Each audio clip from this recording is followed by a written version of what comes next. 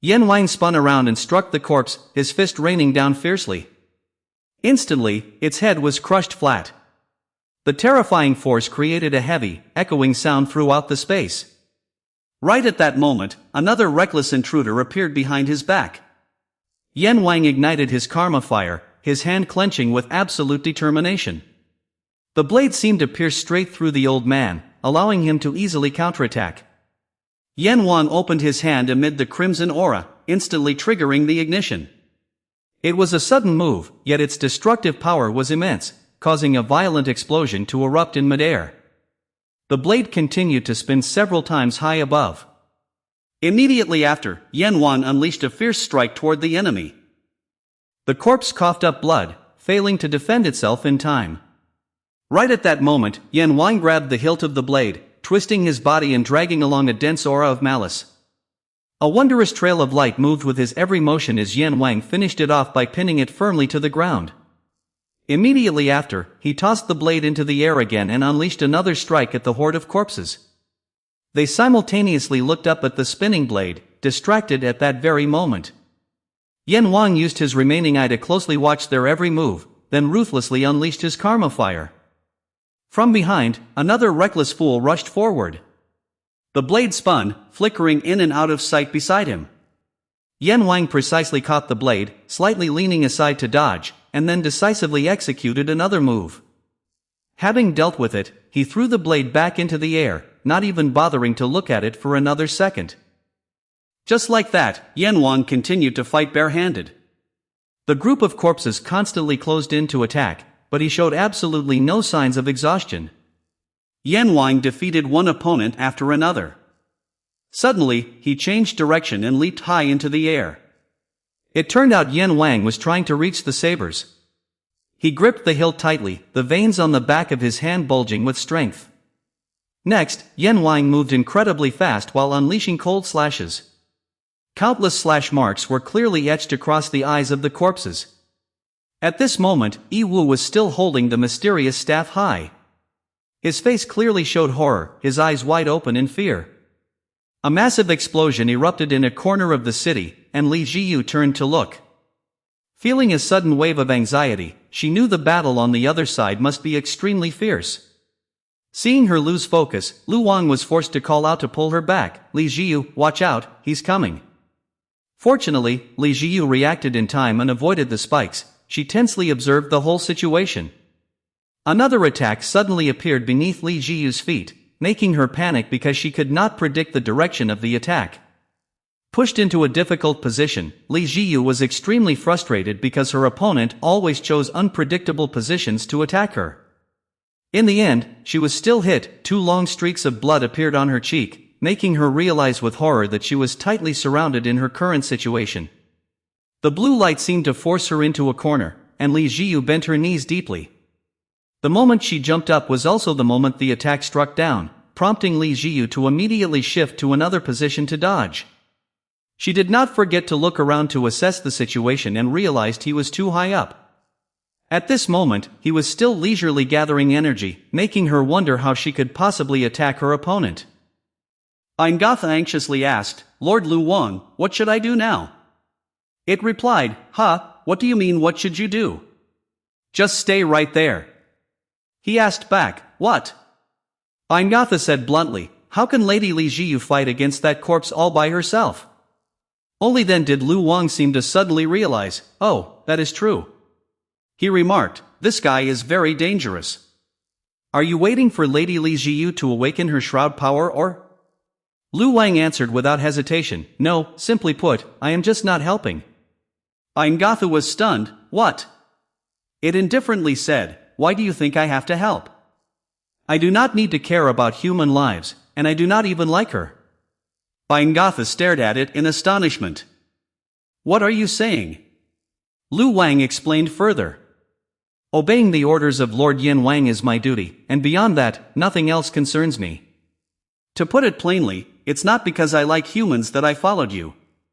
He coldly added, "You should also obediently help me arrange everything. If she dies, I will just report it as an accidental incident." Anicap questioned, "Lord Lu Wang, what are you saying? Are we just going to let Li Jiyu die?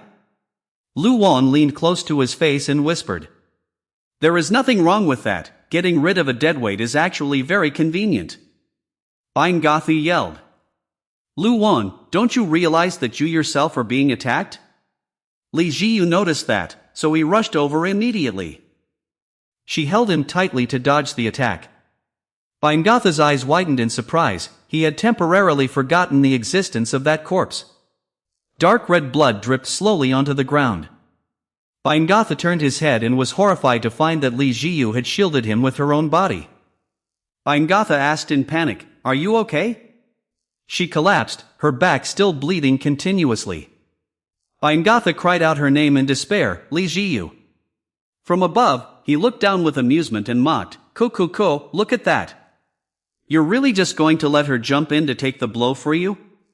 Immediately after, a protector monk rushed in with a darkened face. He gathered all his strength and delivered a powerful punch right to the enemy's face. Caught off guard and coughing up blood from the strike, he growled in fury, Damn it! As the protector monk landed back down, he only showed a hint of regret, still not strong enough. Before long, he safely touched the ground. Then, he shouted loudly, I will buy some time, stop the bleeding first. Sharp spikes continuously thrust straight up from the ground. Binge-worthy, both caring and slightly reproachful, asked, How are you feeling? Why do you keep jumping in so dangerously like that? Li Jiyu replied directly, Since I don't have telekinesis, this is all I can do. Clutching her wound, she walked and said, Go to the evacuating people, there will be those who need you, brother Ngathu. He shouted, But even if you go there, what can you possibly do? Then Binge-worthy turned to ask, Lu Wan, are you really just going to stand by and watch? Li Jiyu is truly going to die. Lu Wang remained indifferent despite everything happening, so he yelled out, Lord Lu Wang. But she faced that situation with a very calm demeanor. Just believe in yourself, when it comes to the ability to protect others, that alone has become a source of great strength for everyone. Binge-worthy stared blankly at Li Jiyu. She laughed open-heartedly, Please go protect them, help me, brother Ngathu. Hearing this, Binge-worthy's eyes turned slightly red, and he stood frozen for a long time. After that, he turned to look at Lu Wan, then smiled to himself as if a heavy burden had been lifted from his heart. He stepped closer, placing his hand on her shoulder, Miss Li Jiyu is truly even better than the gods here. Binge-worthy handed her his shroud, saying, Remember to return it to me. Lu Wang thought to himself, We've fallen into a trap. At that time, Yan Wang had instructed him to go support Li Jiyu. Lu Wang smirked, As long as we achieve what Lord Yan Wang desires, nothing else that happens matters. Yi Wu was terrified to the core, his eyes wide open without blinking. Yan Wang unleashed a few basic diagonal slashes as a warning.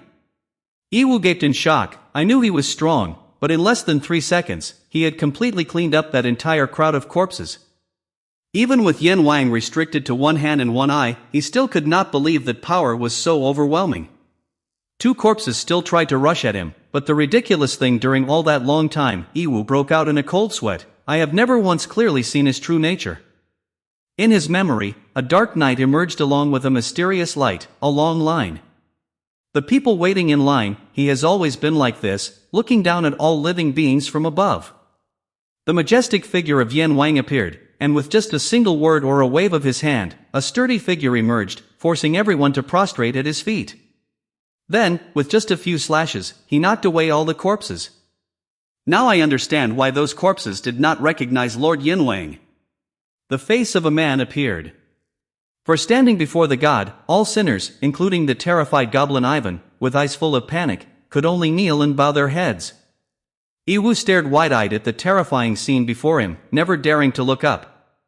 He was like a malevolent deity, ruthlessly slaughtering all the corpses that had crossed paths with Lord Yan Wang. Yi Wu laughed insanely until his whole body shook, Kehi.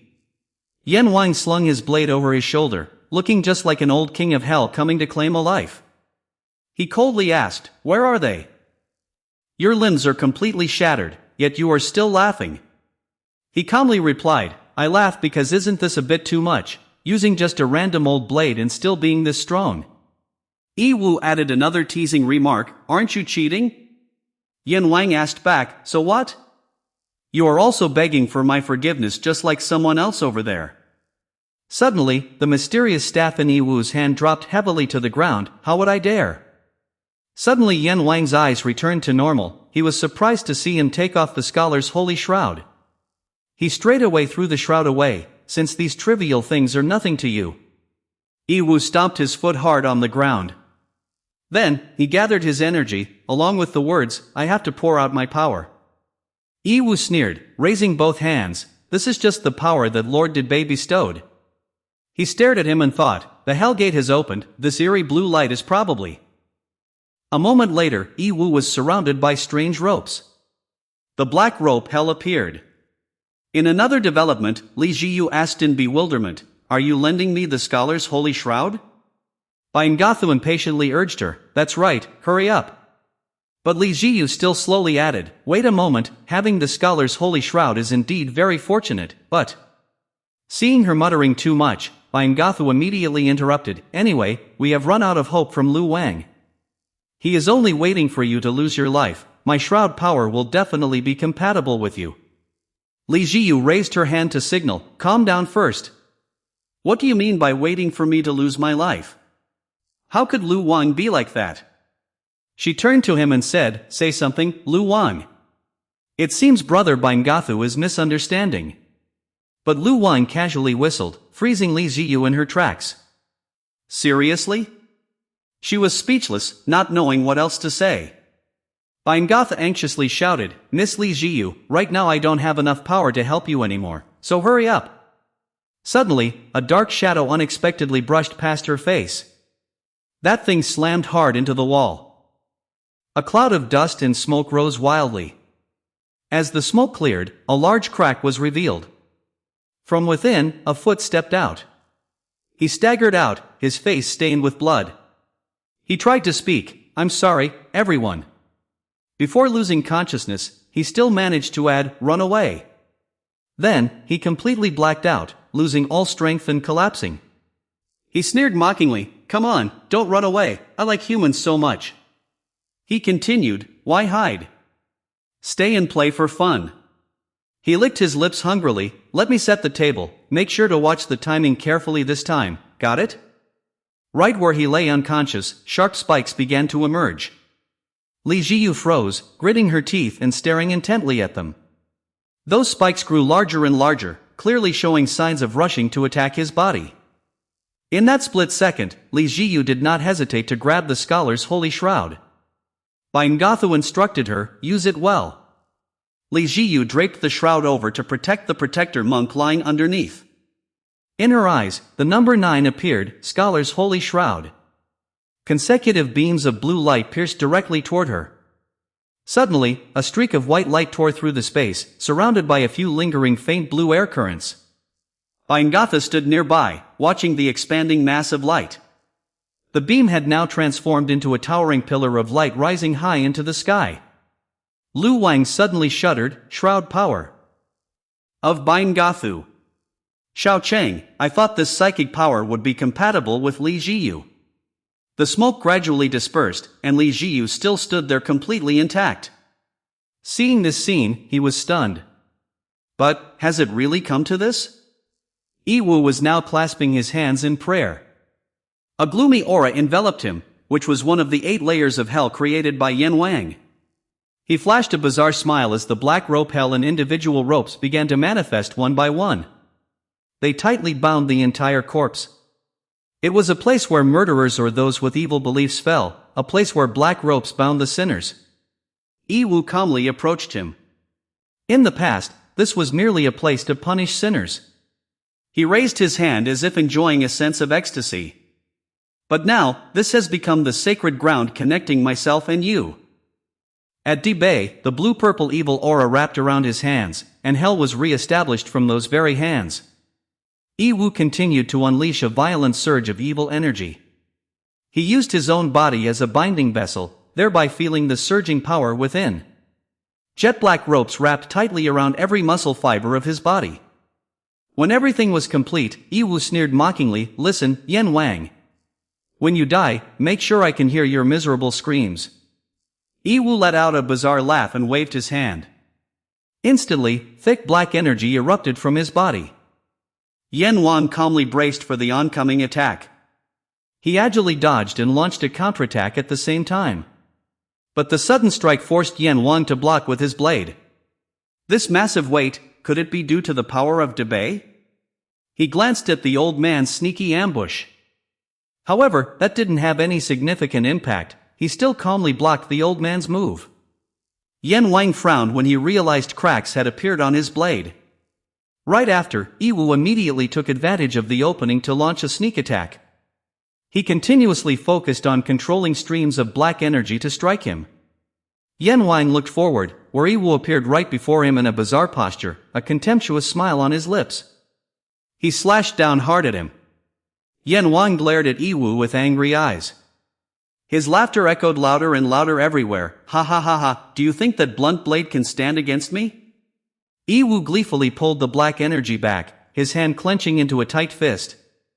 Yan Wan remained calm to defend. Yiwu exerted even more force, pressing down hard on his arm, making Yan Wan's figure flicker after the strike. In the very next second, the surrounding ground exploded, throwing rocks and debris in all directions. A blue aura silently crept in, as dark energy currents tightened around him like bindings.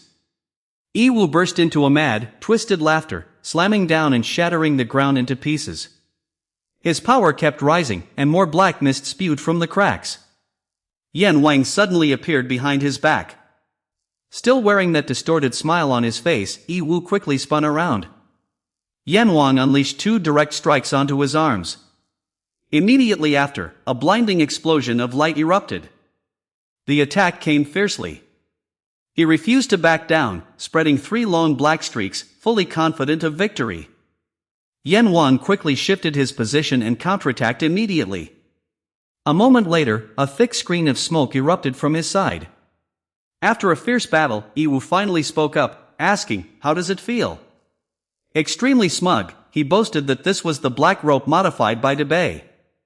Yiwu coldly reminded him, "You have arbitrarily redesigned hell, a place originally created to punish sinners." Amid the smoke, red streaks flickered as they pleased. Yan Wang stepped out, his voice echoing, "Enough, I cannot let this slide anymore."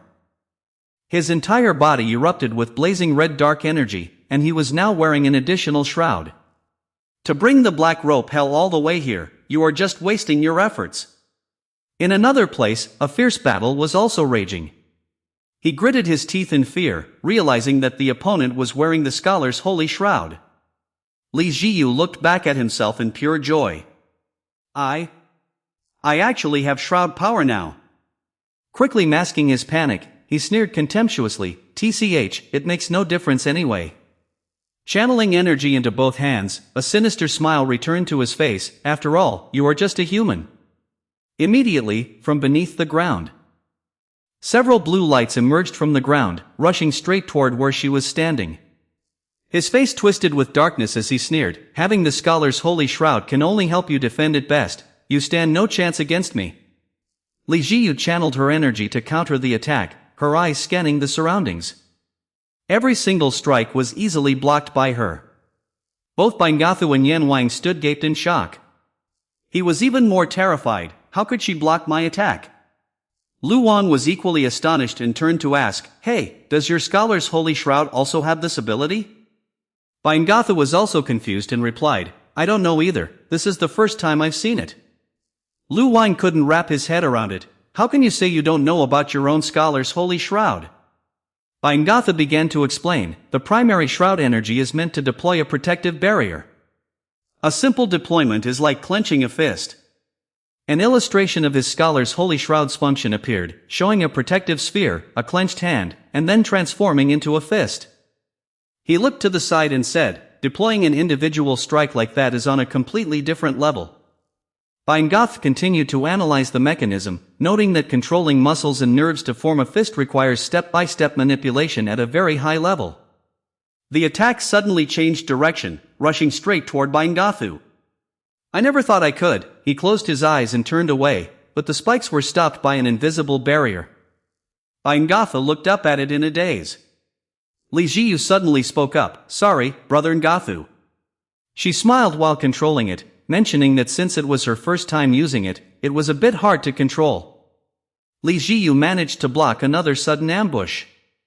Agatha cried out in shock, "Lord Lu Wang!"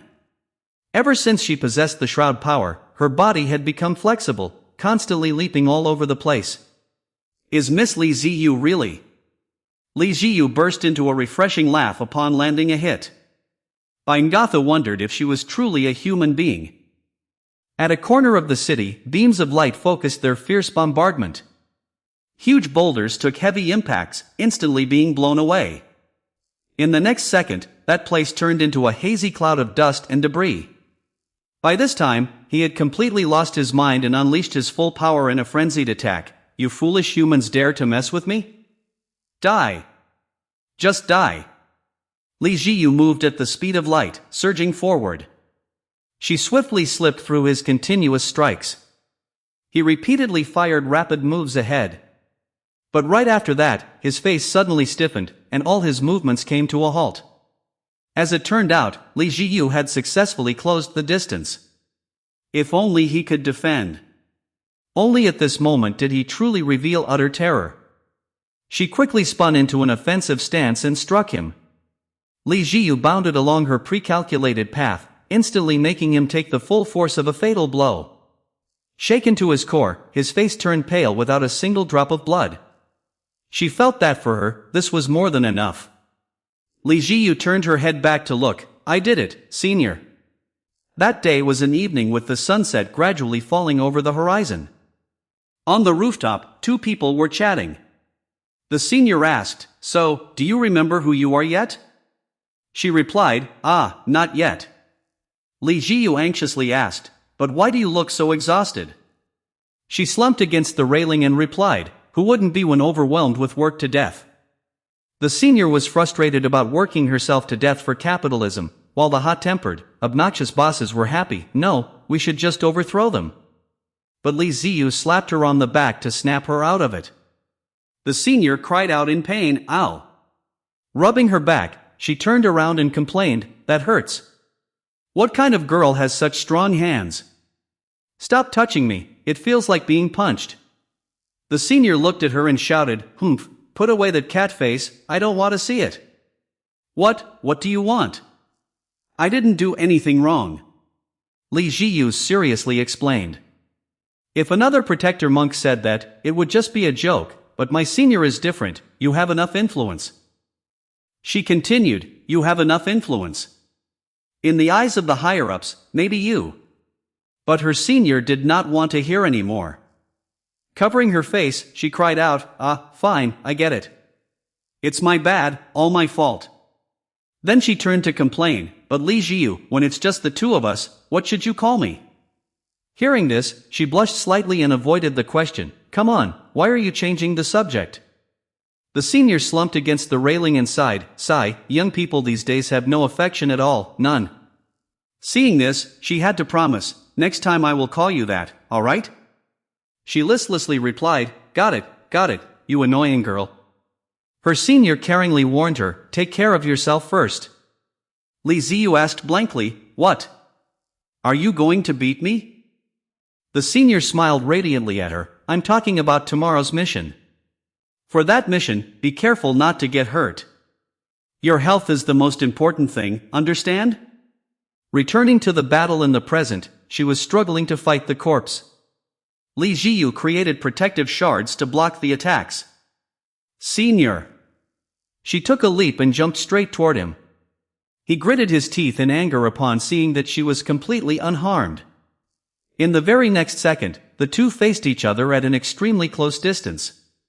In that instant, she remembered what Yin Wang had once said, "If you make a great contribution to finding Debay, I will let you meet that person." Because of this, Li Jiyu fought with all her strength.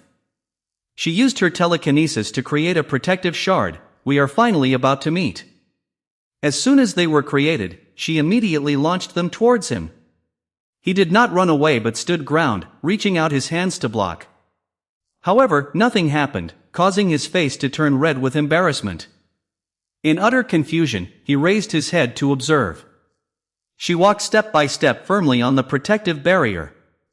Soon, his time would come. An overwhelming aura from her began to spread outward. Trembling with fear, he quickly lowered his voice to beg, "Come on, wait, listen to me, let's negotiate a bit." As soon as he stepped back, he bumped into an invisible wall, which was the protective barrier. Cold sweat broke out as he looked behind and thought, blocked right behind me, which means... Thinking of this, a chill ran down his spine as he realized he had absolutely no way to escape. At that moment, Li Jiyu channeled all her strength into her legs. She decisively kicked him straight in the face, causing him to take the full force of the blow. His entire body was instantly pierced by sharp pillars of light. The number of light pillars gradually multiplied rapidly. Thus, his entire body was pinned tightly against that invisible protective barrier.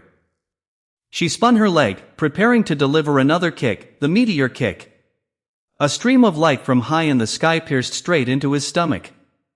Next, the light pierced straight through every single corner. He was sent flying in a long trail, crashing down where billowing dust completely covered him. A moment later, as the smoke cleared, his state of lying sprawled on the ground became clearly visible. She landed safely on the ground. Li Jiyu rubbed his forehead wearily, but a bright smile appeared at the corner of his mouth. This guy is easier to deal with than I thought.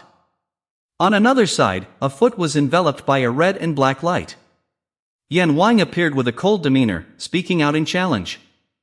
"Come on, black rope hell, you are still too naive."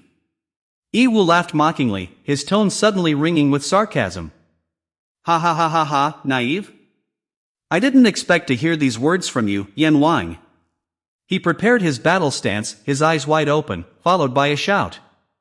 "Even a dead turtle has been dead for 300 years, what right do you have to judge me?" Yi Wu furiously roared, "Act your age, old man, and pack your bags back to hell." He swung the rope, kicking off the battle. He coldly looked at the pitch-black ropes in front of him. When Yan Wang's eyes opened, it was also the moment he unleashed a new technique, Devour. Yi Wu was stunned, his reaction delayed by a few seconds. A giant white skull appeared. Yi Wu struggled hard to withstand the strike. He poured so much strength into it that the earth and rocks beneath his feet began to sink. However, the overwhelming difference in power forced Yi Wu to exert all his energy to push back, his eyes bloodshot. Yi Wu screamed as if to summon more strength. A moment later, the skull was already half covered by earth and rocks. Sweat poured down his body as he gritted his teeth, gathering energy into his hand. In the very next second, he decisively threw a punch straight at the white skull. After completing the strike, he retreated backward. Yan Wang unexpectedly appeared right behind Yi Wu. He was like a god of death, swinging his hands to unleash blazing flames. Those fireballs shot toward the enemy at extreme speed. A glint of light flashed in Yi Wu's eyes as his hands also gathered energy to prepare for the strike. Before long, the two powerful forces collided violently, but the red flames completely overwhelmed the black energy.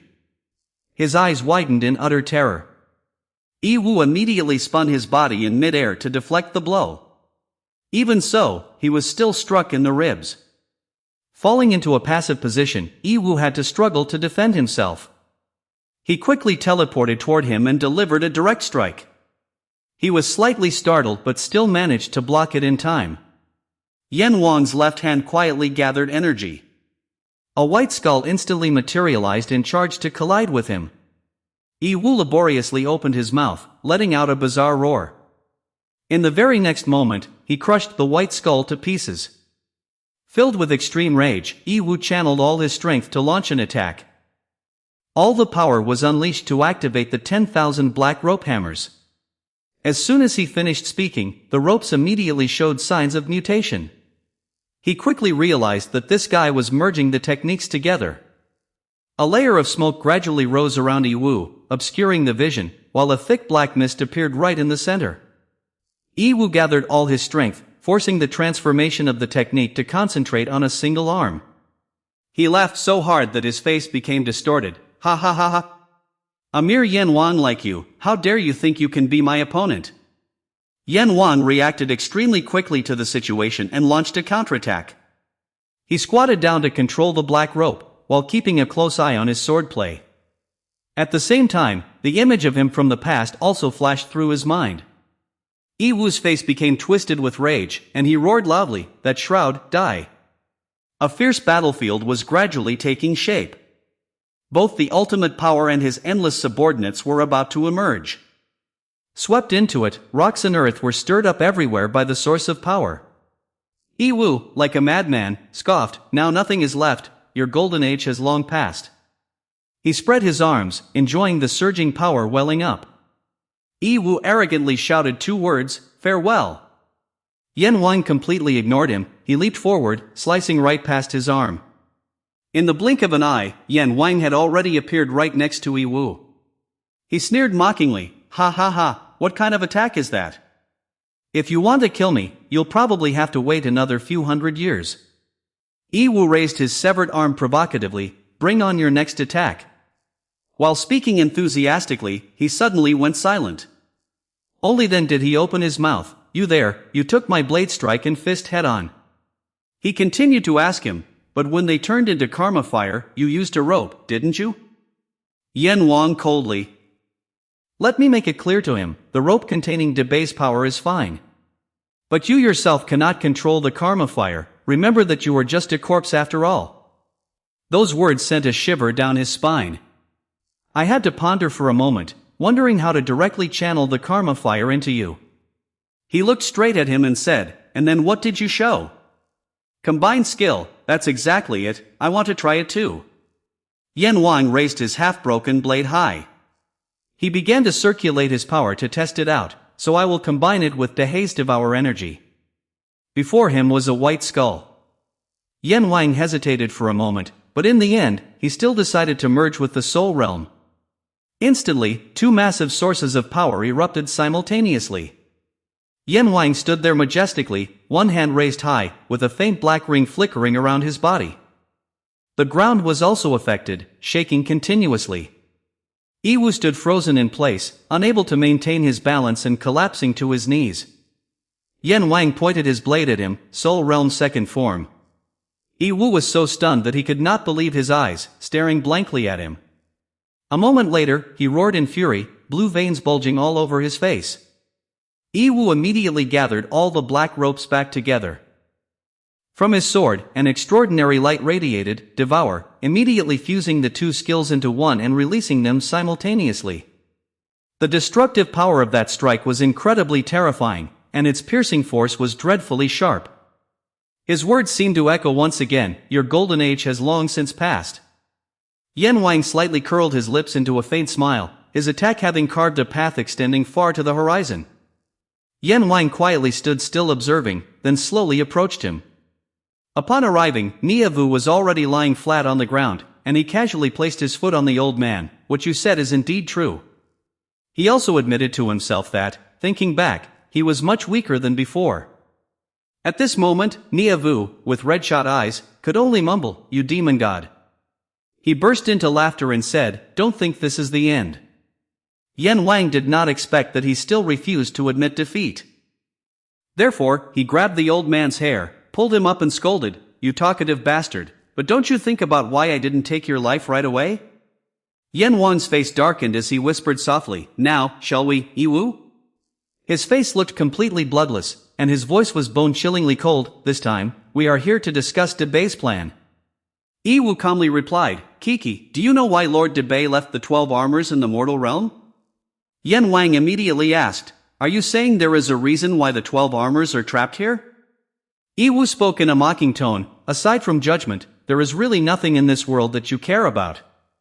Lord Yan Wang, this world is much more chaotic and complex than you think. 2 completely opposing extremes appear, simultaneously creating an endless loop. That is the difference of reincarnation.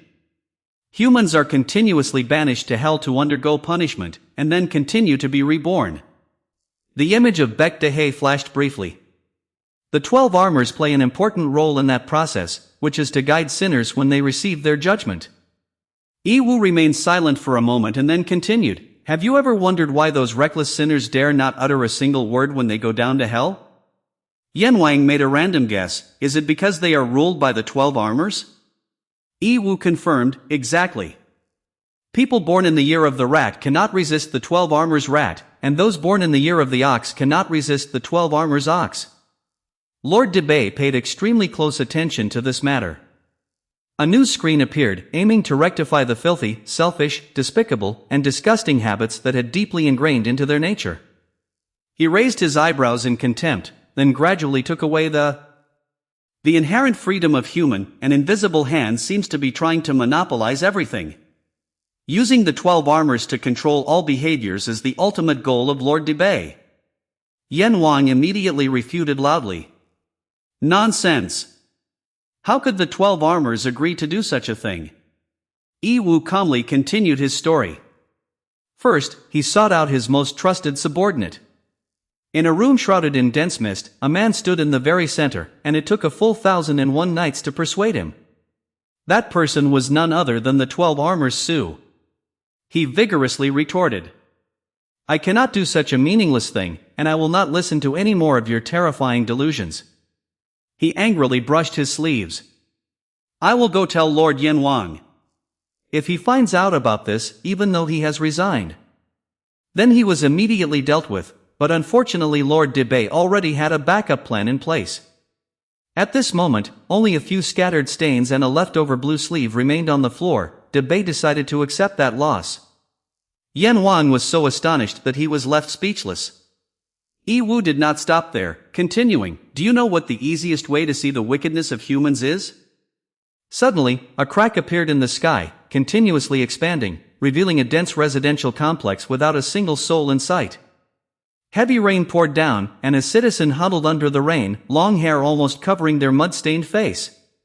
A man holding an umbrella passing by suddenly stopped, reaching out his hand with a gentle smile. Do you need my help? But that smile was merely a deceitful disguise. Before long, he revealed his disgusting nature. I helped you live like a human, it was me.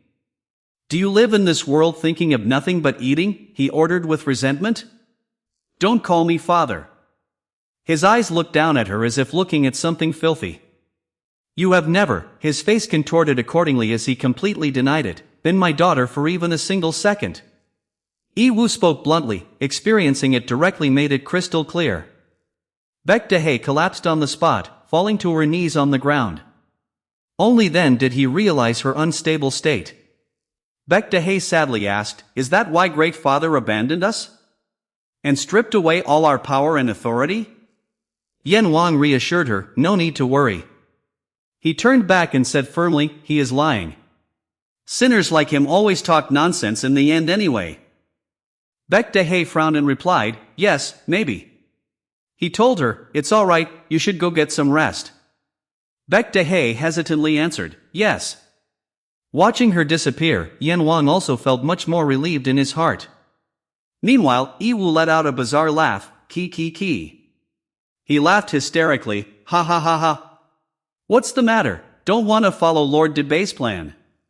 Yi Wu spoke loudly, human nature is inherently evil, those 12 armors trapped in this mortal realm will soon realize that. He stared wide-eyed and asserted. Everyone must eventually face death, we will strip away all human freedom. Yan Wang did not care at all. I handed down the judgment, but he did not show any fear. Ha ha ha ha. The final end has finally come. He condensed a red flame in his hand. The sinner who caused chaos in the mortal realm still laughed out loud. However, Yan Wang was not distracted, his voice cold. Causing so much blood to be sacrificed to pursue a hollow dream, deserving to end the cycle of reincarnation. On his face, there was both madness and sorrow. He laughed wildly, ah ha ha ha ha, that's right. Never let me reincarnate again, no future coming, no past leaving, I will depart empty-handed. He chanted sutras in a state of frenzy, Namo Amitba Buddha, Avalokiteshvara Bodhisattva. Yan Wang quietly interjected, but, as a cultivator. He solemnly declared, because the belief worshipped by the sinner is to break the cycle of reincarnation, viewing it as a blessing rather than a punishment. Hearing this, Yi Wu was stunned, what? The flame in his hand flared up with a brilliant golden light, his eyes flashed, and his fist was not yet thrown. The sinner, the flame grew stronger and stronger, carrying full memories. Then as he spoke, that person would have to reincarnate millions of times. At that moment, he could no longer laugh at all. That bug. Zhao Lin. Yi Wu roared in rage. You bastard. The judgment strike still waited for him to say his last words. Yi Wu screamed frantically. I carry a grave sin. More than anyone, you know exactly how rotten humans are. Yan Wang stood ready in a posture to hand down the judgment. He cried out in panic. No! A stream of memories suddenly flashed back. I am truly sorry for not being able to protect you. From amidst the flames, he softly uttered 2 words, humans. The silhouette of the girl playfully crossing the street appeared once again. You have worked hard, Lord Yin Wang. Now, Li Ziyu turned around, wearing a radiant smile. Shall we leave work? Yin Wang was also affected by that smile. He smiled very brightly. Very well. A source of colossal power exploded violently, and he returned triumphantly. Li Ziyu affectionately asked, defeating the black rope hell of your former subordinate, you must have worked too hard. Yin Wang calmly replied, it's nothing, as easy as turning my palm.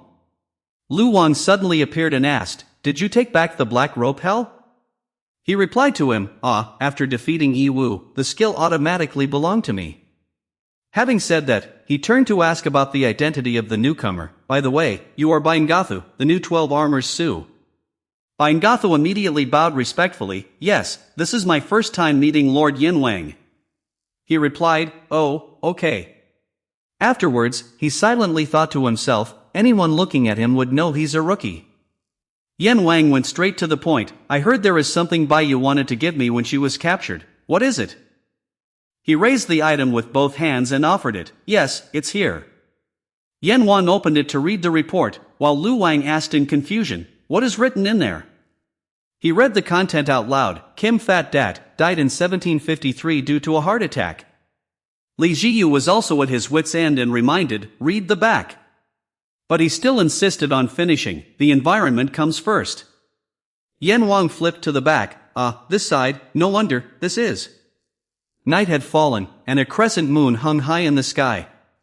Hands continuously tapped clackingly on the keyboard, as seemingly friendly comments appeared on the computer screen. In the pitch-black room, a hooded youth sat casually, holding a glass of water.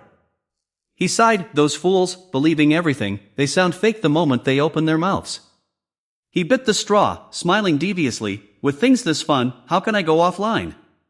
Sweet honey always traps a crowd.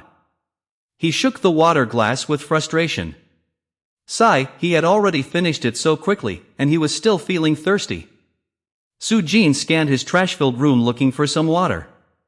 He shifted his gaze to a dark corner, where a bottle of purified water lay discarded in the corner. As soon as he saw it, he felt annoyed. That bottle was still unopened, how troublesome. Afterward, Su Jin turned back to look at the table and spotted a bowl of instant noodles. So he decided to pick up the bowl to quench his thirst. Noodle soup is still water anyway, absolute perfection. He was so absorbed in drinking that he had absolutely no idea someone had intruded into his room. Yin Wang leaned in close and whispered, does it taste like Uncle Kim's? Making him jump out of his skin.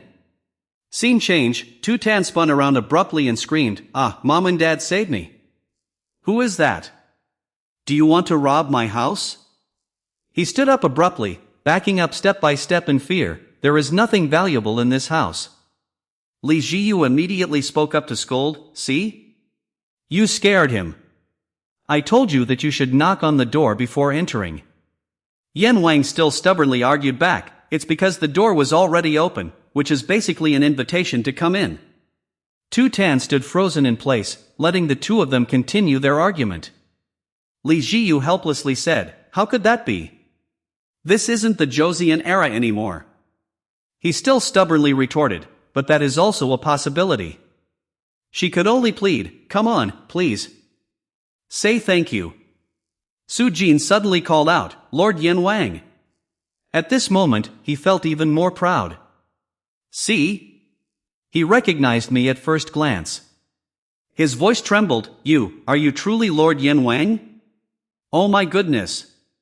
He knelt down, pleading, please save me, I have finally survived until this day. Slowly, like grabbing a life-saving buoy, Su Jin asked, have you restored hell to its original state? Please take me back to hell, it is terrible here. Li Jiyu and Yan Wan looked at each other, both showing confused expressions just as the doorbell rang. Hua Zi said, "The door is open." Hua Zi replied, "I know." Hearing this, he felt even more puzzled. Why do you keep ringing the doorbell? Hua Zi immediately snapped back, "Hey, don't state the obvious, this is politeness, don't you know anything about it?" Hua Zi said bluntly, "I came here to capture the 12 armors." He put his hands on his hips and retorted, "Hee hee, it's not like we have to make a huge scene and fight every time we capture someone. To do that, the first impression is the most important. If you don't even know how to read someone's mood, how can you grow up to be a useful corpse?" Hua Zi replied indifferently, "I'm already dead, how can I grow up anyway?" Hua Zi was provoked to anger and immediately shouted, "Forget about you. I'm not talking to you anymore, you boring guy." He heard the sound of footsteps approaching the door. Oh, they're coming out. They indeed have knowledge, experience, and wisdom. The person who opened the door unexpectedly turned out to be Yan Wang. Hua Zi asked cheerfully, "Hello, is 12 Armors Z at home?" Li Ji looked at Yan Wang talking outside the door and muttered curiously, "Who is that? A salesperson?" She turned around and said to Su Jin, "Hey, let me take you to a safe place." But he panicked and screamed, "Please stop hitting me," leaving Li Jiyu completely bewildered. Su Jin clutched his head and begged, "I didn't do anything wrong, please, it hurts so much." Li Jiyu became even more confused seeing this. "What? Calm down." He was still consumed by fear. Please don't touch me." At this moment, Li Jiyu seemed to understand, indeed, what Brother Ngatha said was right. Back then, she had asked by Ngatha, "What did you say? Is there something wrong with the person I am going to meet this time?" He immediately replied that indeed, not every one of the 12 armors is living as well as Miss Bai Yu and myself. Bai Ngatha made a guess that the 12 armors Z was found recently. "I have not met him yet, but it seems his life is not going well. Baek Dehe looks like that, but she is still considered to be living relatively well." He recalled the appearance of Baek Dehe. Although she was taken advantage of by humans, she at least still had a job to maintain her life. 2. Suddenly, someone called out, "Brother Ngatha, how should we handle this side?" Hearing this, Bai Ngatha turned around and replied, "Wait a moment, I will be right there." 3. Afterward, Bai Ngatha said to Li Jiyu, "There is still a lot of work here that needs me, so I cannot go with you, but I believe in Yan Wang and Miss Jiyu." He looked to the side and added, "And Lu Wang too." Hearing this, he scolded angrily, "Are you talking to me without any respect like that?" 4. Bai Ngatha spoke softly, "I was just giving an example." Finally, he turned back to Li Jiyu and said, "I will have to rely on you, Miss Jiyu." On the other side, Su Jin kept trembling continuously, his mouth muttering endlessly, "Humans are too scary, too terrifying." At this point, Li Jiyu finally paid close attention to the surrounding scene and thought to herself, "The room is piled high with trash." In another corner, bags of items lay scattered, with delivered food stuffed tight in every nook and cranny. Li Jiyu could not hide her shock at the kitchen sink that had never been used. Looking at the pile of trash in front of her, she could not help but exclaim, "This person really has a big problem." On the other side, Su Jin was still holding his head, his body shaking uncontrollably. Li Jiyu stood motionless, watching him curl up all alone in the corner of the room. Su Jin seemed to be detached from everything. Since being left behind in the mortal realm, he had always lived in endless loneliness. Outside the door, Fire Demon placed a hand on Yan Wang's shoulder and asked, "You've been very lonely, right?" He curled his lips into a smile and said, "He must have endured the troublesome ways of humans a lot, I deeply sympathize." Without status, the eyes of those humans instantly became cold as stone. Fire Demon continued, "But don't worry, come and join Lord Debei's ranks." At this moment, Yan Wang silently thought, "This strange corpse, the corpses I've met before all killed people." He recalled the appearance of those other corpses and lamented to himself, the stench of decay piercing his nose. Yan Wang silently observed the person in front of him and thought, "But this guy is different." The Fire Demon was still smiling triumphantly, he had no smell of blood. He continued to squeeze his hand, "I am truly sorry for only finding you now, Only appearing now, because we encountered some unforeseen reasons. Searching for the 12 armors has been very difficult lately. Fire Demon pulled Yin Wang's hand and said, "Come on, let's go." Seeing him still standing motionless, he asked suspiciously, "What are you waiting for?" At that moment, Yin Wang finally spoke, "Hey corpse, if I follow you, will you lead me to meet Debay?" He reached up to scratch his head. Meeting him right away might be a bit difficult. First, we need to gather at one place. Besides, you should call him Lord Debay. Just calling him by his name is a bit. Yin Wang was surprised upon hearing this, as there was a first gathering point. Suddenly, Li Jiyu stepped outside and said to him, "I'm sorry, but I think you should come in here for a moment. His condition is more serious than I thought."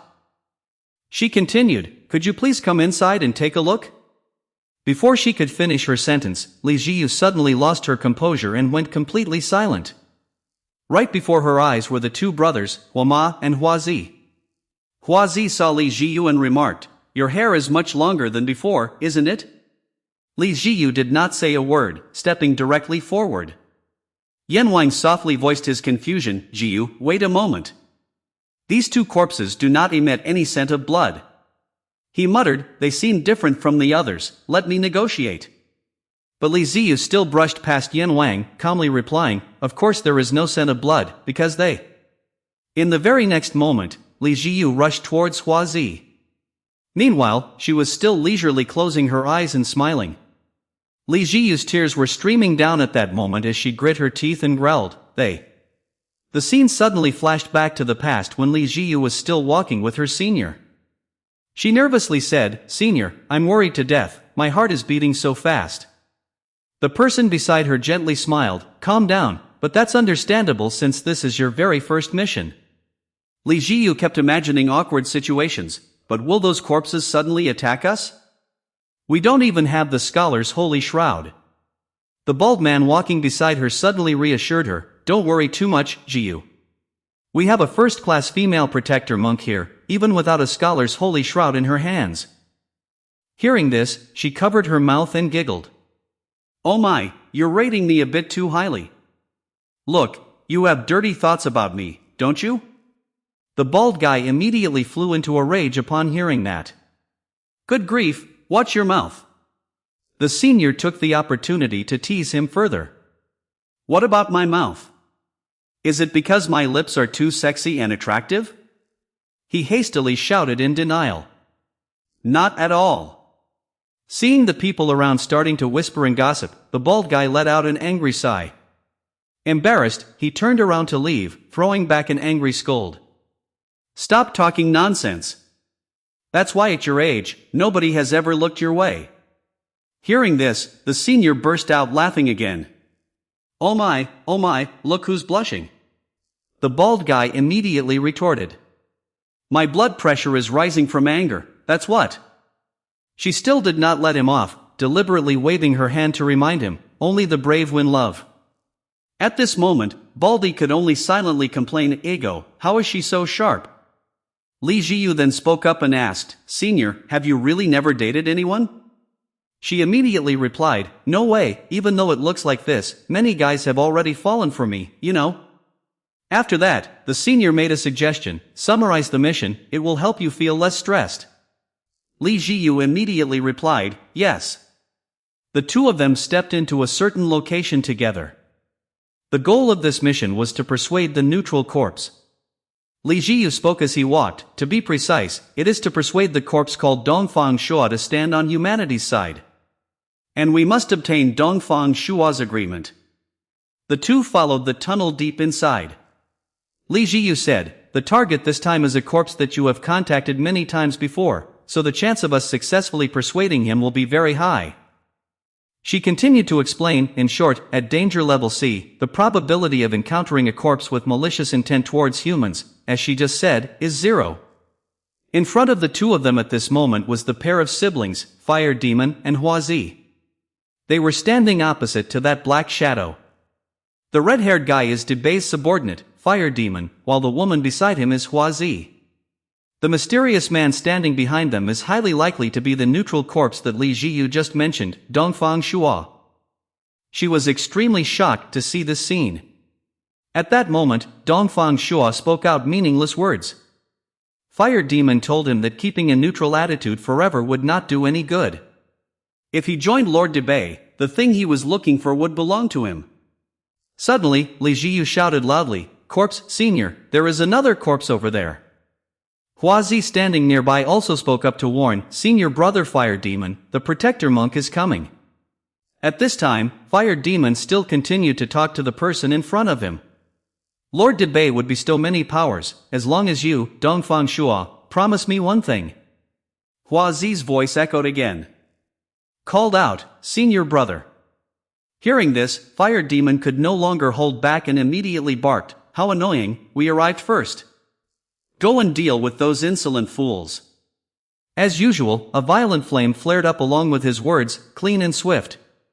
After listening to the story told by Li Jiyu, Yan Wang muttered in astonishment, "The reason why they don't smell of blood." At this moment, she stood before Huazi in a rage and shouted, "That's right, if you burn them all to ashes, where would any smell of blood come from?"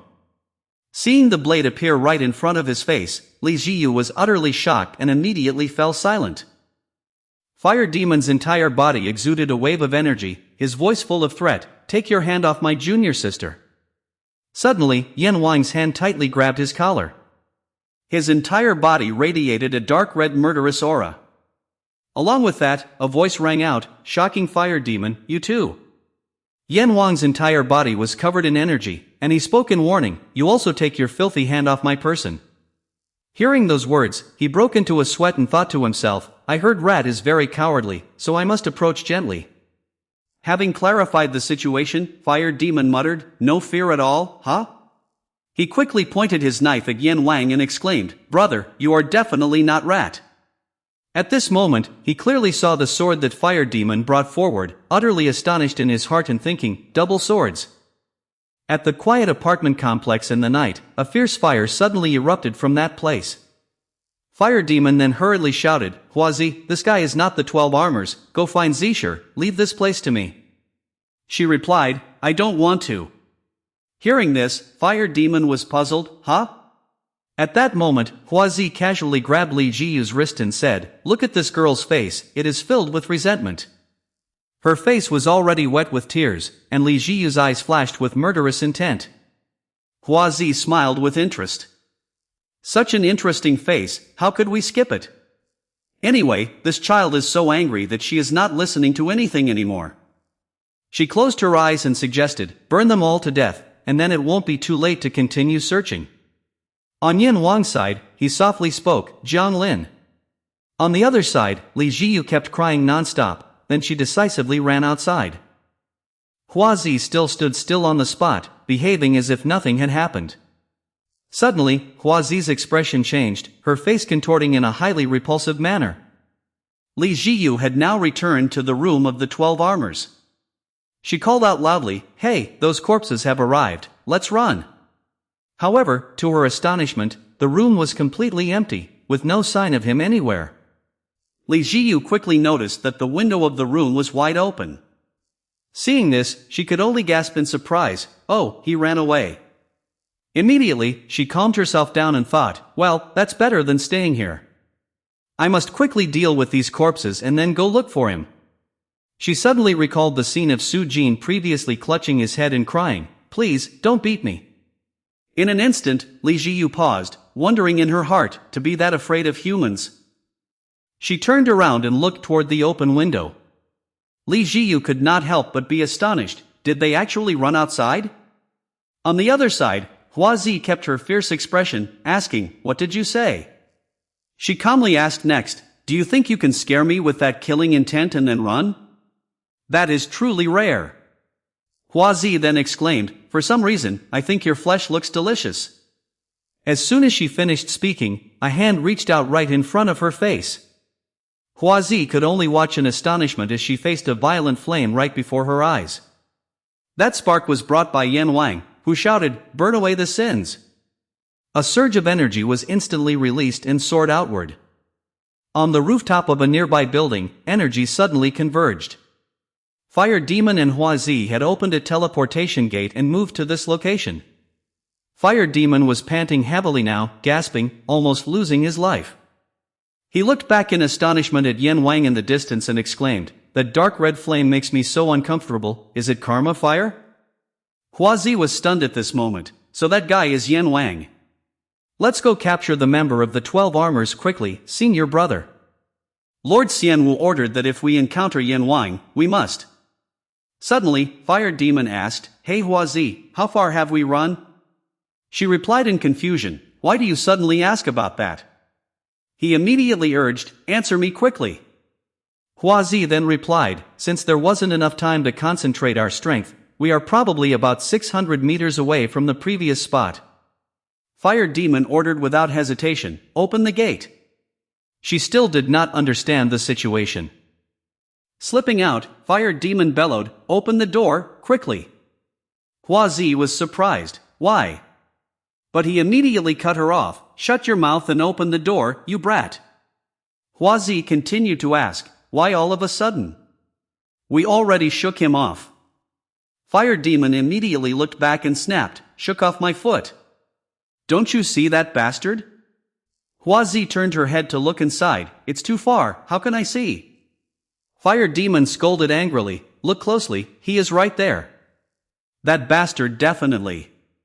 Observing Yan Wang, whose entire body was emanating killing intent, he asserted, "He is looking right in this direction." Hua Zi quickly understood, "Where do you want to go now?" Fire Demon replied immediately, "Anywhere, before that guy gets here." Before he could even finish his sentence, "Far away from here." Then Yan Wang appeared, instantly releasing the energy from his hand straight towards Fire Demon. Sensing something unusual, the latter quickly turned his head. At that moment, a massive surge of power struck violently down on where the two were standing, knocking both of them to the ground as they let out low groans. The impact created a violent shockwave. Fire Demon turned and cursed, "Damn it!" Staring at Yan Wang, who was radiating a terrifying murderous intent, he thought to himself, "Chen Yulin is also." Fire Demon panicked to the extreme. Fight against him? Looking at the distant figure of Yan Wang, he gasped in terror. With a monster like him. Over in the city, Li Jiyu kept calling out loudly, "12 armors. Rat!" She searched everywhere, her heart filled with anxiety. "Where did you go?" As she walked, Li Jiyu encouraged herself, "Let's go." Her eyes shone with sheer determination, "I will definitely find you." She recalled the 12 armors she had met before, each possessing unique characteristics such as physical build, eating habits, and the instinct to protect humans. Li Jiyu secretly worried, what if it was Rat, what characteristics would he have? In her mind, the words of Fire Demon suddenly echoed, "Not scared at all, are you? You must not be Rat." Next was the image of Su Jin's room, a sealed place piled high with trash. Li Jiyu immediately froze as a thought flashed through her mind, he must be in a dark place and easily frightened. She turned her head to look into an alley and sure enough, saw Su Jin huddling inside. Li Ziyu's call startled him, 12 armors. Stepping closer, she said with relief, "Thank goodness, it took me quite a while to find you." Su Jin immediately backed away, shouting in panic. A dirty trash bag was suddenly thrown straight at Li Ziyu's face.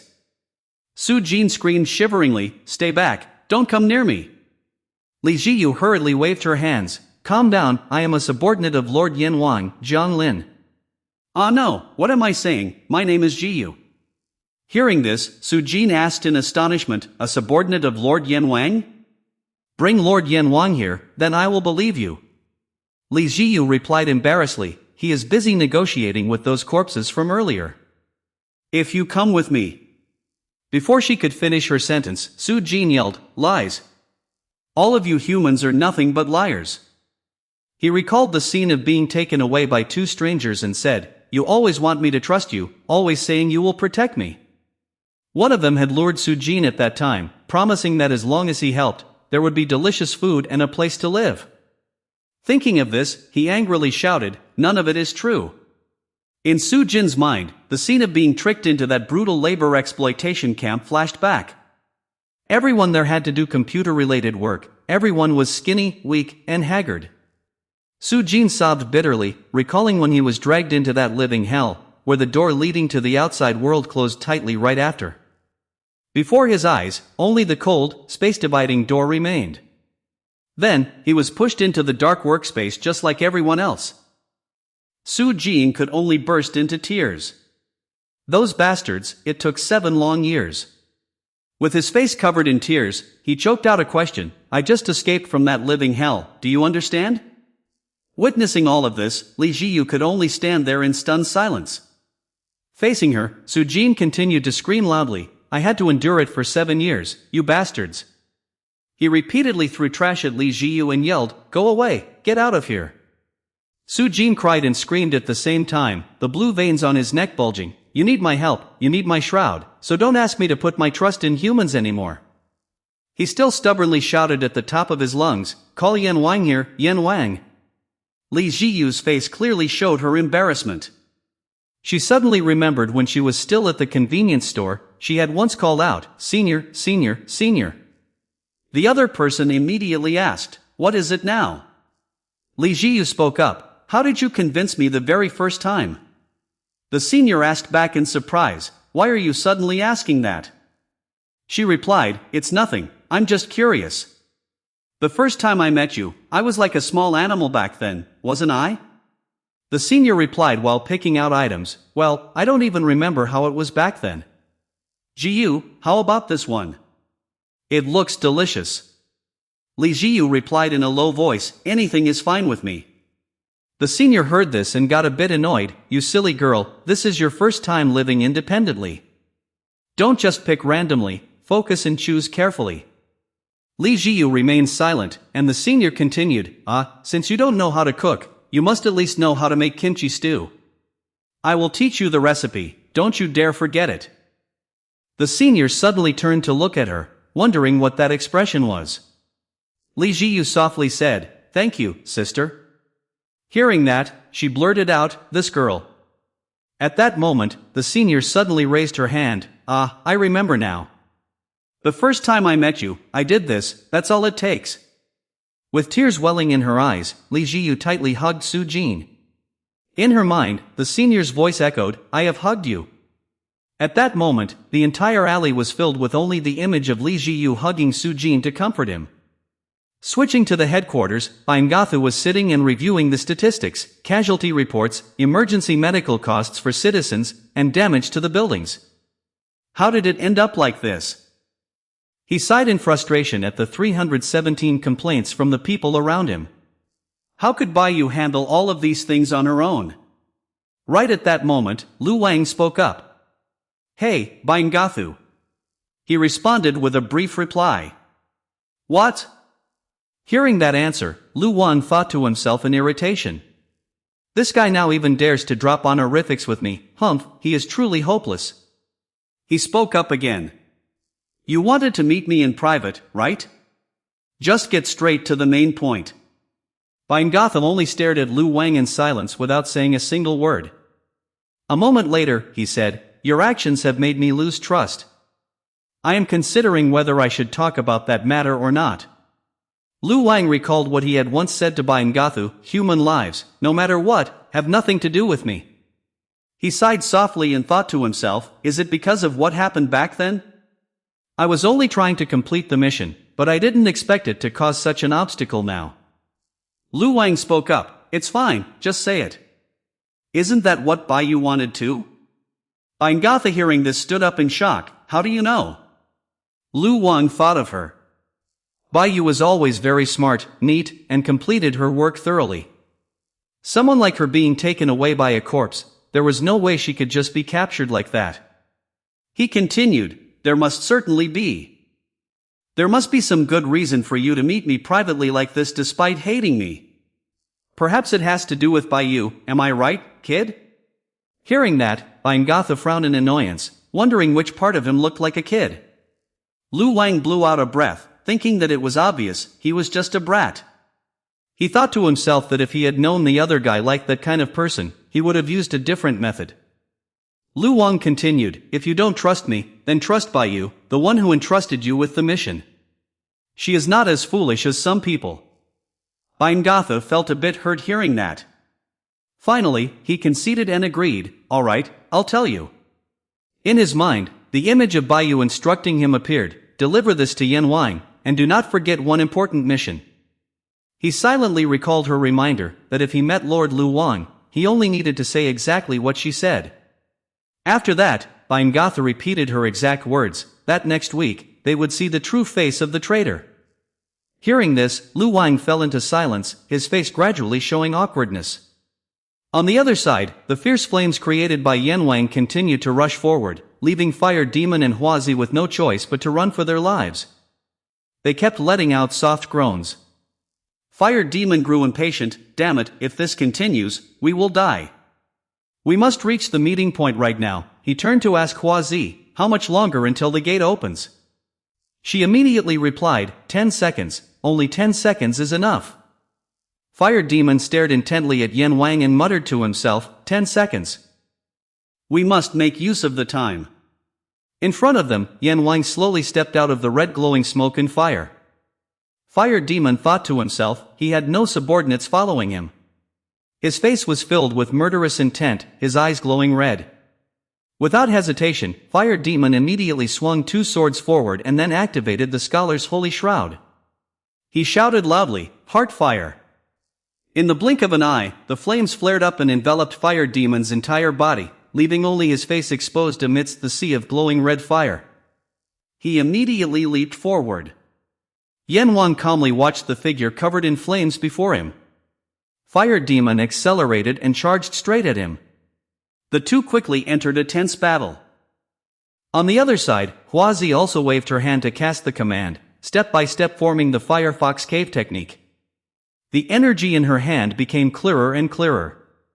As she focused on casting, she silently counted down 10 seconds in her head from this moment.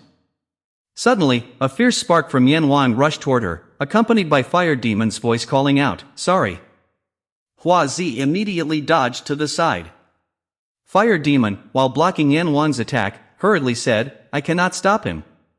Sweat kept pouring down his body in the middle of the battle, his heart filled with extreme anxiety.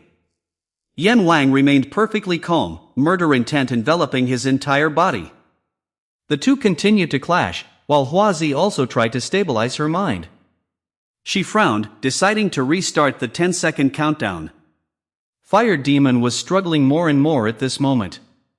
Watching Yan Wang unleash continuous strikes, he could only think to himself, the attack.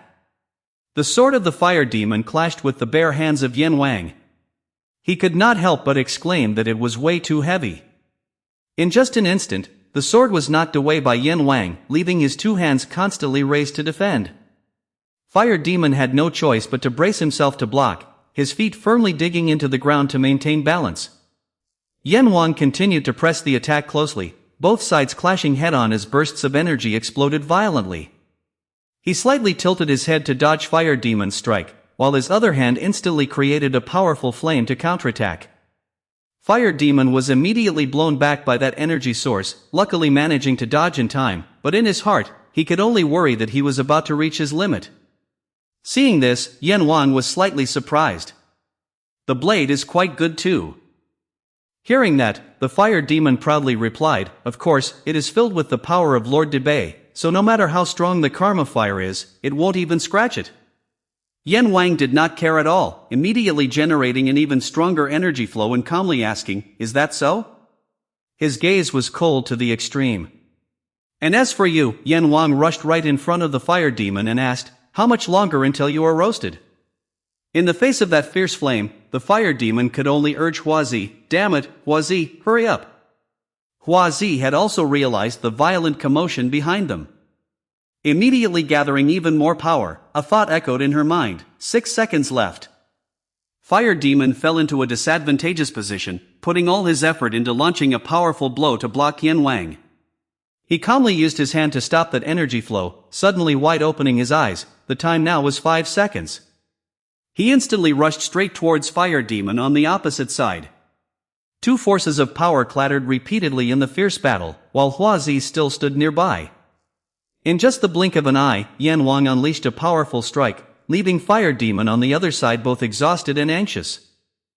Time was down to only 4 seconds, but neither of them had any intention of stopping. Immediately after, Fire Demon continued to exert all his strength to counterattack Yan Wang. The massive torrents of energy seemed to overwhelm the power emanating from him. At that moment, only 3 seconds remained. The space portal constructed by Hua Zi was also gradually taking clear shape. She fell into a state of extreme tension, with sweat pouring all over her face. On the other side, Fire Demon was blasted back by the counterforce. In the blink of an eye, Yan Wang sent him flying far away. Fire Demon was pushed backward, his 2 feet gripping the ground tightly to maintain balance. With only 2 seconds left, he suddenly smirked with triumph, and Fire Demon instantly turned around to flee. He quickly reverted to his human form and dashed away. The space portal created by Hua Zi was finally complete. The remaining time now was exactly 1 second. Just as Fire Demon was about to step inside, Yan Wang suddenly shot out threads, binding his body tightly.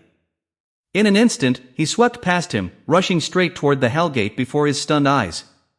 Fire Demon could only stare in shock as Yan Wang said, "Thank you." At that moment, his mind flashed back to his previous question, "If I follow you, will I meet Debay?" Back then, Fire Demon had scratched his head and muttered, "Everyone will gather at the assembly point first. Time will reset to 0. Only now did he suddenly realize, could it be? On the other side, Hua Zi turned around. Intending to call the Fire Demon because the gate opening was completed, she quickly stepped inside first. But the one following her was not the Fire Demon, but Yan Wang. At that moment, he was still hesitating. It turned out he had calculated everything from the very beginning, and finally, the Fire Demon also stepped completely inside the gate. Both gates on either side closed simultaneously at this moment. The place immediately became deserted, with no trace of anyone left. Shifting to Bingatha, he recalled what Baiyu had once advised, only needing to pass on these words. Then, with a serious face, he repeated word for word, "Next week, the true face of the traitor will be revealed." Hearing those words, Lu Wang fell into a silent contemplation, his face gradually showing signs of awkwardness. On the other side, the other person asked, "Oh, did you say you are the 12 armors rat?" The cleaner now looked puzzled, "Really?" Yan Wang immediately asked back, "Don't you believe me?" He confidently pointed at himself and asked, "Who else could be the 12 armors rat besides me?" He was still a bit wary, looking somewhat hesitant. Suddenly, the cleaner changed the subject. "Well, let's just assume that's the case. Where is the corpse that opened the hell gate for you?" Yan Wang asked back in confusion, "Ah, you mean that trickster fox?" The guy immediately replied, "Yes, yes." He paused slightly before replying, "Ah, well, it seems they went to look for other 12 armors." In his heart, Yan Wang thought, "Actually, as soon as I arrived, I threw them into the black rope hell." The cleaner did not question further, simply raising his hand to invite him. "Ah, so that is how it is, you must be in a busy period. Come on, please come in." After that, Yan Wang was brought to a very comfortable and beautiful residence. At this moment, he secretly calculated his plan, to temporarily disguise himself as 12 armors rat until the other 12 armors here were summoned to Debay's location. Yan Wang's eyes flashed with a cold sharpness. "We cannot let him steal human freedom forever. If we meet again, I will destroy everything, but first, I must rescue Baiyu." Thinking of this, he turned to ask the cleaner, "Where is Baiyu?" The guy looked dazed. "Huh? Baiyu?" The cleaner began to ask, "Why are you looking for the 12 armors? You?" Before he could finish his sentence, another person cut in, "Oh my, a newcomer? Leave him to me." She looked at Yan Wang with a somewhat innocent expression before her and said, "Hello, first time meeting you, right?" At this moment, she introduced herself, "I am a subordinate of Lord Debay, Upasada." Yan Wang was slightly surprised when he saw Upasada reach out to touch his chin. She winked at him and said, "Just call me Upasada, little lord." Afterward, Upasada immediately pushed Yan Wang along, while telling the cleaner, "I will lead this person inside, you go rest." He quickly complied, "Ah, yes." The conversation between Upasada and Yan Wang echoed, "Well, going this way will lead to the area. I'm putting down mats, I know, why so grumpy?" The cleaner thought to himself, "He's quite different from what I've heard. Is this really the 12 armors rat?" After that, Upasaka excitedly walked beside Yin Wang. She said eagerly, in about another week we will meet Lord Debay. Oh my, look at these muscles. What is your main weapon, a sword or an axe? At this, Yin Wang annoyed checking him, stop touching me, so annoying. She then exclaimed, I was just curious. I didn't know the 12 armor's rat had such firm muscles. Upasaka lowered her voice and whispered, it's unbelievable, you are so different. Suddenly, a voice rang out, Yubasha, let go of your hand. The tall man was Lin Zhuzheng, and he warned, there is no need to associate with the 12 armors like that. If you want to seduce men, go do it somewhere else. Yubasha angrily retorted, oh my, do I look like a fox to you? Lin Zhuzheng's gaze turned cold, aside from Lord Debay's orders, do not do useless things anymore. Yubasha's voice immediately sharpened, oh my, cut the meddlesome attitude. Her entire body suddenly emitted surges of energy, and she continued to provoke, if you don't like it, are you ready to risk your life fighting me? She softly uttered a warning, stop barking like a dog eating filth. Lin Zhuzheng calmly glanced at her, if it weren't for Lord Debay's order against killing each other, I would have broken the bridge of your nose long ago. Then Upasaka leaned over and asked, whatever, but why did you come here? Aren't you responsible for the assembly house number 1? He softly replied, she said she wanted to eat fruit. Only then did she realize, oh my, so it was because of the bride. Lin Zhuzheng quickly continued, I'm going back right now, so you don't need to worry. Hearing that, Upasaka waved her hand, go on. Be careful, bandit. Yin Wang, standing nearby, had clearly heard the entire conversation between the two, and he silently pondered, Assembly House 1, and now another place, is that also used to imprison the 12 armors? Upasaka's faint, inviting voice echoed, we go this way. After that, the two of them quickly stepped into the room. Walking ahead of Yin Wang was Upasaka, who was humming a tune, while he was still lost in various thoughts. He had thought that the skin of the corpses only had one color, but the bandit and Upasaka were different. Yin Wang then spoke up and asked, does skin color have anything to do with the rank of the corpses? Hearing this, Upasaka burst out laughing, oh my, you have a sharp eye, how did you notice? It is related to the number of people killed. Yuan Wang immediately asked further, you killed more people than ordinary corpses, so that is why you are strong? She softly replied, yeah, probably. Upasaka covered her mouth with her hand and suggested, let's wait until we get closer, then I'll tell you. He immediately said, sounds exhausting. She just giggled twice. At this moment, Upasaka continued to lead the way, go this way to see the bedroom, and on the right. Before she could finish her sentence, Yin Wang asked, where are the other 12 armors? It's been a while since we last contacted, so I want to meet them once. Hearing this, Upasaka covered her face, what should we do? Are you planning to visit your old colleagues first? That is so romantic. Then Upasaka raised her hand and smiled, you can take a quick look, but it might be a bit shocking. Seeing that he still did not understand, she continued, I will explain later, just rest first. Upasaka quickly pointed to a room with excitement, Tada, this is the room for Lord Rat. She stepped outside, closed the door, and said, please rest comfortably. If you need anything, just ask the corpse outside. Upasaka even pouted and said to him, I will be back later to assist you with your bath, wait for me. Yin Wang looked at her and thought to himself, she really wants to do everything, doesn't she? Right after that, he was surprised to feel a source of energy appearing there. Yin Wang spoke up, is that Baek Dahe, what is the matter?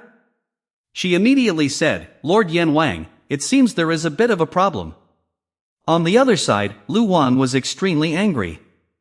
He kept banging his head against the wall and muttering, damn it, I cannot get in touch. Bingatha asked in confusion, has he still not entered hell yet? It replied, yeah, not yet. He was astonished, then this is a big deal. At this moment, Lu Wang spoke up, of course. The problem is, in the hell ruled by Yin Wang, subordinates like us should be able to enter and exit at will. In Lu Wang's mind, possibilities emerged, if entry is impossible, there are only two reasons. Someone has used their power to seal Yin Wang. It thought of Dubay, then lamented, but this case only applies to someone stronger than him. Lu Wang continued to speculate. The second reason is highly more likely. Yan Wang seems to have intruded into debased territory. It explained further so that Bingatha could understand. So if he opens hell for you within debased domain of power, the only person who can be contacted is Baekdahe, who has always been in hell. We cannot enter because we are blocked by debased power. Li Ziyu suddenly opened the door and walked in. Lu Wang, I have brought 12 armors rat here. She wondered and asked if they still could not contact Yan Wang. On the other side, Su Jin seemed to recognize the person in front of him, so he immediately shouted, Lord Lu Wang. At this moment, Lu Wang spoke up, saying that the first thing to do was to trust him and wait, and they should do everything they could. After that, Lu Wang turned to Bingatha and asked if the abilities of the protector monks registered in the organization could be shown to everyone. Bingatha replied that they could, but asked what the purpose was. Lu Wang answered that he needed to check if there were any clues or usable abilities first. Lu Wang anxiously announced that from now on, it would be a battle against time, and they had to try every possible way no matter what. In his heart, he thought to himself, Yan Wang, please do not cause any more trouble. On the other side, Yan Wang was soaking in the tub with one hand resting outside. He could not help but exclaim in delight at how refreshing it was. Baekdahe wondered, Lord Yan Wang, are you just leisurely taking a bath like that? Yan Wang wiped his face and replied, we must enjoy it while we still can, after all, I cannot act rashly right now. She hesitated slightly, but... At this moment, he stood up and reassured her, don't worry. While wrapping a towel around himself, Yan Wang said, once this is done, all the corpses here, I will throw them all into hell. Suddenly, chaotic and indistinct noises echoed outside the room.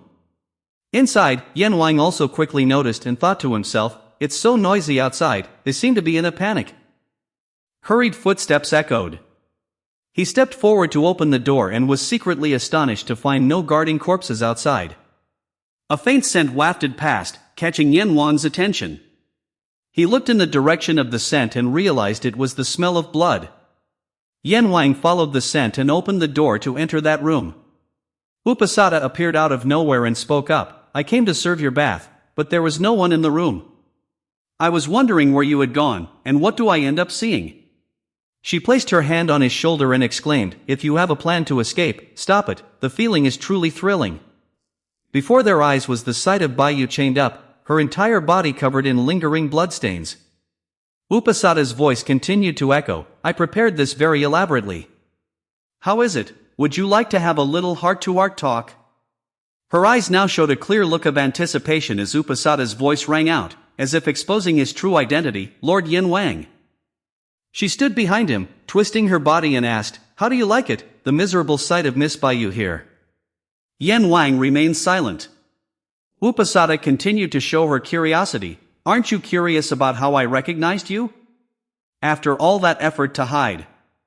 Suddenly she had to pull her hand back and screamed, so hot. Upasada touched her own hand and exclaimed, what is this? So hot. Oh, wait, am I mistaken? I clearly felt the heat coming from him. She thought to herself, but my hand isn't burned at all. At this moment, Upasada spoke up, you are still hiding your strength. Yan Wang immediately interrupted, are you about to die? Her eyes widened as she heard his warning, say one more word, and I will burn all your schemes and insolent allies into ashes. Seeing this, Upasada was extremely shocked. She could not help but think to herself that this suppressive pressure was truly terrifying. Yan Wang did not bother to pay attention to her. He just walked over to the tied-up Baiyu and asked, Baiyu, are you okay? Are you still conscious? Raise your head. Her face was covered in frightening bruises. Baiyu looked at him in surprise. Lord Yan Wang, how did you manage to get here? Hearing her question, Yan Wang smiled with relief. Fortunately, you still recognize me. Let me untie you. Suddenly, Upasada stepped forward to stop him and warned. Wait, don't touch that. Watch out for the makeup. In an instant, Yan Wang's finger was already pointed in front of her face. His gaze turned icy cold, and a powerful surge of energy erupted from his fingertip. Seeing the scene unfold before her eyes, Upasada gasped in shock. The flames unleashed by Yan Wang left her with only one despairing thought: she was surely dead this time. Bai Yu, who was tied up on the other side, suddenly rushed forward. She blocked the way in front of Upasada and hurriedly said, "Don't, Lord Yan Wang, don't kill." Bai Yu anxiously explained, "Upasada is on our side." After that, she took a cloth to wipe her face, and Bai Yu's appearance quickly returned to normal. With a bright smile, she said, "Look, it's just makeup, just makeup." She embarrassedly added, "Are you relieved now? Upasada did this makeup for me." Yan Wang on the other side angrily shouted, "You scared me to death. Why did you suddenly pretend to be injured like that?" Bai Yu immediately explained, "Why? Of course, there is a reason." While letting Upasada adjust her makeup, she proudly asked, "Isn't that smart?" Seeing this, Yan Wang could only silently complain, "How annoying." Bai Yu continued to explain her plan: "We must look miserable so that the corpses will let their guard down. The more careless they are, the easier it is for us. The more time they have to prepare, the better their chances of escape." He asked suspiciously, "So you were just pretending to sleep earlier?" She immediately replied, "I was really asleep."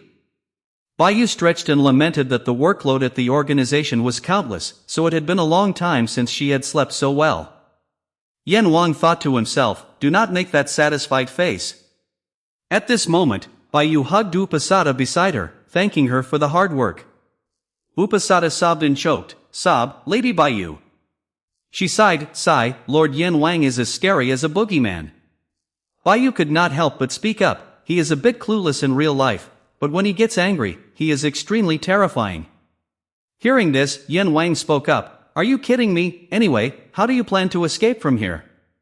At this moment, Upasada winked and said she would trick the corpses into opening the Hellgate and prepare a safe passage to escape. He wondered, why speak in the third person? Then Yan Wang made a comment, "Not trustworthy at all." Bai Yu reassured him, "You don't need to worry, as we have known each other since we were in hell."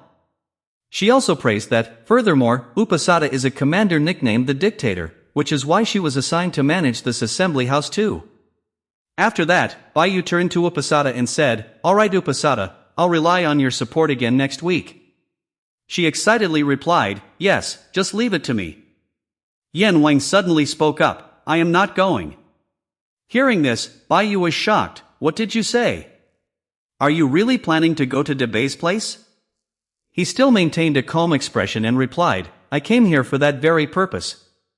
Having come this far, let's just go meet Debay and have a real fight."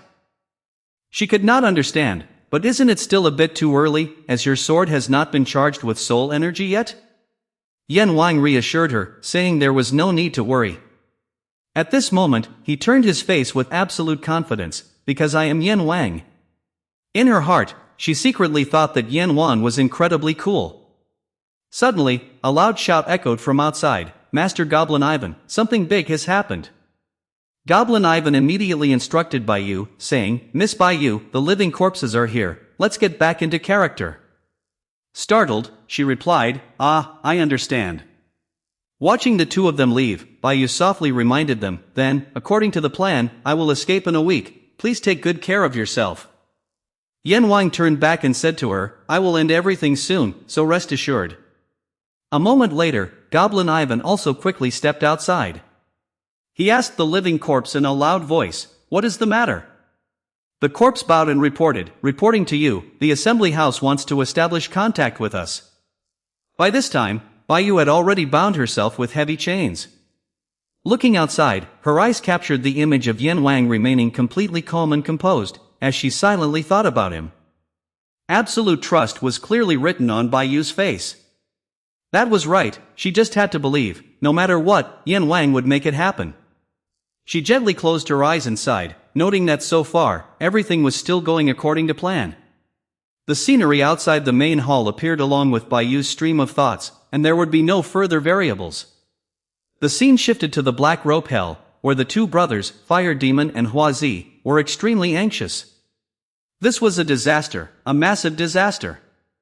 He secretly calculated that even though they had escaped from the Black Rope Hell, they still could not get outside.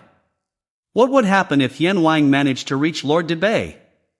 Fire Demon furiously shouted, "Ah, how can we face Lord Debay after this?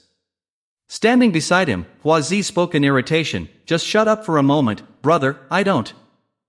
Unable to concentrate. She immediately turned back, clinging to a ray of hope. Hua Zi, Yin Wang must still be under the influence of Lord Debay's power now, maybe we can escape. But why won't the door open?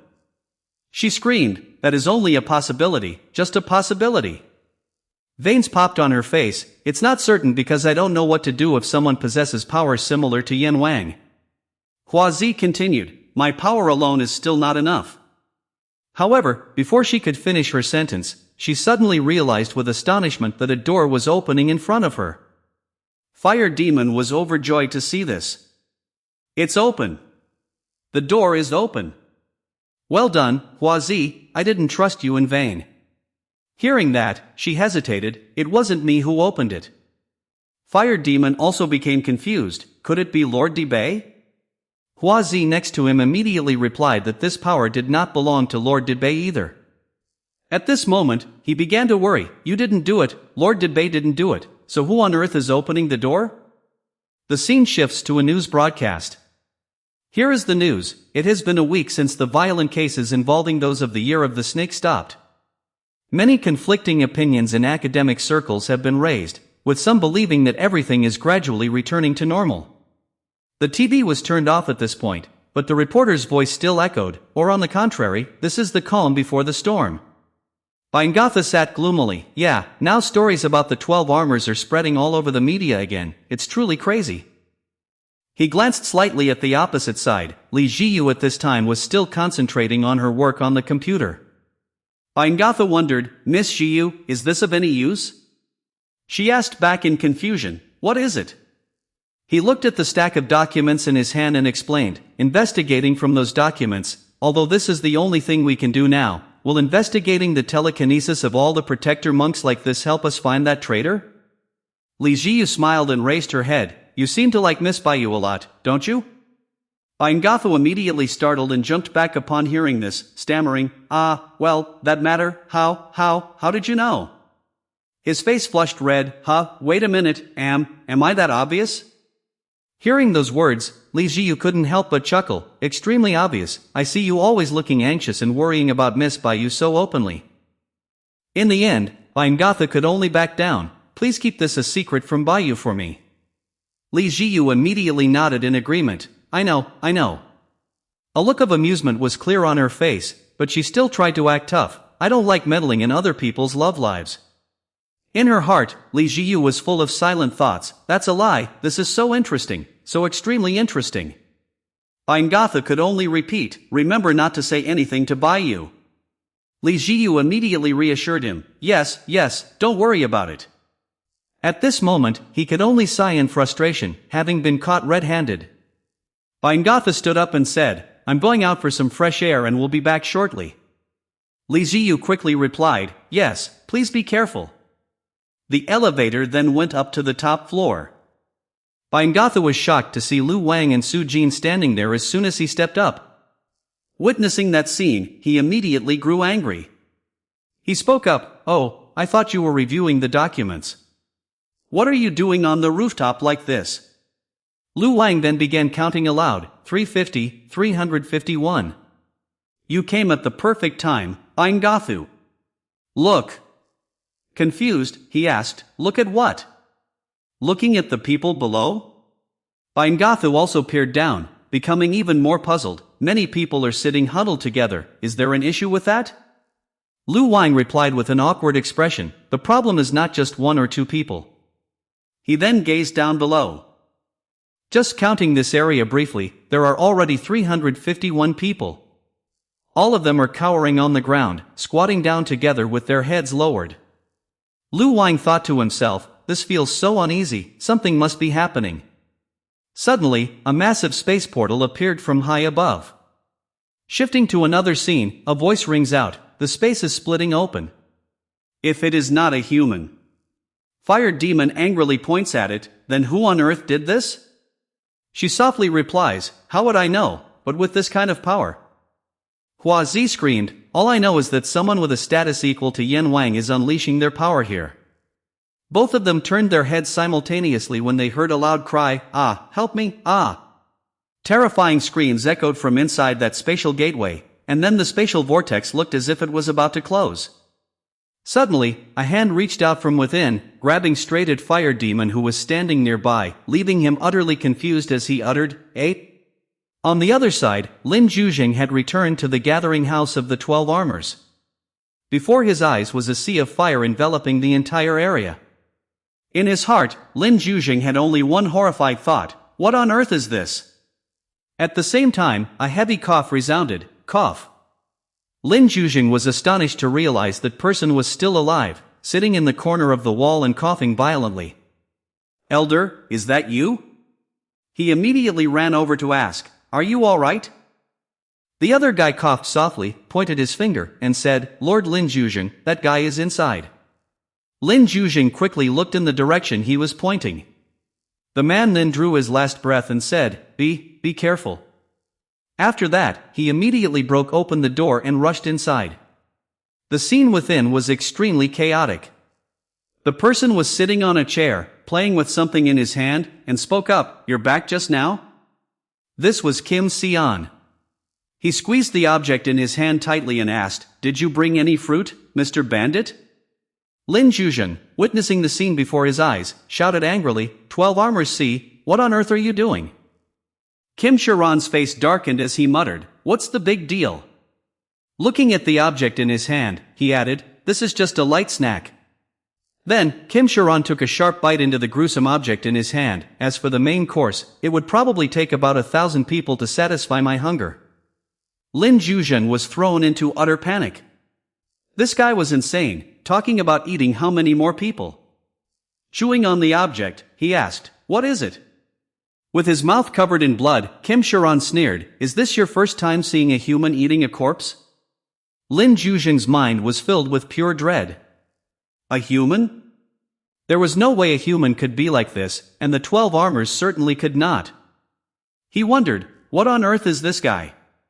At this moment, Lin Juzheng noticed two familiar figures appearing behind Jin Shurian. Looking at the two with tears welling in their eyes, he cried out in shock, "Fire Demon, Huazi!" Lin Juzheng instantly flew into a rage. Why were those bastards there? Did they want to betray Lord Debay? Jin Shurian casually stepped behind him and reminded him, "Don't be so rigid. They said they would roast the flesh of corpses and humans for me, and they didn't refuse to become tools for me to command." Witnessing this scene, Lin Juzheng was extremely bewildered. Since when had he gotten behind his back? He struggled to look back, wondering what the hell this bastard was, damn it. Suddenly, Lin Juzheng swung his arm and let out a loud shout, intending to attack Jin Shurian. However, at this moment, he only calmly held out his hand and said, "Scholar's Holy Shroud." The scene shifts to the city area, where the crowd from earlier is still sitting with their legs curled up in fear. A girl passing by wondered, "Honey, why are those people shivering like that?" The man then realized, "You're right. Is there an event nearby?" She said anxiously, "Let's leave here first." He chimed in to warn her, "Honey, behind you." A dark-eyed man suddenly appeared, muttering, "Snake, snake." The other quickly noticed and warned, "He has a knife." The two were extremely shocked to see the group of strangers surrounding them. They were all in a strange state, holding knives pointed straight ahead. The couple could only hold each other tightly and scream out loud for help. Li Jiu suddenly rushed in, knocking away the dangerous crowd. The couple called out in gratitude, "Protector monk." Li Ziyu scolded softly, "Idiots, run quickly." A voice called out, "Jiu, how is everything going?" She looked at her watch and reported, "Brother Bingathu, the eastern sector has been completely suppressed. Where should I go next?" His voice replied, "There is another group in the west." Li Jiu ran quickly to the other side, unable to help but wonder, how on earth did this happen? Another group of people was running rampant with knives, and piercing screams kept ringing out. Li Jiu swiftly rushed in and kicked them away, rescuing the victim. She couldn't help but sigh, what a mess. Why are people attacking each other so recklessly? Someone's voice rang out, "It is not reckless." Li Ziyu immediately recognized that it was Lu Wang. Lu Wang then explained, it is due to the influence of the 12 armors. The 12 armors are controlling humans. Bingatha stood in the distance and instructed, Team A, head west, request assistance from the police, and utilize as much available manpower as possible. The television news reported, currently, in major areas such as Taejun, Busan, and Incheon, people born in the year of the snake are receiving special attention. Many have been attacked, and residents are requested to avoid going outside. Lu Wang sighed and lamented, all people born in the year of the snake across the country have received the order. Li Jiyu was shocked and asked, what? Does that mean the 12 Armors C has joined Debei's faction? Lu Wang shook his head and softly replied, not quite. Debei has no intention of killing innocent people, he only eliminates criminals. This is definitely not Debei's command. Just then, it seemed some brainless fool had appeared. Lu Wang hurriedly warned Jiyu, watch out. But it appeared the communication signal on the other end had been cut off. Now, only static, buzzing, and loud interference could be heard from the phone. Lu Wang anxiously hung up, then slowly turned his gaze around. Looking down at the city below, my heart instantly grew incredibly tense. Damn it, what on earth is going on? Lu Wang couldn't understand why something always went wrong whenever Lord Yin Wang was away. Suddenly, from the midst of space, the tail of that blue snake revealed itself. Its body was both long and robust, as if covered by a layer on top, while fierce waves continued to pour down relentlessly. Lu Wang was utterly shocked, wondering what on earth that monstrous thing was. The scene shifts to Assembly House 2, where Opasada was so shocked she could hardly believe it. This simply cannot be happening. The area managed by the bandits has sent word to Lord C.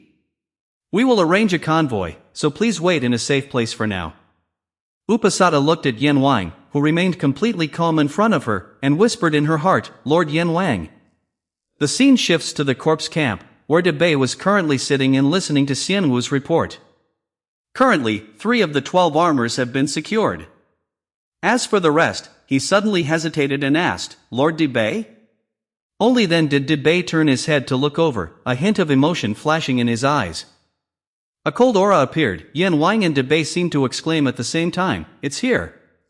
On the other side, Yen Wang was also witnessing that green snake crawling out with his own eyes. The witch could not help but cry out, the pressure is too great. Where are you going? Yen Wang calmly turned his head and said, I leave Baiyu to you. With that, he leapt down below, ignoring her calling out, Lord Yen Wang. On the other side, the green snake became clearer and clearer. Its entire body was covered in hard scales. The silhouettes of those 3 people were sitting on its back. The crowd below could not help but gasp. Both Lu Wang and Bingathu on the other side also paid attention to that snake. The one standing on the head of that snake was 12 Armors C, Kim Sharon. Leisurely walking on its back at this moment, he softly called out, 9 heavens human snake. Kim Sharon placed his hand on the snake's skin, speaking with a sinister face, we are almost at our destination, we just need to kill more. Kim Sharon showed a clear look of satisfaction, only 1,000 more lives left. At Debei's residence, he was extremely astonished at this moment, secretly thinking that this aura belonged to 12 Armors C. Xianwu stood opposite him and spoke up, currently, no one in the 12 Armors has any strength left. It turns out the mind power of 12 Armors C has changed owners, I will go retrieve it immediately.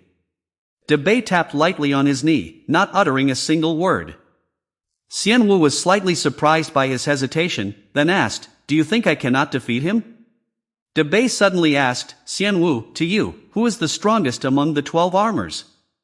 Xianwu thought for a moment and replied, is that so? If we only look at combat ability, it might be the dragon or the tiger. Debei continued to ask, then what about the highest potential to develop power? Hearing this, he was astonished, do you mean 12 Armors C has the potential to become the strongest among the 12 armors? But what is his mind power? Debei lowered his head and said, here is a new mission for you, Xianwu. Seeing him sit down, Debei continued, there is one thing you must absolutely remember. Ding Fei Lam Xianwu immediately bowed his head, your servant awaits your command. Scene changes to another location.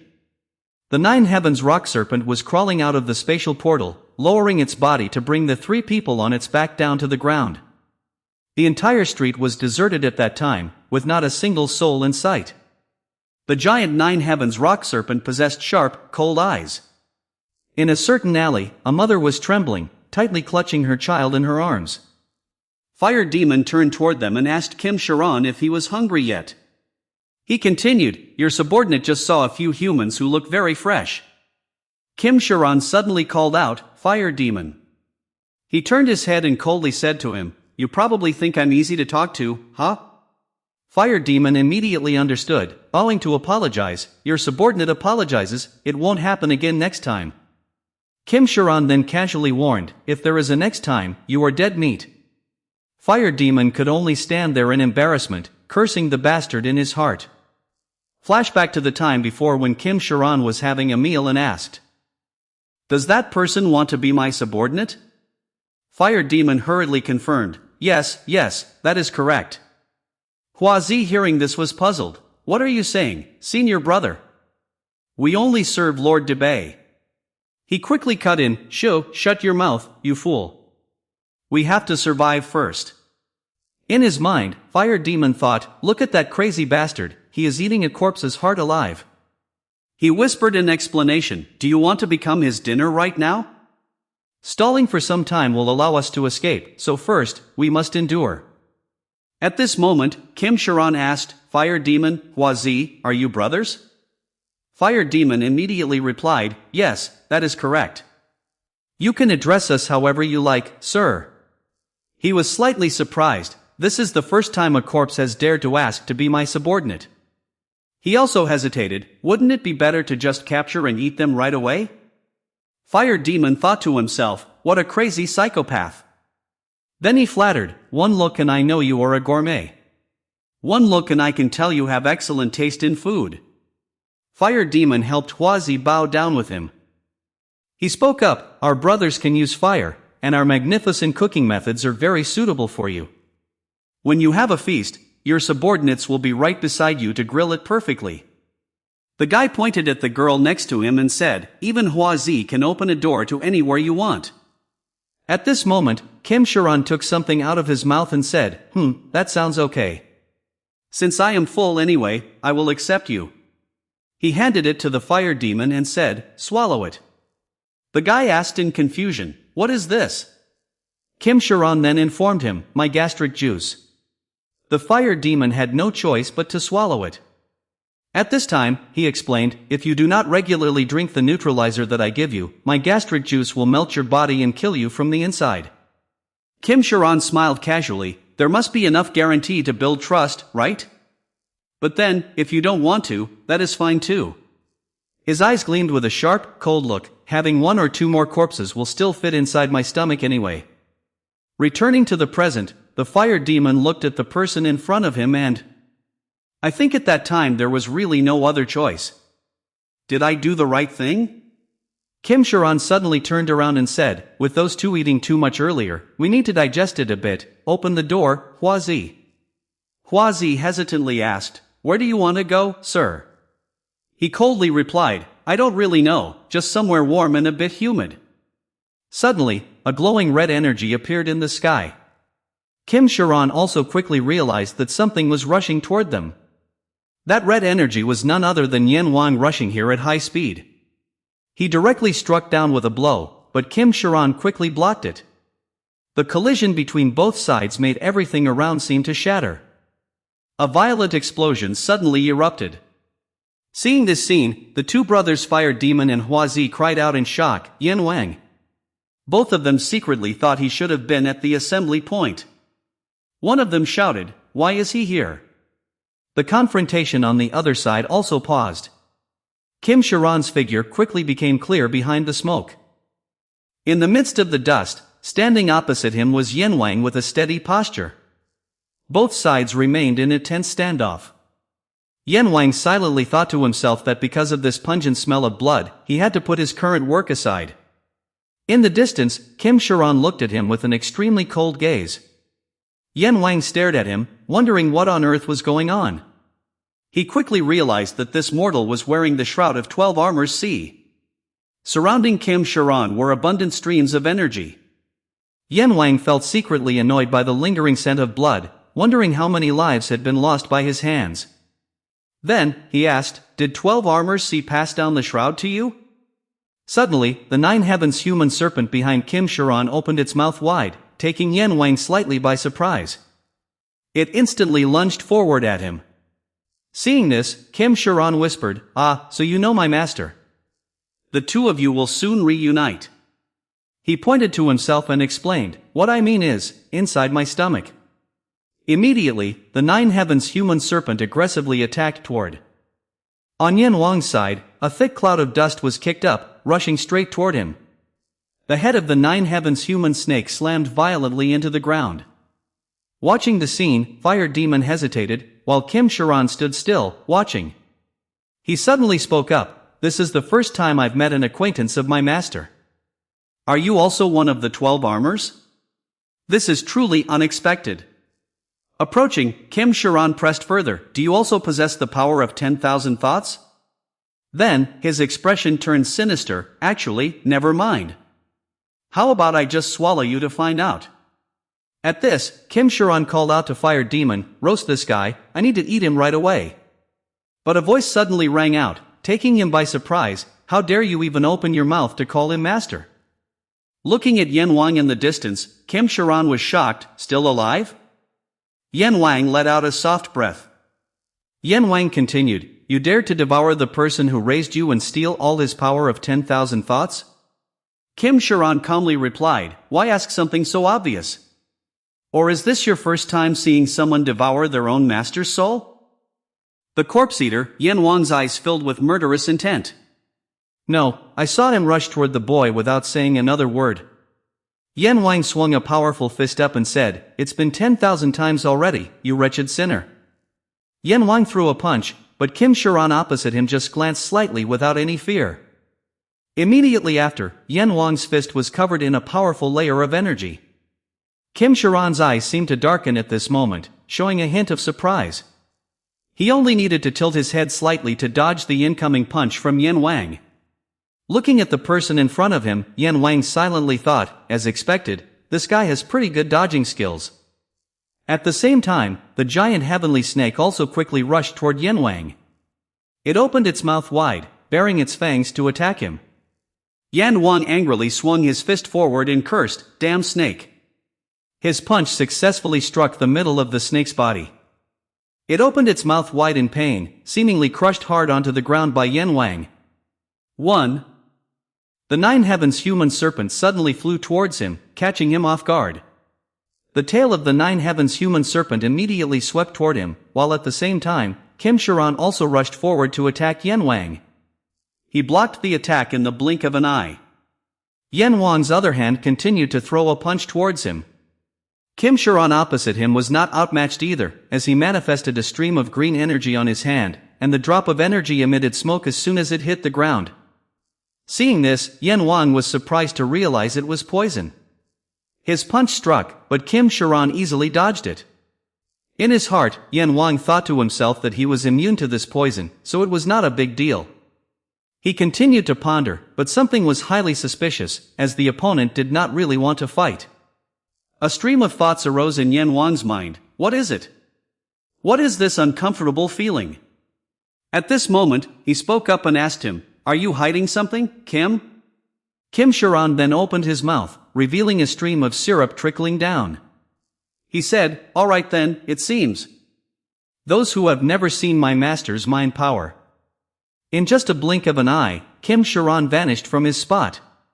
He leaped up and called out, "Let me give you a small hint." From Kim Sharan's hands, a powerful surge of energy erupted, "Because I have no intention of hiding it anyway."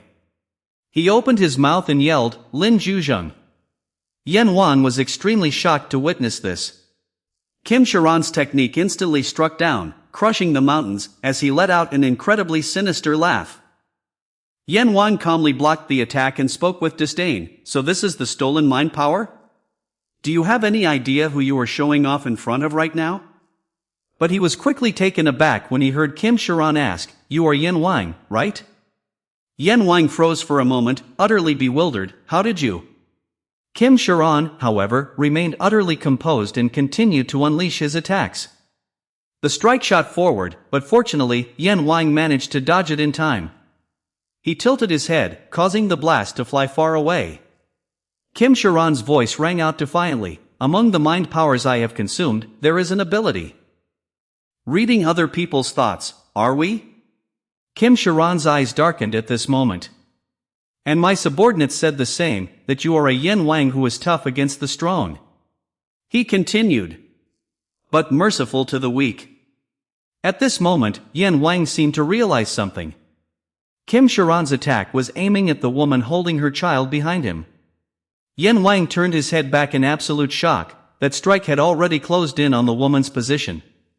He gritted his teeth, instantly intending to rush toward her. Kim Sharon casually lamented. This life is so exhausting, isn't it? But no matter what, I will still live well. In the blink of an eye, Yan Wang managed to block the strike in time to protect the two. He was so furious that blue veins popped up all over his face, cursing him. You bastard! Kim Sharon gently touched the nine heavens human serpent and said, with my current ability, I cannot defeat you. What a pity, but next time I promise. He turned around and said, I will fill my stomach with 10,000 of you. There was a calling voice.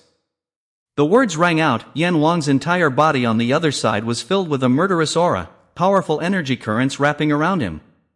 Yan Wang raised his voice in warning. Who said you could leave now? Kim Sharon calmly replied, now is the time, shoot. He was shocked to realize that the nine heavens human serpent was already high up, holding a powerful energy surge in its mouth. The giant snake opened its mouth wide, revealing a massive amount of highly destructive energy. Kim Sharon gently brushed his hair and reminded him carefully, if there is a mistake, don't miss and hit the wrong person, because my target is him. This action revealed his cold gaze mixed with a trace of his remaining mercy.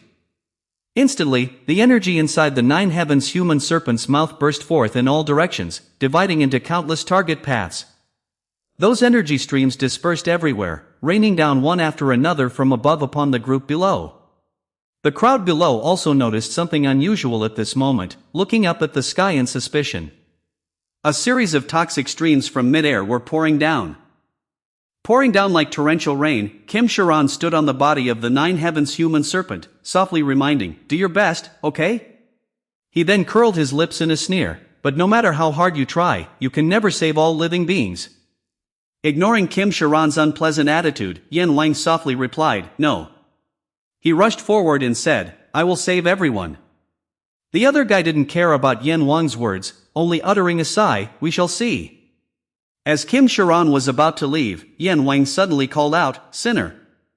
Hearing this, he immediately turned his head back.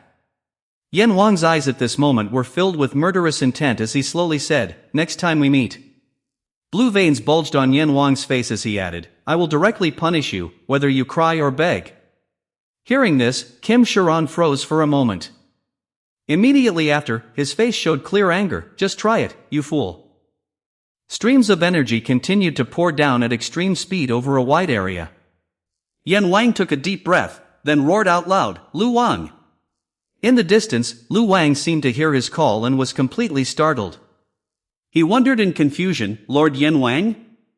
At this moment, he was furious to the extreme, raising his voice to command, bring the shroud here immediately. Lu Wang was extremely shocked, my shroud? When did you return? What is this blue fruit thing anyway? Are you planning to? Yan Wang did not reply, only looking at him with eyes full of terrifying murderous intent.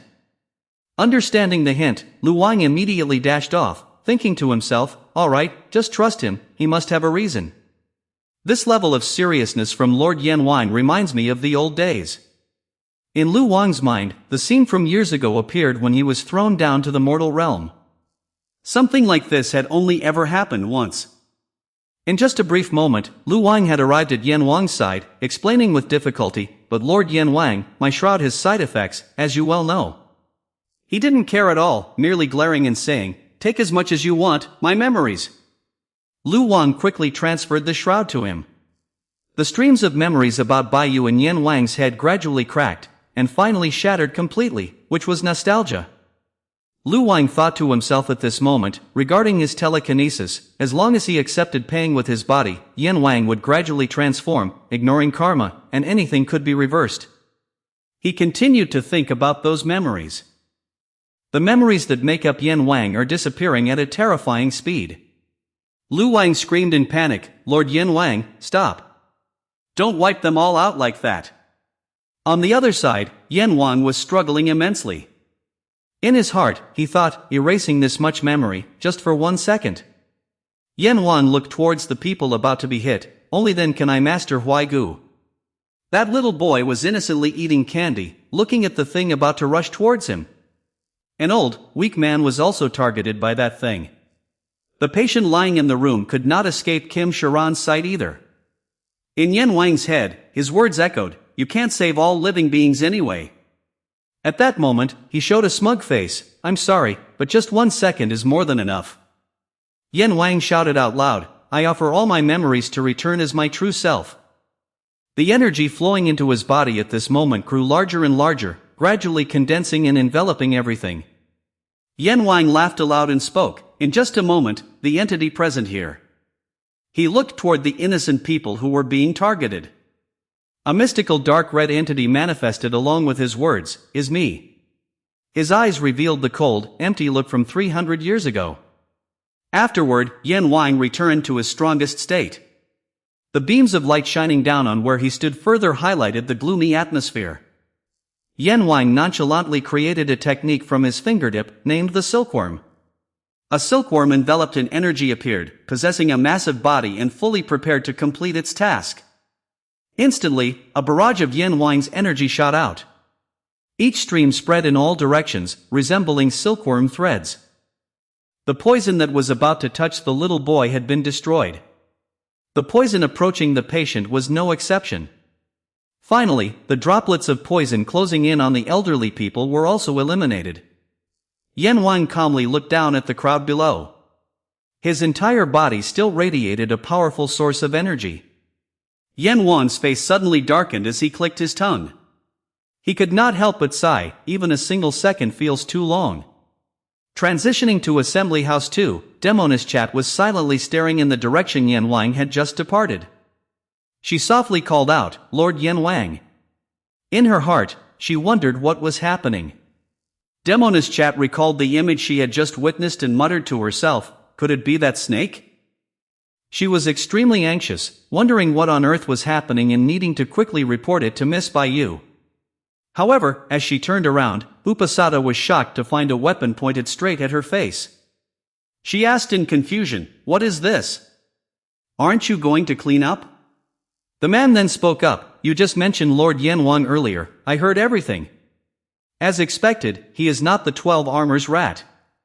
Upasada was completely stunned by this, thinking to herself, "Oh dear, he must have heard me when I shouted in surprise." Then, the man voiced his suspicion, "No wonder you are always with Baiyu. Upasada, you are a spy, aren't you?" Upasada had no intention of denying it, "What if I am?" The man was utterly shocked, "You shameless woman." She immediately retorted at this moment, "Don't you think Lord Debay's plan is utterly absurd? What do you mean, depriving humans of their freedom?" Hearing this, the cleaner immediately bellowed, "Shut your mouth, traitor." Upasada spoke no further, instantly utilizing the scholar's holy shroud. She transformed into Anubis, a surge of energy enveloping her body in the direction of her strike. In the blink of an eye, the cleaner was defeated by Upasada. He then coughed up a stream of syrup, his eyes wide with pain. At this moment, Upasada finally spoke, "Don't you forget." She turned her head and exclaimed, "Anyone who opposes me must pay with their life." The staff held in Upasada's hand glowed brilliantly as restless spirits materialized behind her.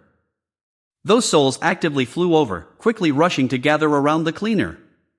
He screamed in fear, "Let me go."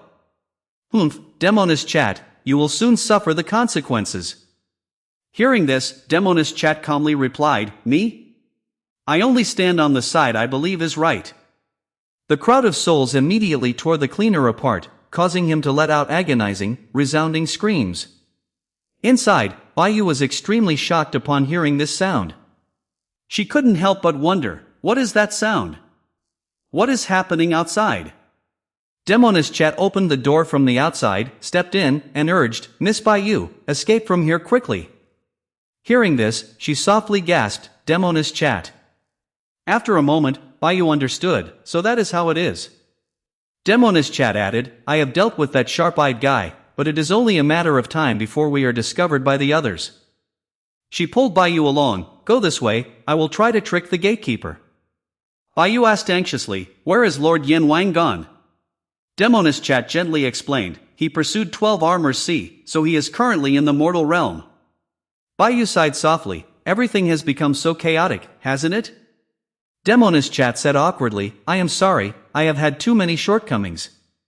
She quickly comforted her, it is fine, as long as it is still within our plan. The two of them quickly departed together. Baiyu thought to herself, Lord Lu Wang is probably still looking for the traitor, no, there is not enough time. She worried, I must find a hiding place as soon as I get outside. Then, Demoness called out to her, this way, just turn here and we can escape. As she finished speaking about getting outside, Xianwu suddenly appeared right in front of Demoness. He called out softly, Demoness. Xianwu spoke up, where are you going in such a hurry? The scene shifts to a city in the mortal realm. It seems one of the two schoolboys nearby also notices something unusual. What's that? Was there something flashing in the sky just now? The other replies, I don't know, I was looking at my phone.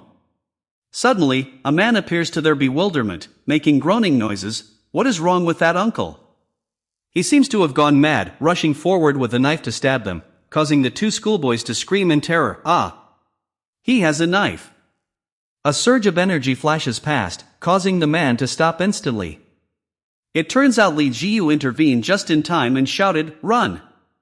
Hearing her shout, the two schoolboys hurriedly run away, not forgetting to call back, thank you, sister. Looking at the completely subdued man, she also feels more at ease. Sighing softly, phew, the people in this area have been subdued. Li Jiyu's expression changed as she recalled the attack from the sky just now. Looking up at the sky, she could not help but feel bewildered because everything had been neutralized by the red light. While Li Jiyu was still wondering who could have done such a thing, an old man passing by suddenly muttered softly, TSK, TSK. Li Jiyu turned around in confusion. The old man's mumblings reached her ears, those without power will overturn karma, it turns out the child has reversed it once again. He suddenly stopped with his mysterious staff, not enough, I probably have to take a little more. Li Jiyu stood frozen listening to those words, as if they were meant for her, you too, wake up quickly, do not remain so deluded. The old man's face gradually was obscured by a If that strange light covers you, you will lose your life. Li Jiyu asked in a daze, who are you?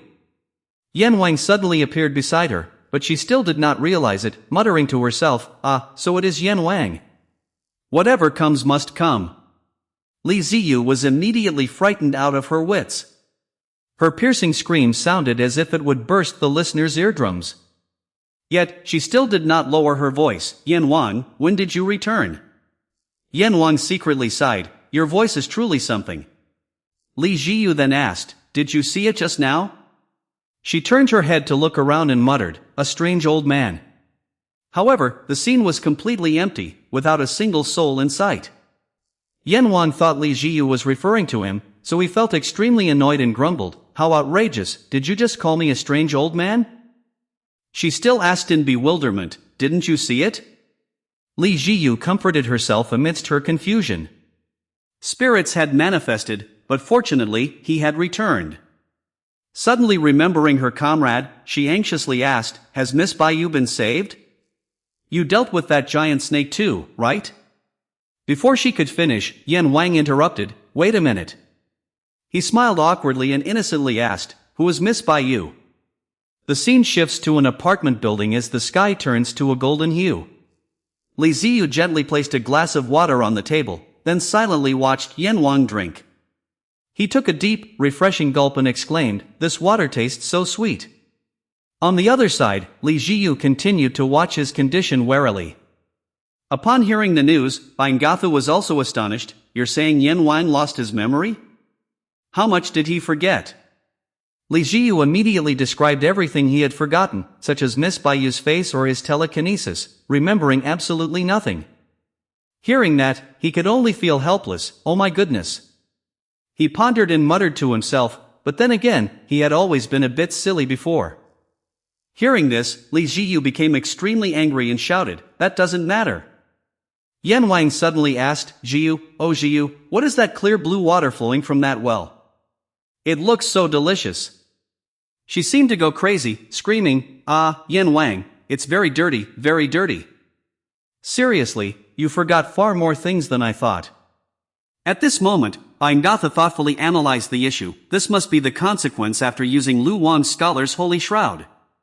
Li Jiyu also added, after Yan Wan used it, Lu Wang disappeared again. She quickly stopped Yan Wang from drinking that water. You can't. He said angrily, it's mine. In Li Jiyu's mind, the encounter with the strange old man this afternoon flashed back. It's not enough, not enough. I probably need to take a little more. Ignoring the young Yan Wang who was sulking, humph, Li Jiyu seriously asked, there is definitely something wrong, isn't there? Bingatha could only helplessly advise, I will do my best to find out. First, Miss Jiyu, please take care of Yan Wang. A moment later, Yan Wang became less dazed and asked, what is 12 Armors C planning to do? Li Jiyu gently replied, Brother Ngathu will look into that. Yan Wang sighed, I see. He fell silent again, sinking deep into his thoughts. Images and reproaches flooded back into Yan Wang's mind. What did I do wrong? You knew very well that humans are the real demons. His eyes darkened, gradually turning cold and sharp. He couldn't help but sigh, even a single second is too long. The eyesore image of Kim Sharon appeared again, as he contemptuously said, aim carefully. His eyes radiated killing intent, the target is his weakness.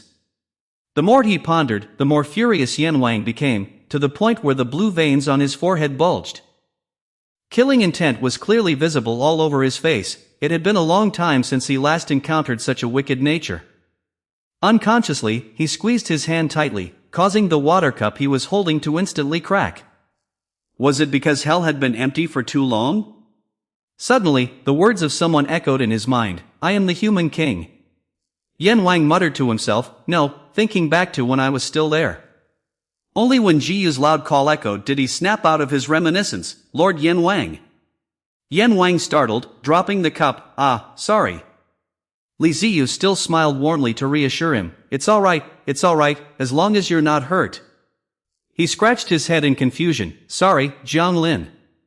Hearing that half-strange, half-familiar name, she immediately lost her temper, Li Ziyu. Li Ziyu. Yan Wang quickly corrected himself, Jiyu. After cleaning up, Li Jiyu took the broken pieces. The remaining broken pieces of the cup were thrown into the trash. Taking the opportunity, she asked, Yan Wang, can I know about Jiang Lin? Yan Wang looked at her with some surprise, why do you need to know about Jiang Lin? Seeing his reaction, Li Jiyu felt a bit embarrassed. Well, you keep looking at me and calling me Jiang Lin, so I'm curious. Let's go out for a walk and you can tell me. I also have some past stories to share. As sunset blanketed the residential area, the two sat in the park, with Li Jiyu gently swinging on the swing. After hearing her story, Yan Wang was so shocked that he shouted, what? He asked again in astonishment, you had no memories when you were a child, right from the very beginning? Li Jiyu smiled bitterly, I knew you would be surprised. Her eyes shone with a glistening light but hid deep thoughts. In ancient times, a shooting star fell upon the mountain. People gathered to watch and discovered a lake that no one had known before. Believing the lake to be extremely sacred, the place gradually became a famous landmark. Years silently passed, and then a corpse named Dongfang Shua appeared at the bottom of the lake. She remembered her senior and recounted the story to the person in charge of investigating. Li Jiyu still remembered how the senior took off his glasses and found her. She spoke without any concealment that, in her naked state back then, Li Jiyu was eating a raw fish, a scene so terrifying that it was unforgettable. Hearing the story, Yan Wang also suddenly understood, is that protector monk the senior you often mention? Just hearing the word senior, a look of pride immediately appeared on her face. Moments spent by the senior's side flooded back into Li Jiyu's mind. It was the care in her every word, Jiyu, be careful. The nurturing shown in her every action, this kimchi soup is so delicious, just bring it to a boil. And even her generous nature, order whatever you want. But Li Jiyu suddenly spoke up to deny it, no. Under the twilight, the silhouettes of the two sank into silence. Tears slowly rolled down Li Jiyu's face, she was actually my mother. Each tear fell as if filled with her regret, perhaps that is how I should have called it. Yan Wang sat silently watching Li Jiyu, while Li Jiyu stopped the swing and called out, Lord Yan Wang. Without anyone realizing when, a red thread of life had appeared on her hand. Li Jiyu's eyes were red from crying, her voice choked as she asked, Am I John Lin? Yan Wang calmly looked at her with a cold gaze. Images began to appear one by one in Li Jiyu's mind, a shooting star, then she remembered the lake, and after that, the other man, Dongfang Shua.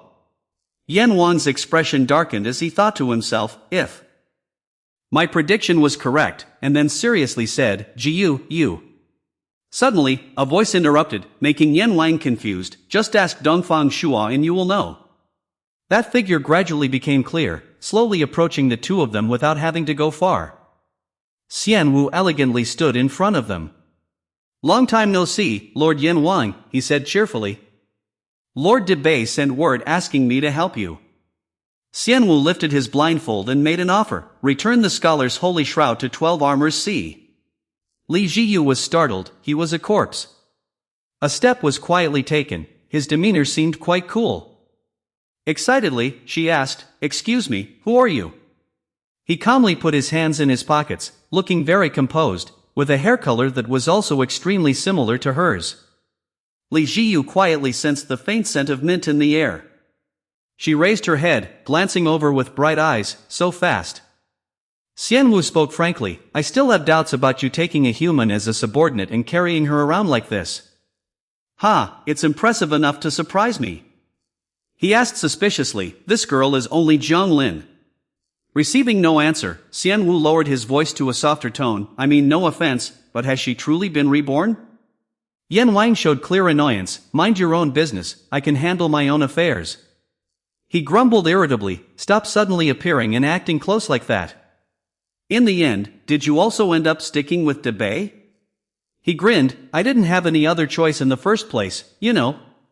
Li Jiyu squeezed Yan Wang's arm and asked inquisitively, is this your former subordinate? He calmly replied, oh, he is Xian Wu. Her eyes instantly lit up, Xian Wu? Xian Wu from the story of Xian Wu and Jinu, Niulang and Jinu? Yan Wang nodded, that's correct.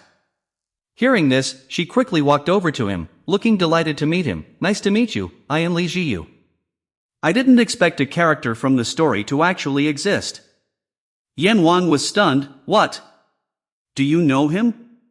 Li Jiyu showed clear excitement, of course, he's clearly a character from that myth, the story about Niulang. She excitedly recounted, imagining in her head as she spoke, that once upon a time in heaven, there was a cowherd named Niulang who tended white cows. Then, in the mind of Li Jiyu, the silhouette of a woman appeared once more. She whispered her story, telling of a weaver girl named Jinu, famous for her beautiful weaving skills. The two were destined by heaven to be together. The image of them working diligently gradually appeared, but because they were too focused on their work, they had never seen each other. Li Jiyu emphasized that God took pity on them. As the image of lightning flashed, when Jinu was on her way to raise silkworms, he sent thunderbolts striking down. A loud rumbling sound rang out, drawing the attention of both as a sudden bolt of lightning struck down. Instinctively, the two turned around at the same time, causing their eyes to meet. From then on, the cowherd and the weaver girl fell in love. Li Jiyu laughed with great delight, and they lived happily ever after. Xian Wu calmly turned around and walked away, thinking the story was absolutely ridiculous.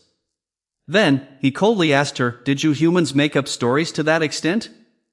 Before waiting for an answer, Xian Wu angrily clenched his fists, living happily ever after. His mouth kept muttering, us? Seeing Xian Wu's attitude like that, Li Jiyu also began. Tension fills the air. He scratches his head in frustration, hoping it is neither Xian Wu nor the weird monk. She quietly looks up, realizing there is a good reason why Yan Wang is being so cautious. Li Jiyu secretly thinks to himself that this murderous intent far exceeds that of ordinary corpses should he have to face him. Suddenly, a voice calls out, shattering the heavy silence, Xian Wu. Yan Wang gently places a hand on his shoulder. His eyes glow a deep, terrifying red. Restrain yourself. Xian Wu stands still without replying. Suddenly, he bows respectfully, leaving Li Jiyu completely stunned. Please forgive me, Jiang Lin, I was too agitated. She hurriedly waved her hands repeatedly. Oh, not at all, it was my bad manners first. I apologize for speaking out without knowing the whole story. The two of them began chatting lively again. Xian Wu, what is the plan now after all? Yes, Lord Yan Wang, first of all. Meanwhile, she felt extremely relieved inside in secret. Li Jiyu quietly stood aside, observing and listening to their conversation. Lord Yan Wang during his golden age must have been a very powerful figure. As soon as he spoke, he became that intimidating person immediately. Yan Wang cleared his throat. Jiyu, did you hear that? Let's go. She happily jumped up. Huh? I'm sorry, what did you just say? Then she reminded herself to focus more. He helplessly shook his head. First, I will go to the Protector Monk headquarters. They said they have already dispatched someone. Li Ziyu was momentarily stunned. They dispatched someone? At the Protector Monk headquarters, it was quite a grand and solemn place. Suddenly, there was a loud crash of something shattering on the floor. It turned out Bingatha had just dropped a cup. A shout from outside the door instantly shattered the quiet atmosphere. I am back, Miss Baiyu.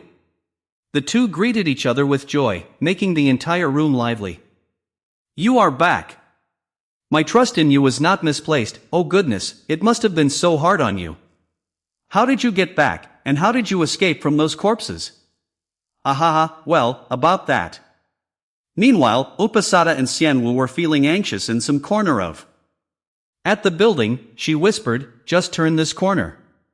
He suddenly demanded, Upasada, where are you going in such a hurry? She suddenly froze, then turned her head to look at Xianwu. Her appearance at this moment looked extremely pitiful. Xianwu raised his voice, helping her escape. Just then, he waved his hand and called out, look up, Baiyu, I have need of your head. Baiyu gently touched her nose. She caressed it for a moment and said, I have been marked. Baiyu sighed helplessly, how unlucky, why did I have to run into Xianwu the coward? Out of fear of this, I was as obedient as possible when I was caught. She imagined wild bulls and cowboy boots, thinking she would not be dragged away again. Baiyu grimaced and slammed her hand on the table, wondering what could be worse.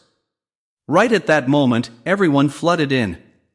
Someone called out, Miss Baiyu, the documents you requested are here. Bingatha grimaced and yelled, whoa, hold that corpse carefully, it is about to fall apart. He excitedly said, I have brought all the documents you mentioned. We must capture 12 armors, see, right? Baiyu nodded, yes, exactly. Bingatha curiously asked, but these documents here seem to have almost nothing to do with 12 armors, see. What do you plan to do with this pile of papers?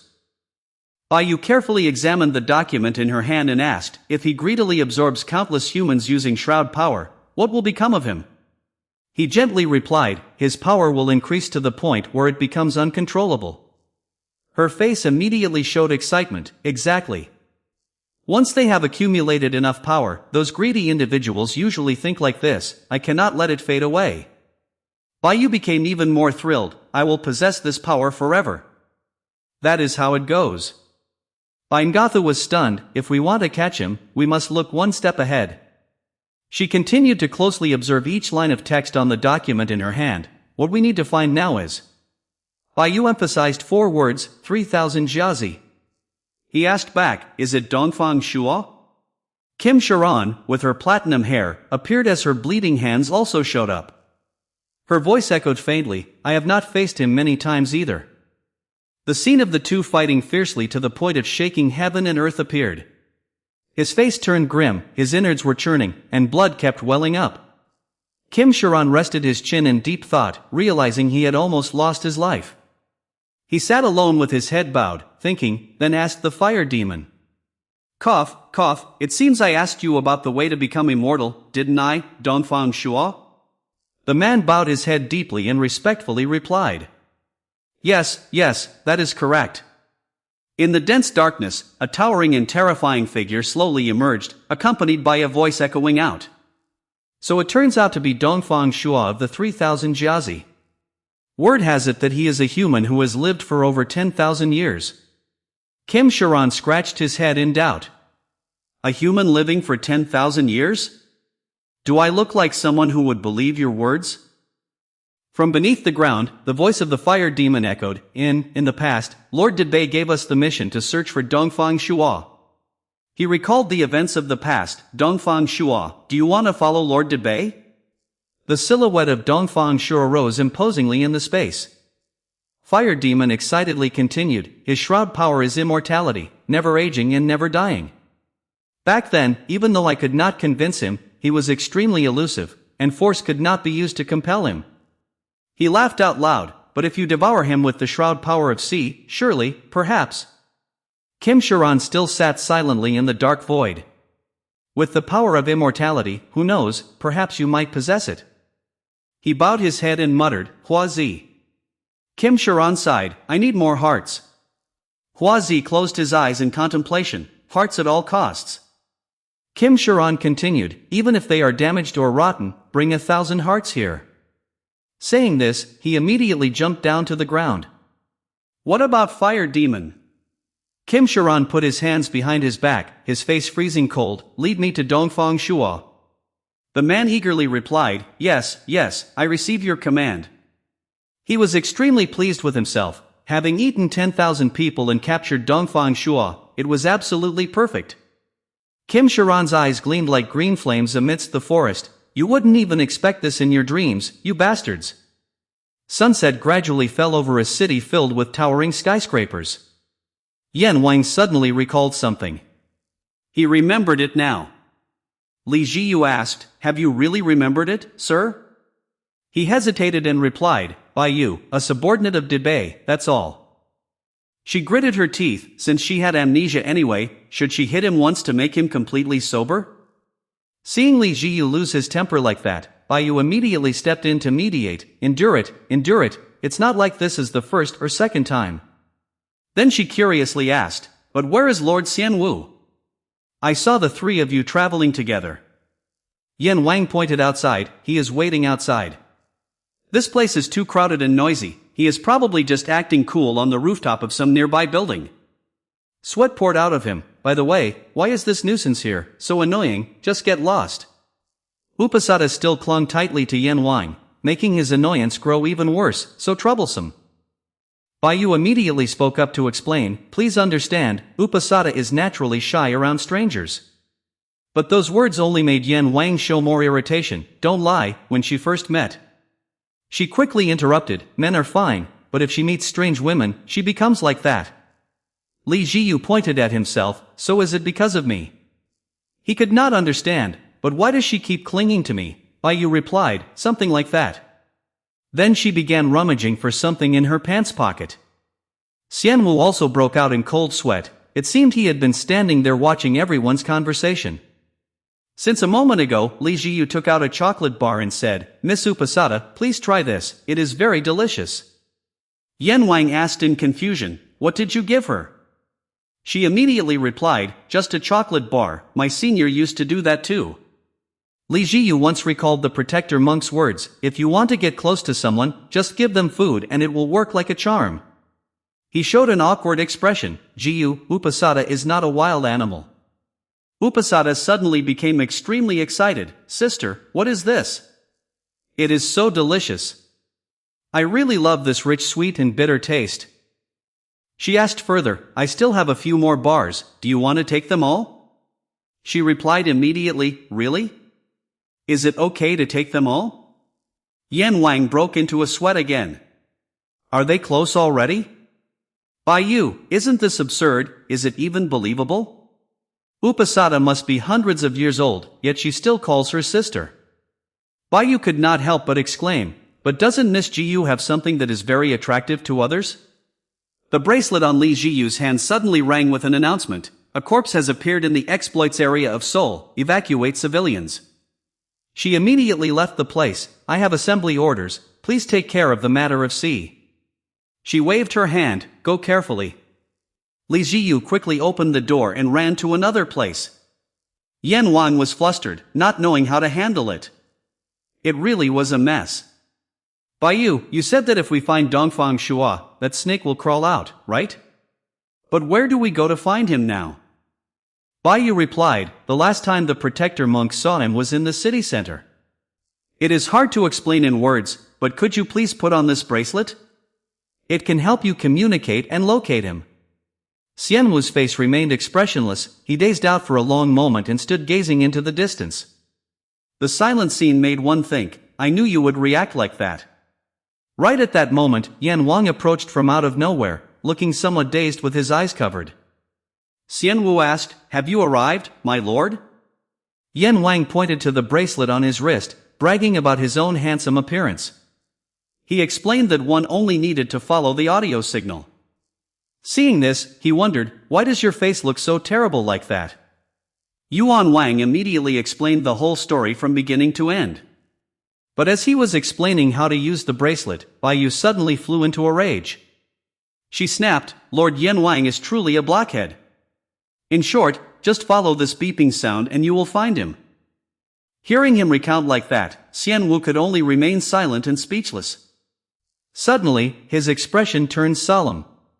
Yan Wang's eyes suddenly filled with murderous intent. In short, what is it? Get to the point. Xianwu thought to himself that, in the past, he could never have imagined what had caused him to change so much.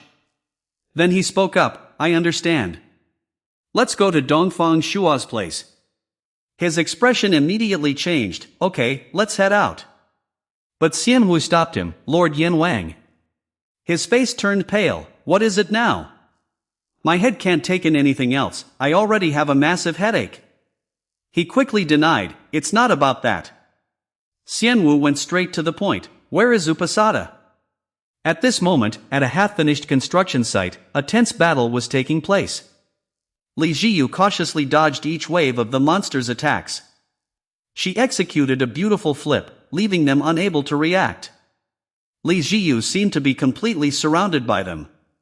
The monsters' faces were full of murderous intent as they lunged toward her all at once. However, just as the monsters grabbed Li Jiyu's body, a bright light burst from within. She easily kicked them high into the air. Upasada hid high above, observing the entire development of Li Jiyu's battle from earlier until now. She could not help but exclaim, impressive, so a human body can actually fight like that. Upasada looked at her with an admiring gaze. Seeing Li Jiyu's fighting style, she praised continuously, so cool. Fa immediately directed, Li Jiyu, there are still people on the rooftop, go search right away. Go! Before she could finish her sentence, the horde of monsters rushed in to ambush. Seeing Fa ambushed by them, she immediately lunged forward at lightning speed. Afterward, Li Jiyu delivered a kick that caught the monster completely off guard. Taking that fatal blow, it lost control of its body and tumbled backward. The monster's body slammed heavily onto the ground. She looked up high, towards the rooftop. Fa hastily warned, what are you doing? The stairs are over here, and that is a window. Before Fa could even finish her sentence, Li Jiyu jumped straight out of the window. She ran over to watch and saw him continuously leaping across the floors of the building to reach the rooftop. Fa could hardly believe the sight before her eyes, he's actually flying up, oh my god.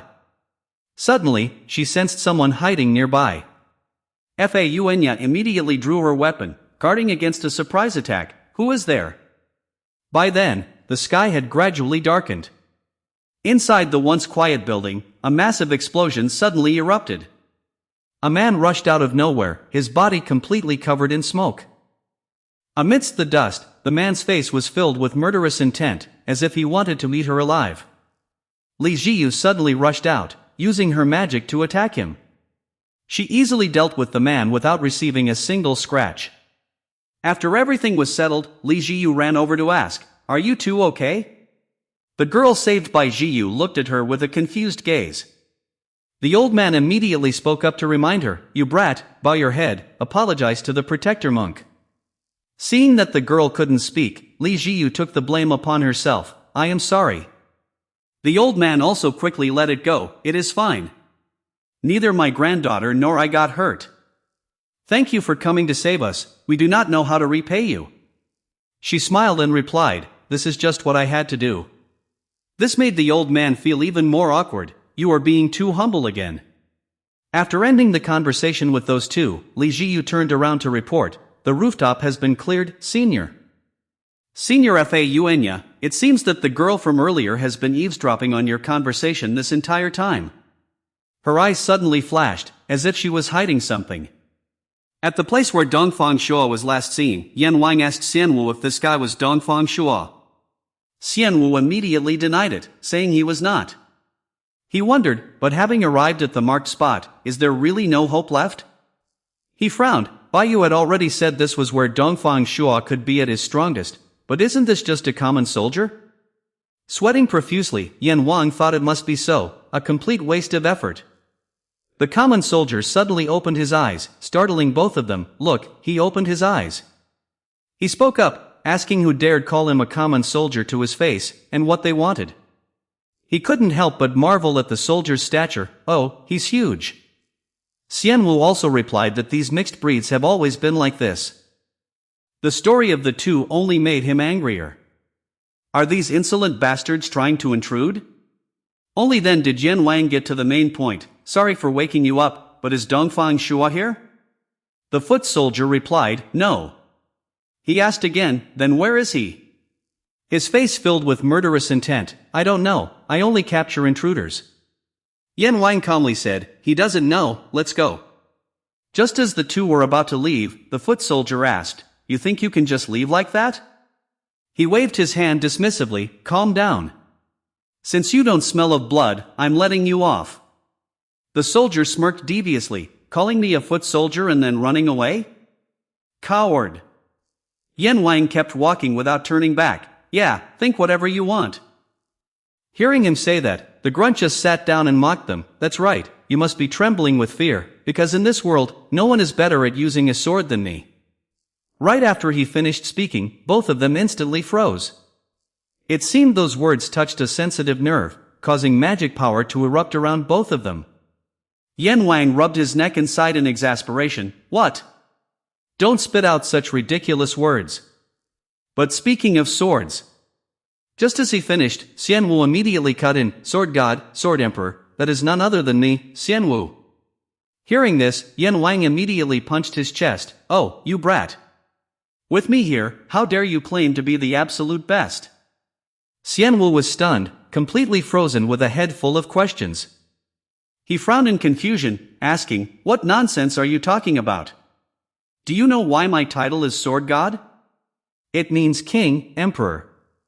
Yan Wang pointed directly at himself and laughed. "How funny. Then I am a god. Call me Sword God, just call me Sword God, kiddo." Xianwu coldly replied, "What kind of tone is that? You are being so frivolous." Being called frivolous, Yan Wang lost his temper and shouted back, "What frivolous? You greenhorn kid who hasn't experienced life." The scarred man stood nearby, watching them argue loudly. Xianwu refused to back down from Yan Wang, snorting, "Where on earth has your dignity gone?" Yan Wang was so angry that steam literally came out of him, yelling, "Look! My very existence is the definition of dignity."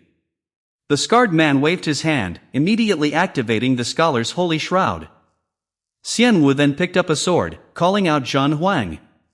On this side, the two continued their fierce argument. He provoked, "Speechless now, aren't you?" Yan Wang slammed his hand against the wall, shouting, "Honestly, between you and me, who is stronger? This old man still has plenty of fight in him, kid." A beam of light appeared between the two. Xianwu clenched the sword in his hand. It had been like that since the Golden Age. He leisurely struck a cool pose and then drew his sword. "But am I not strong enough right now?" The 12 Zodiac Palaces. Xian Wu created a sparkling Scorpio galaxy, which was Scorpio. The dagger in Xian Wu's hand emitted a strange light. Amagai Yan Wang, it all comes down to the shroud. Yan Wang's face contorted. What? What difference does the shroud make? TSK, seriously. He raised his fist forward. Shroud. Yan Wang unleashed a blast forward, kicking up clouds of dust. He angrily punched straight ahead. You made it yourself, didn't you? That scarred face man suddenly grew larger and stood blocking their path. Yan Wang looked ahead in surprise. His gaze became sharper than ever. If he used his brain, he would surely come up with a new technique, right? He extended his hand forward again, creating 3 magical spheres. Yan Wang spun around, rolled up his sleeves, and set up a fortress. His foot pressed firmly against the ground. Channeling his karma fire, Yan Wang braced himself with all his might. Let's go! The vortex grew larger and larger, its light becoming blindingly bright once more. His face beside the sphere grew even more fierce. Lighting it up, that radiance became increasingly brilliant. Yan Wang smirked, karma fire. A dazzling light appeared in the sky. He turned his head to look at the person behind him and saw. Before noon, Xian Wu leaped high into the air under the gaze of Yan Wang, tightly gripping the sword in his hand. How frustrating, and at high noon no less, did he eat something bad? He drew his sword again. 12 zodiac palaces. Xian Wu continued to create that astrological band, and once finished, he gently landed on the ground. Thick smoke and mist shrouded them. Xian Wu questioned Yan Wang, why on earth would he speak like that? He yelled, Lord Yan Wang now is truly ridiculous. He stamped his foot hard on the ground, both mocking and childish. He grabbed Yan Wang by the collar, asking where all his dignity had gone. Did he retire just to brag to him like this? He cried out in pain, you abandoned us just for your own sake. The scene of the past reeled back, with Yan Wang sitting majestically. On the throne, Xian Wu stood below looking at him anxiously. Sweating profusely, he trembled and asked, what are you doing? Are you resigning? Yan Wang slowly stood up, his eyes becoming sharp. He coldly announced, my work from now on will be taken over by Debay. Yan Wang turned his head to leave, indifferently adding, transfer the scholar's holy shroud to him as well. The sword has already been handed over. Xian Wu angrily watched his retreating back. He roared in rage, Lord Yan Wang, why are you doing this? Damn it! Yiwu looked at him, sighing, it must be because of Zhang Lin. Xian Wu screamed in resentment, could it be to find Zhang Lin? Is it absolutely necessary to go and apologize for that matter? Yan Wang kept walking forward without once turning back. Xian Wu called out helplessly, Lord Yan Wang. His fists clenched tightly in frustration. Yan Wang bowed his head, murmuring softly, it is my fault. But I absolutely do not regret it. Hearing this, Xian Wu was stunned. Yan Wang kept his head down and walked away, because it is you, I believe you will still live well even without me. He patted Xian Wu on the shoulder and turned to leave. Though I do not know what you all think of me, he placed his sword on his shoulder and looked back, but I am no longer as perfect as I always thought. Xian Wu looked down at where the sword beneath him had just vanished, his face filled with shock. Since when did his sword disappear like that? Yan Wang turned and burst out laughing. Furthermore, he swung his sword, unleashing a strike forward. Yan Wang's swordplay was so beautiful that it was hard to take one's eyes off, before he drew back. Immediately after, he continued to launch another move, Yan Wang dashing forward at extreme speed. His hand tightly gripped the hilt, the slash unleashed with absolute decisiveness. He spun around, glanced back to bring his sword behind him, and gently landed in front. His face became sharp, while that scarred-faced guy had been slashed hundreds of times on his body by Yan Wang.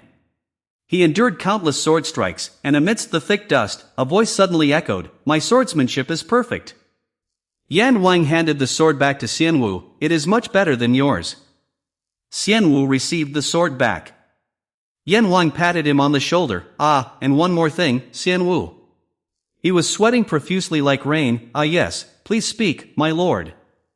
Yan Wang lowered his voice to advise him, I know you have a very sensitive personality. His gaze suddenly became distorted, but do not be so hasty anymore. His face grew more and more terrifying, I am being left behind. Xian Wu's entire body trembled uncontrollably, I am sorry.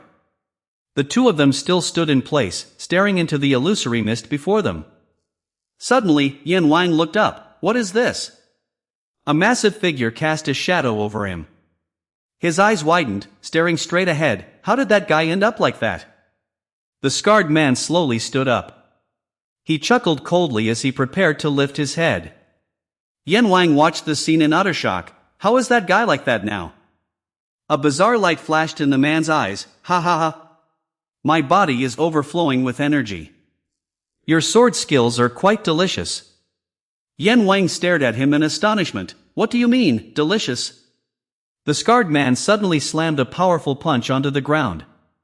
Yan Wang instantly leaped up to dodge. Both Yan Wang and Xian Wu quickly retreated, wondering, oh? He took that hit but can still stand firm? The man looked at them smugly and laughed, ha ha ha, that is shroud power. Once you attack me with my sword, all the techniques of that sword will be absorbed and utilized by me. He smirked with supreme arrogance, therefore, the one with the strongest sword skills will always be me.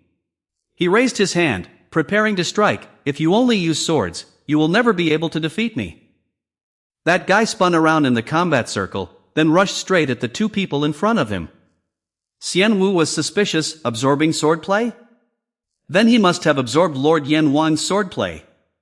Yan Wang immediately dashed forward. Is there really such a bizarre mind force in this world? First, let's taste a piece of this karma fire. He leapt into the air, preparing to unleash the karma fire. However, before he could even execute the move, he realized something was wrong. Karma. 3 voids suddenly appeared around him. Gasp. Standing nearby, Xian Wu also stepped in to assist. 12 zodiac palaces, Scorpio.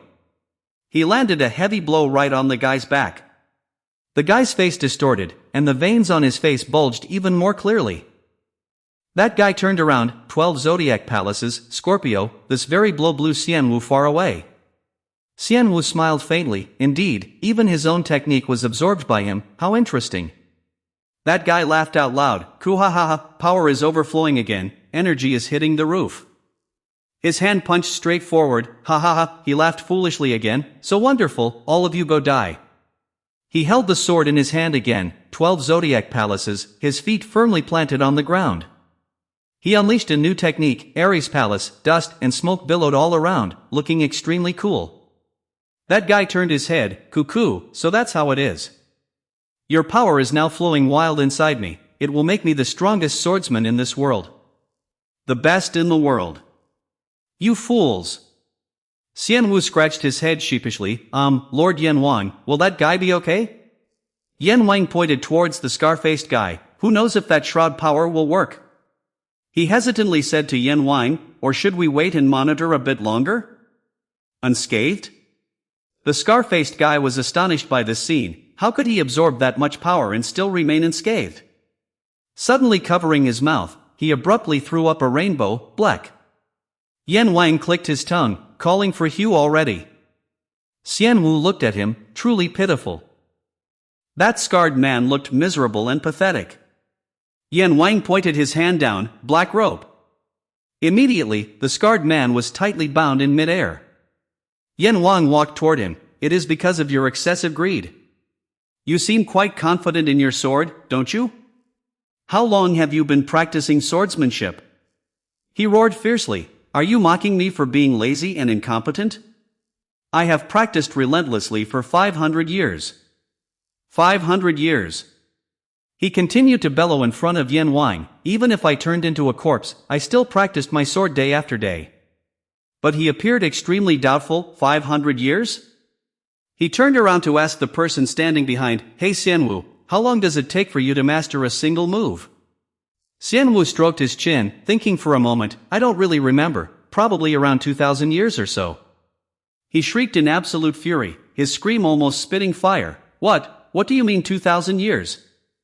Stop lying. Xianwu remained extremely calm.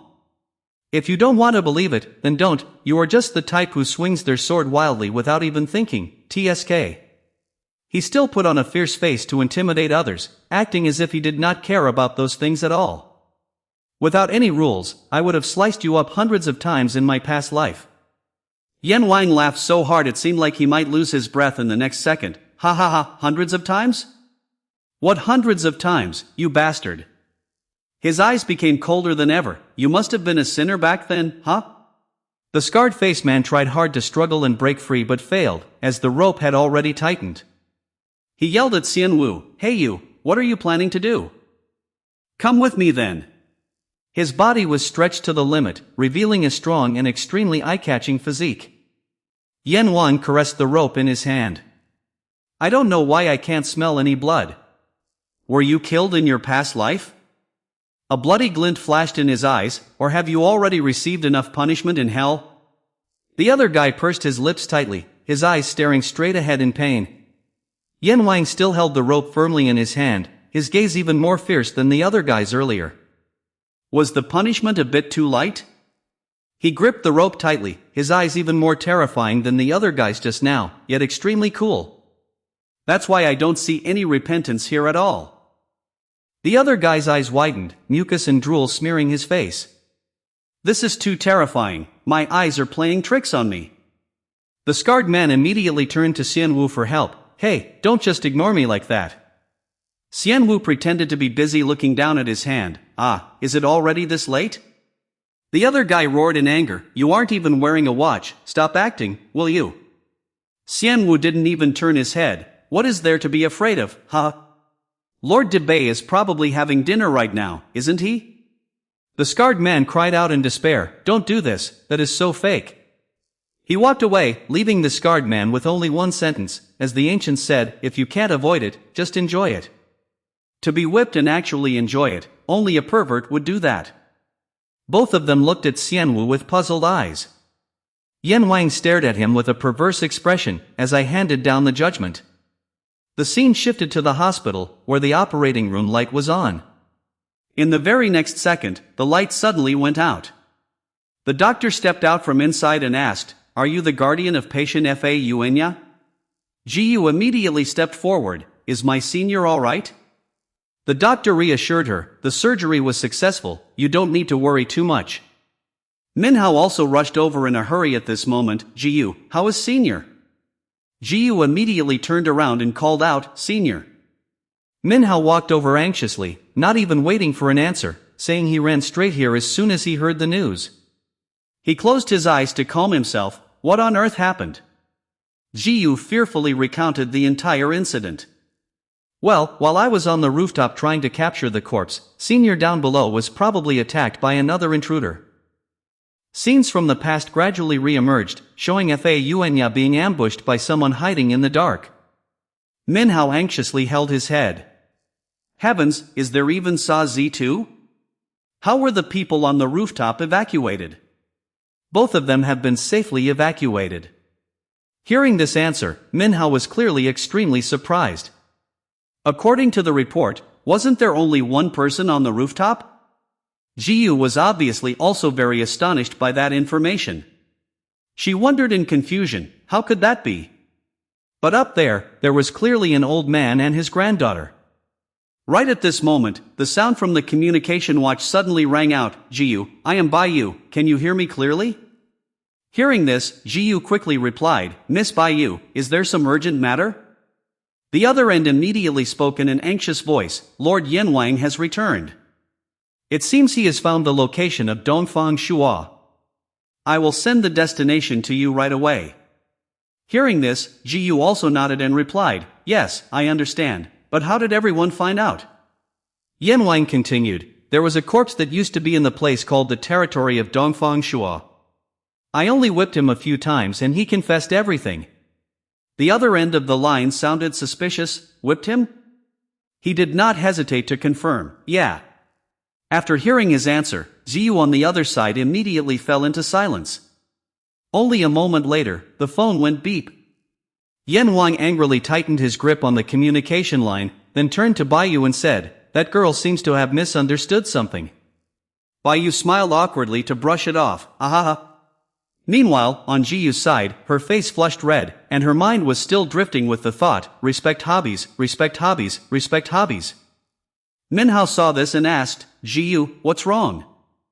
She laughed it off, waving her hands in denial, though her face and ears were still bright red. It's nothing. I was just wondering, if someone wants to become Yin Wang, do they have to enjoy it? That answer and her attitude only made Minhao even more confused.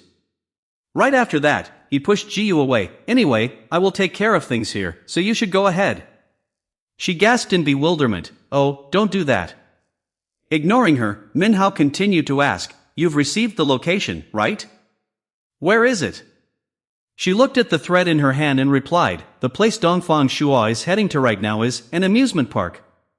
The scene shifted to where they had just received the information. At this moment, there was a large crowd passing by, and the atmosphere was incredibly lively. Down in a small park area, Fire Demon and Kim Sharon were walking together. As they walked, Kim Sharon asked with an indifferent face, Is Dongfang Shua at this amusement park?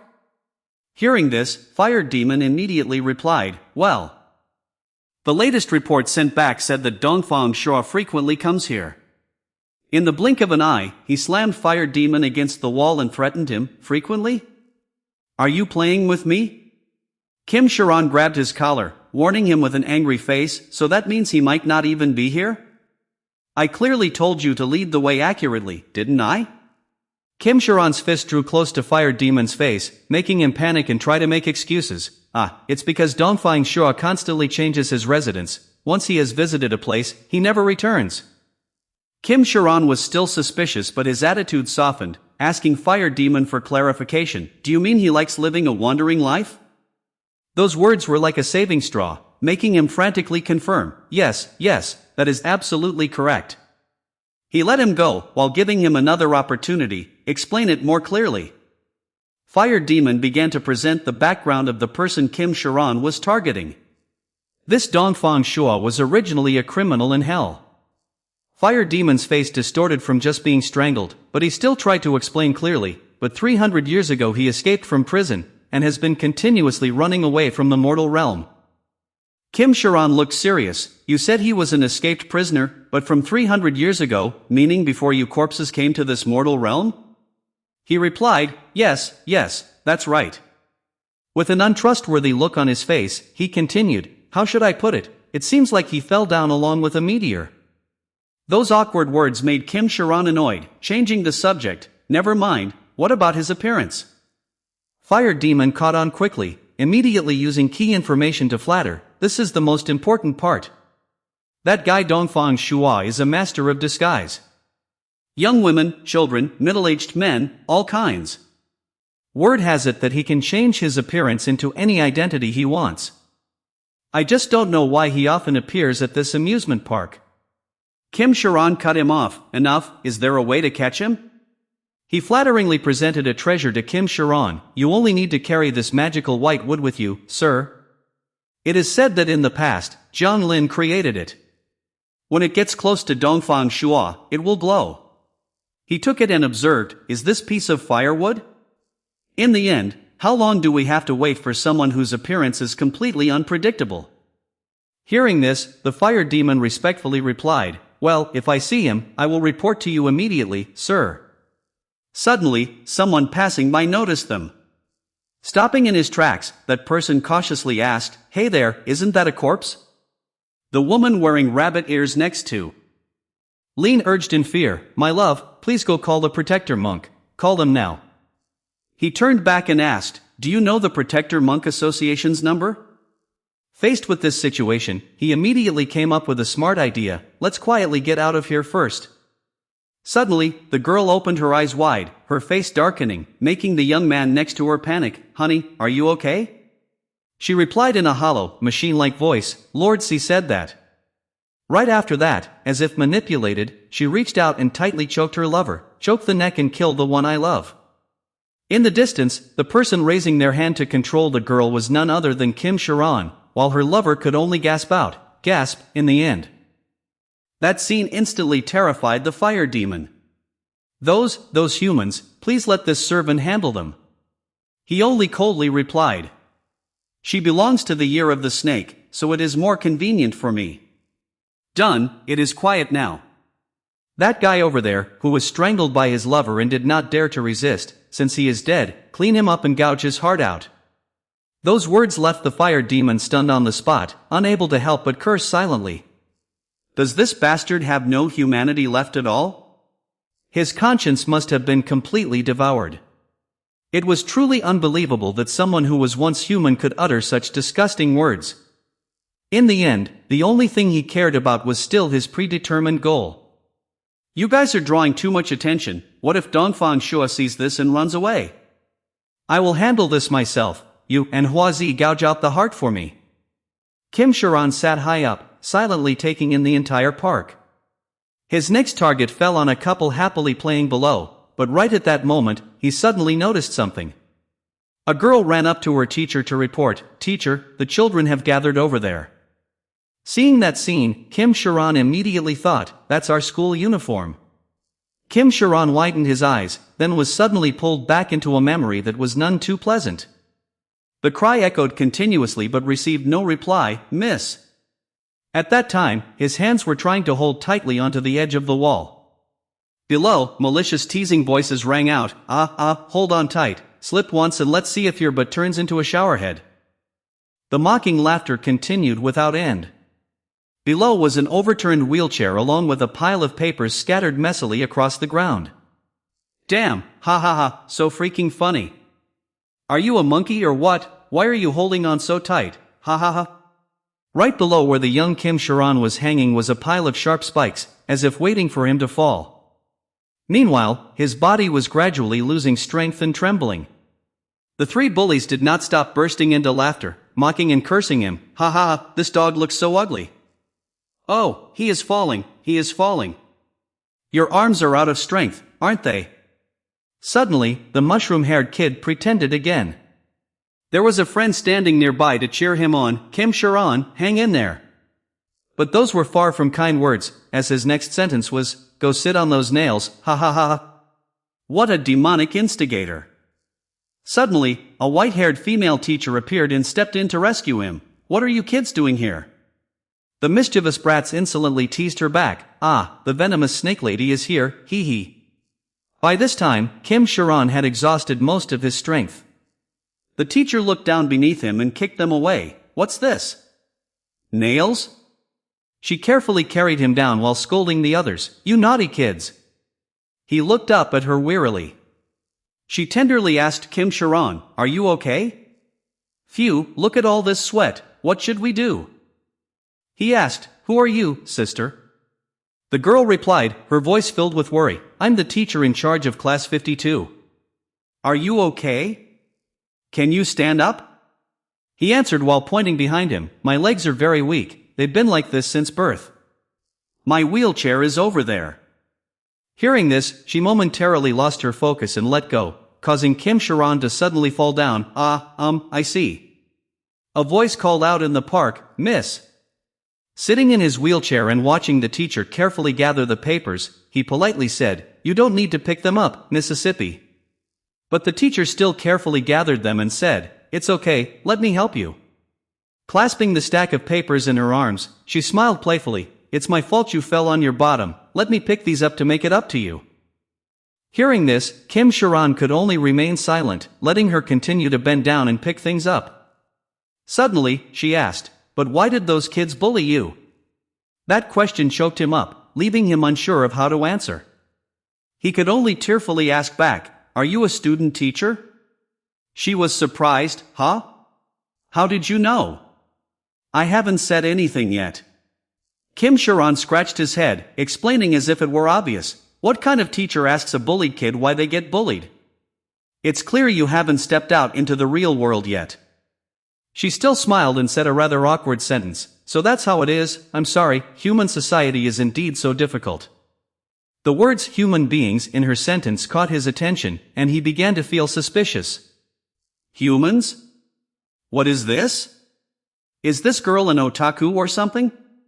As she picked up the stack of documents, she couldn't help but read through them out of curiosity. But what is this anyway? That girl could not possibly know her own future. Because she was just a human being, he embarrassedly said to her, "Please stop reading it, they hate me because of it." Kim Sharon tried to act mature and humble, saying that it was just a gloomy, delusional piece of writing and asking her to return it. However, her face lit up with excitement, and with a mixture of joy and admiration, she asked if all of these were novels he wrote himself. She constantly showered praise on his works. Suddenly, her knees caught on her skirt, causing the pile of papers to scatter and fly wildly all over again. Yet, even as she fell, her mouth still did not stop marveling at how absolutely amazing his writing was. Seeing the teacher lying face down on the ground in an incredibly clumsy manner, Kim Sharon could not help but feel skeptical and puzzled. He wondered how on earth she had managed to become a teacher. Despite the painful fall, she still smiled radiantly and replied that it was all thanks to studying hard. Returning to the present, he was still observing everything around him extremely carefully. Kim Sharon placed his hand on his stomach, then gently raised the wooden stick and let out a helpless sigh. There was absolutely no sign that he would appear here. He stood up and walked away but was still hesitant about whether he should look elsewhere. Suddenly, the piece of wood tucked into his waistband glowed, continuously flashing with bright sparks. His back froze, and Kim Sharon's face instantly whipped around with a terrifying expression. "Here it comes, Dongfang Shua, humph."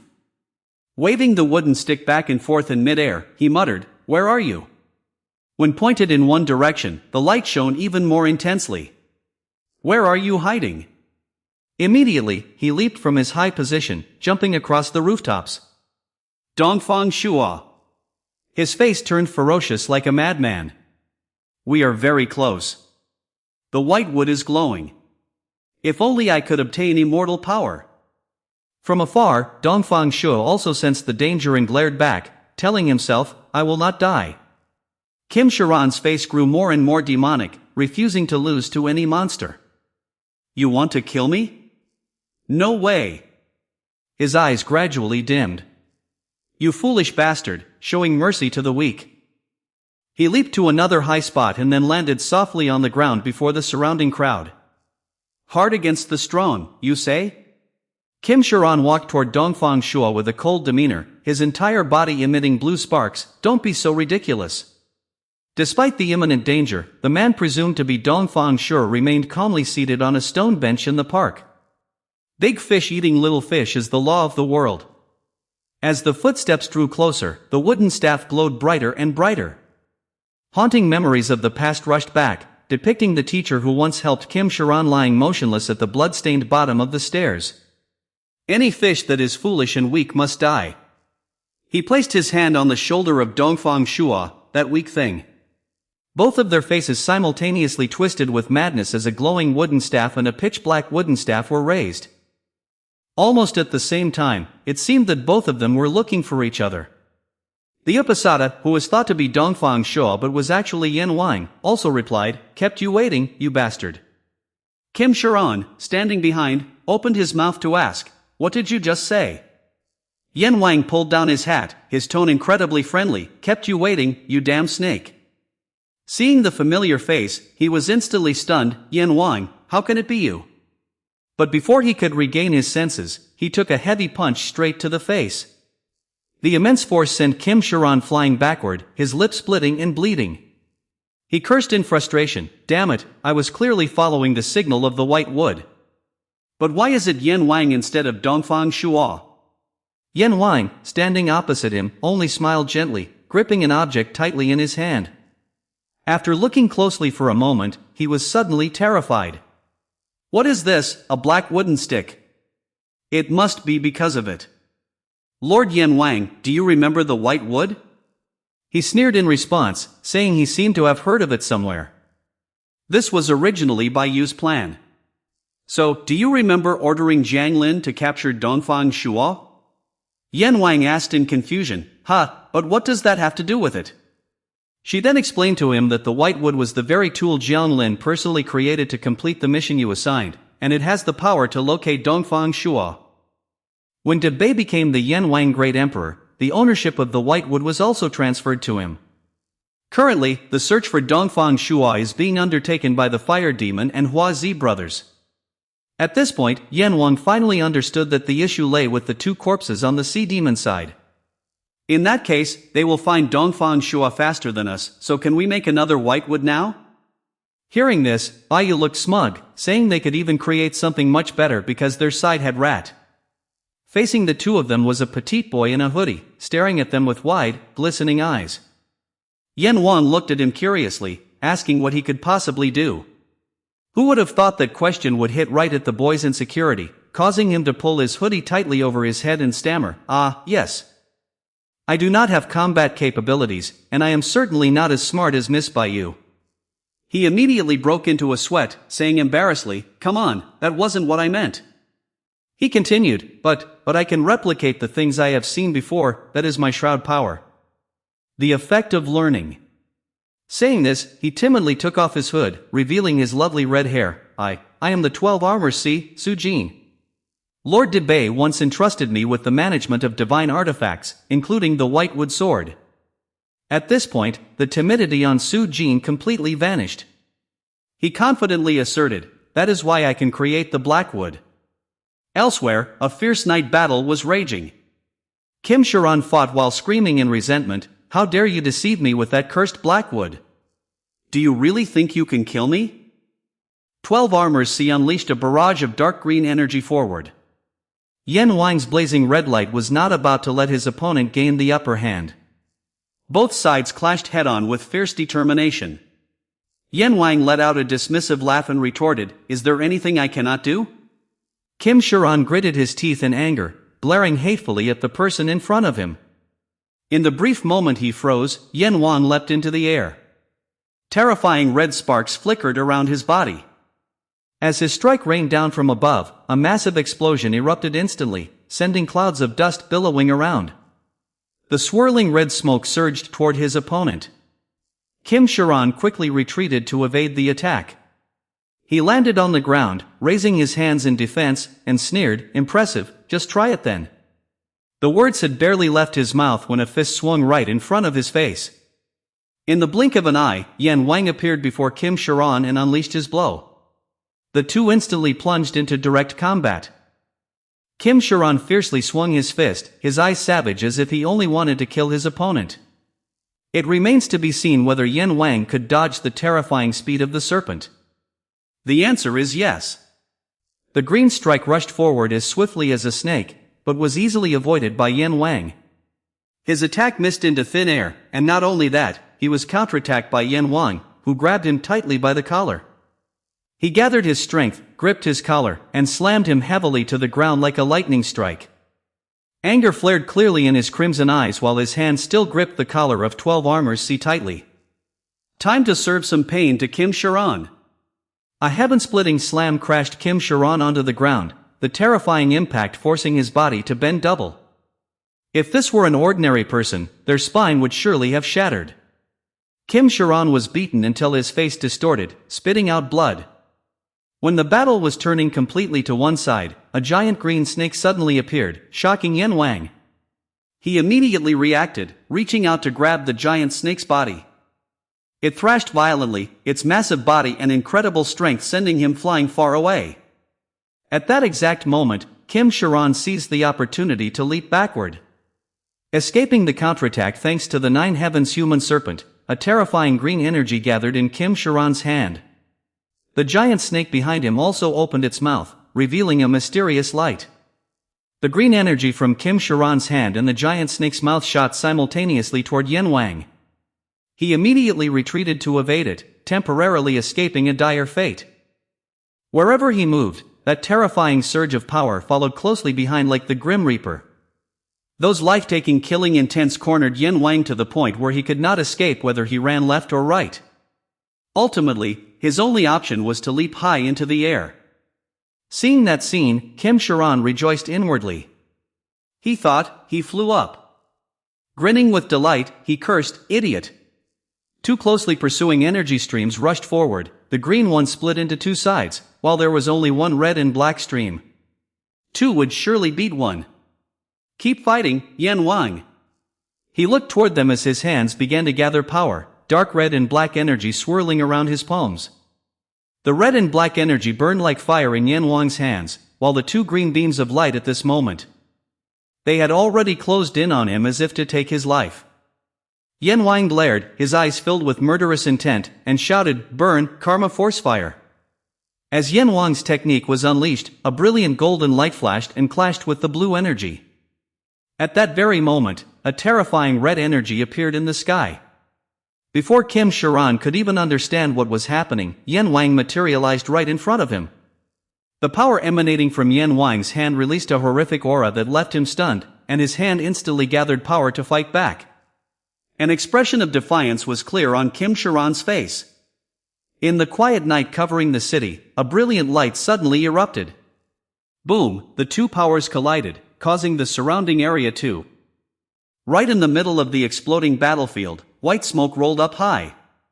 People nearby heard the explosion and saw the strange light, making their hearts feel like they were about to jump out of their chests. What is that? It exploded into the sky, everyone. Right in the center of the explosion, a towering figure emerged as the smoke gradually cleared. Damn it, Kim Sharan turned on his heels and ran. At this moment, sweat poured all over his body, and he clenched his teeth, thinking helplessly, I can't win, I must run. In his head, a scheme instantly flashed, just like last time, he had to take those weaklings as hostages. Kim Sharan rushed toward the crowded area, looking back at Yan Wang. In such a crowded place, do you dare to face me? However, Yan Wang was not afraid of anyone, he coldly replied, I will make you pay the price. With that, he glanced in another direction and called out, Fire Demon, Huazi. Two loyal corpses immediately appeared, rushing forward as fast as arrows. Kim Sharan ordered, the humans are below. His face was cold as a mask, kill them all for me. After speaking, he sneered at Yan Wang, did you really think I was acting alone? He wiped the blood from the corner of his mouth, letting out a gleeful laugh, while you are busy fighting me, tens of thousands of civilians down there will die. Kim Sharan called out. Thought that Yan Wang would roar in anger, but before he could even feel smug, a figure flashed past, leaving him completely stunned. Before he could recover his senses, with a loud bang, a heavy object flew at extreme speed and smashed straight into the wall, leaving two trails of white smoke rising. A look of panic and anxiety was clear on his face. In the blink of an eye, Yan Wang had returned, leaping onto the roof opposite Kim Sharan. A smile appeared on his handsome face as Yan Wang sneered, aren't you tired of repeating the same move twice? Taking off his tattered outer coat, he added, or perhaps you thought I was alone? Serves you right, Kim Sharan, a taste of your own medicine. Looking at Yan Wang's delightfully smug face, we can already tell his opponent's fate. Yan Wang takes step after step forward, cornering his opponent with no way out. The closer he approaches, the further the young man retreats. Finally, his feet halt right at the very edge, with no room left to step back. His face turns pale as a sheet, feebly uttering a threat, if you dare touch me, those people, I will kill them all. Yan Wang closes his eyes, quietly recalling the past. Back when Kim Sharan stood before him, with a cold, mocking face saying, just try it, you fool. He smiles faintly as his close comrades appear by his side one by one. His voice echoes calmly, you try it then. In a vast, pure white space, an old woman with snow-white hair sits by the base of a tree. Her aged, wrinkled hand slowly places a ghost stone down. The game has clearly been decided, her gentle voice rising, I have won again. The goddess Samshin smiled gently, packing up the go board, you didn't lose on purpose, did you? Lu Wan playfully replied, how would I dare? It is because you are always so formidable, indeed no one can compare to Grandma Samshin. A clear look of pride appeared on that kind face, a gentle smile gracing her lips. With such a simple and rustic appearance, who could have guessed that she was the supreme deity of the heavenly realm, the great mother goddess Samshin? He spoke up, Grandma, when will you let me return to the mortal realm? She leisurely arranged the chess pots, let's see. After a pause, she continued, from the very beginning, I sent you to Yan Wang's side with the mission to restrain his hot temper, didn't I? Yet, instead of stopping him, you caused even more trouble. I am wondering if there is any need to let you go back. Hearing the old woman's scolding, Lu Wang also realized his mistake, so that was how it was. She sighed in desperation and turned her face away. Looking at Lu Wang standing in front of her, another sigh echoed, utterly pointless. Seeing the triple goddess like this, Lu Wang immediately thought of a way to play a game to break the ice. He asked, "Do you want to make a bet with me?" "A bet?" She gave an implicit smile at his audacity.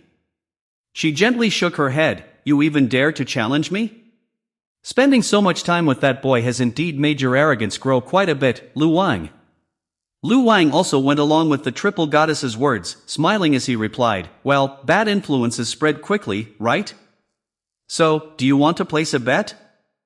The three goddesses looked at him and laid out the condition: "If I win, you will never be allowed to return to Yan Wang's side. Do you agree?" Lu Wang heard this and silently accepted. "Is that enough to relieve your boredom, Grandma?" In his heart, he quietly decided to make an even bigger bet.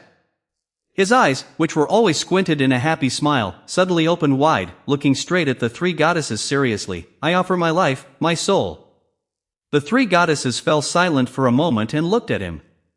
And with all of his power, the cat-like eyes sincerely turned towards the three goddesses, speaking his final wish, to be reincarnated.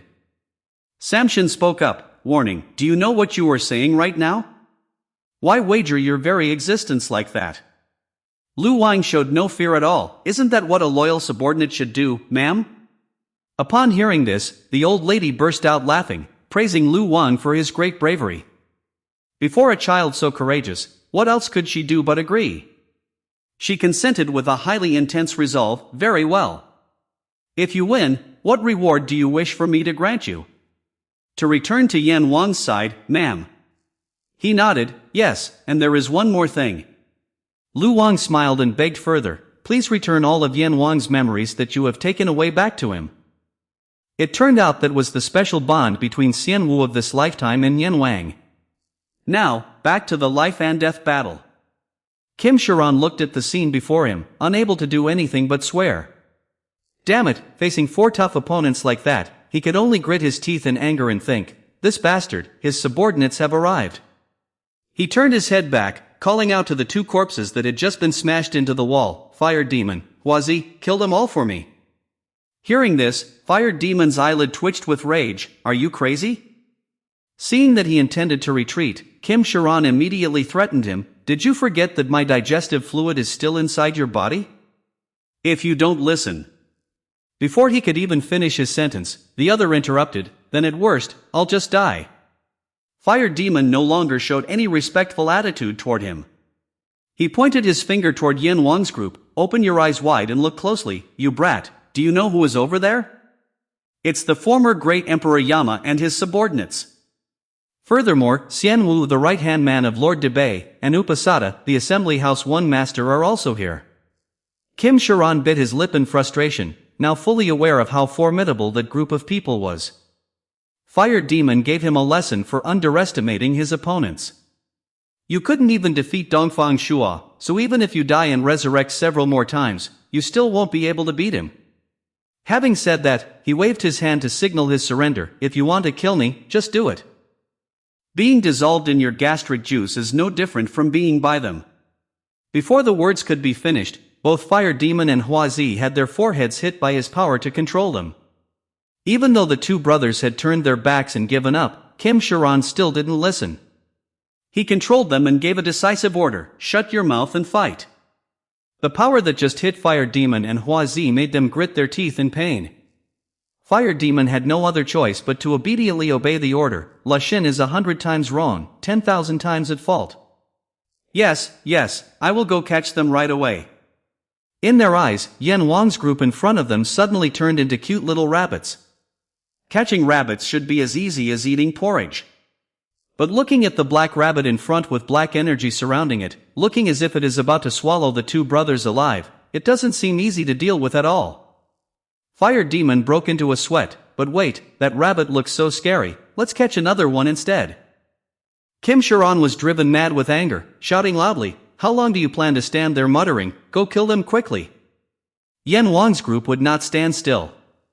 He led the charge to launch an attack, bypassing those two brothers and rushing straight in front of Kim Sharan. Facing that terrifying source of power, Kim Sharan was sweating profusely in fear. Yan Wan laughed contemptuously. Do you think using those two as scapegoats will allow you to escape, fool? Feeling insulted, his eyes rolled back white as he roared, "Nine heavens, human serpent!" Having summoned his giant snake, Kim Sharan immediately ordered, "Shoot those humans dead." Yan Wang easily dodged the attack of the Nine Heavens human serpent. Even with just a slight graze, he still mocked, "In your dreams, boy." Yan Wang leaped forward, a terrifying aura of power enveloping his fists. He shouted, "I won't let you use it a second time." The red surge of power struck a direct blow onto the giant snake's body. It was slammed heavily into the ground by Yan Wang's technique, the impact so immense that the earth and rocks shattered. Right at that moment, Kim Sharan suddenly appeared behind Yan Wang. In his hand, a flickering green energy sphere materialized, glowing with danger. The stream of energy tore through the deep night sky and shot straight forward. Seeing the scene, the townspeople fled the battle zone in panic, their faces pale with fear as the ground was crushed and completely shattered. Even boulders began to fall where the citizens were fleeing. A young man ran for his life, sweating cold with fear upon seeing the giant rock right behind him. Just as the huge rock was about to crush the unlucky boy, fortunately, Li Jiyu appeared in time to stop it. The monster from Hua Zi's group followed closely, rushing straight at her with intent to attack. Fire Demon hovered amidst the sea of fire, then struck towards Li Jiyu. She did not back down at all, throwing a straight punch at him. Without stopping, her beautiful legs swept out a highly damaging kick aimed at Fire Demon. She gritted her teeth, pouring all her focus into the attack. Just as the struggle dragged on without escape, Hua Zi suddenly appeared behind Li Jiyu. Following closely behind her were phantom spirits that sent shivers down one's spine. Looking toward the ghosts, she did not flinch at all. Hua Zi used her power to manipulate the spirits, manifesting a golden magic circle that drew all the undead inside, then directed them to charge in a single direction. The place she led them to was none other than the battlefield between Yan Wang and Kim Sharan. The magic circle appeared right in front of Yan Wang's face as the spirits abruptly surged out. Just as the situation grew critical, a dazzling light flashed behind him. Sensing trouble, he quickly ducked. A distant attack swept in, slicing through the crowd of spirits. Fortunately, Kim Sharan reacted quickly and lowered his body in time. Otherwise, he would have met a cold end. Looking at the terrifying source of power still crackling with electricity, Yan Wang roared in anger, "Hey, you, watch where you're aiming." Behind Yan Wang was Xian Wu, who had just saved a life but also nearly taken it away. He only smiled and explained, "My hand slipped." In response, Yan Wang barked back, "You did that on purpose." Kim Sharan looked at the situation that left his hands and feet tied. He cursed, "Damn it, this cannot go on forever." He went mad and began to summon, "Humans born in the year of the snake, listen to me." His voice resonated across the entire city. Among the fleeing crowd, several people stopped as they fell under his influence. Kim Sharan roared, "I command you to end your own lives with your own hands." Yan Wang reacted instantly, immediately ordering, "Xian Wu, go save the people first." The black crows flapped their wings loudly. Xian Wu maintained his composure, grunting in response, "People born in the year of the snake, you are really making things difficult for me."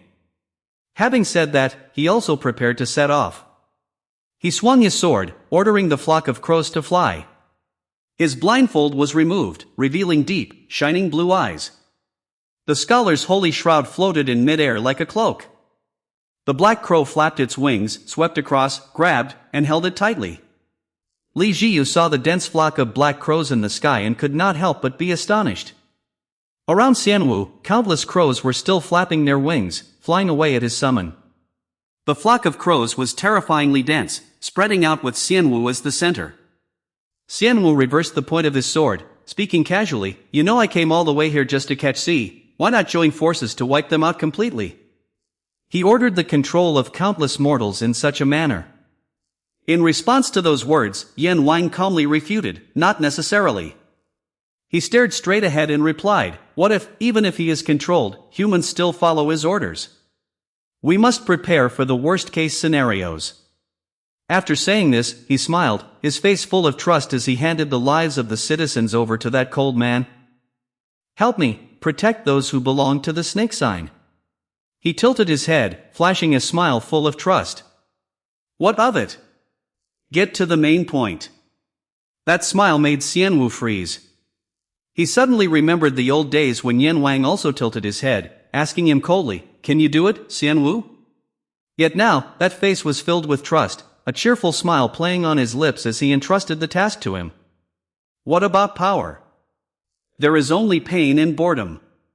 In the past, Yan Wang was someone who could utter frozen words with a vacant, dead-like expression. That is what makes one worthy of being a god, surely you know that.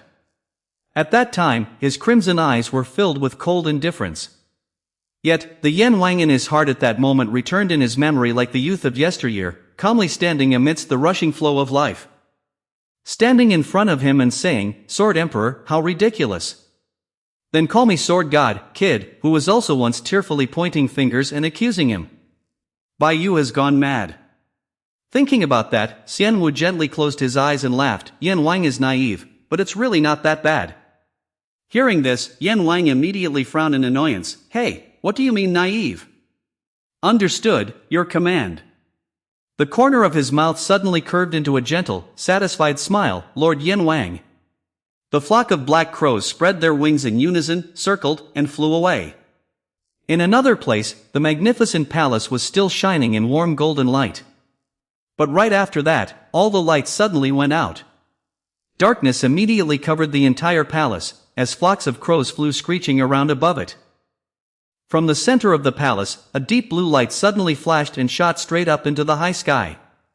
The dazzling light forced Li Jiyu to cover his eyes with his hand, and the monster beside him also stopped its attack because of it. Behind Xianwu, two giant black crow wings unfolded, and the sword along with his entire body surged with a deep blue light. The flock of crows kept soaring and circling, radiating a dark and terrifying power. He gripped the hilt of his sword tightly and pointed it straight ahead, his wings fluttering in midair as the deep blue energy from Xianwu's body surged into the sky. His eyes flashed with a blue light, and tears welled up from the corners of his eyes, rolling down his face. Each crow feather, covered in a light blue hue, fluttered gently in the sky, guiding the sinners, Wu Shiqiao. Before Xianwu, a giant hellgate stood wide open, with shimmering bands of blue-purple light spreading all around. Countless crows linked together, forming a path across the silver-blue river inside that brilliant gate, opening the way for him. Xianwu stepped onto that path, the river's surface below glowing with tiny, bright spots. Real New Line, in his mind, the image of Yan Wang from before reappeared, proudly smiling and provoking him. In terms of swordsmanship, I definitely defeat you. Xianwu let out a proud, soft laugh. In terms of 5 senses, the victory is mine. Real New Line, Yan Wang silently stood watching the gate close, leaving only a few residual rays of light. He clenched his fists, his face flushing red with anger as he cursed, "This brat, leaving just like that. Come back here and you're dead, I will teach you a lesson." Real New Line, Yan Wang was still grinding his teeth in anger, completely unaware of a blue light rushing towards him from behind.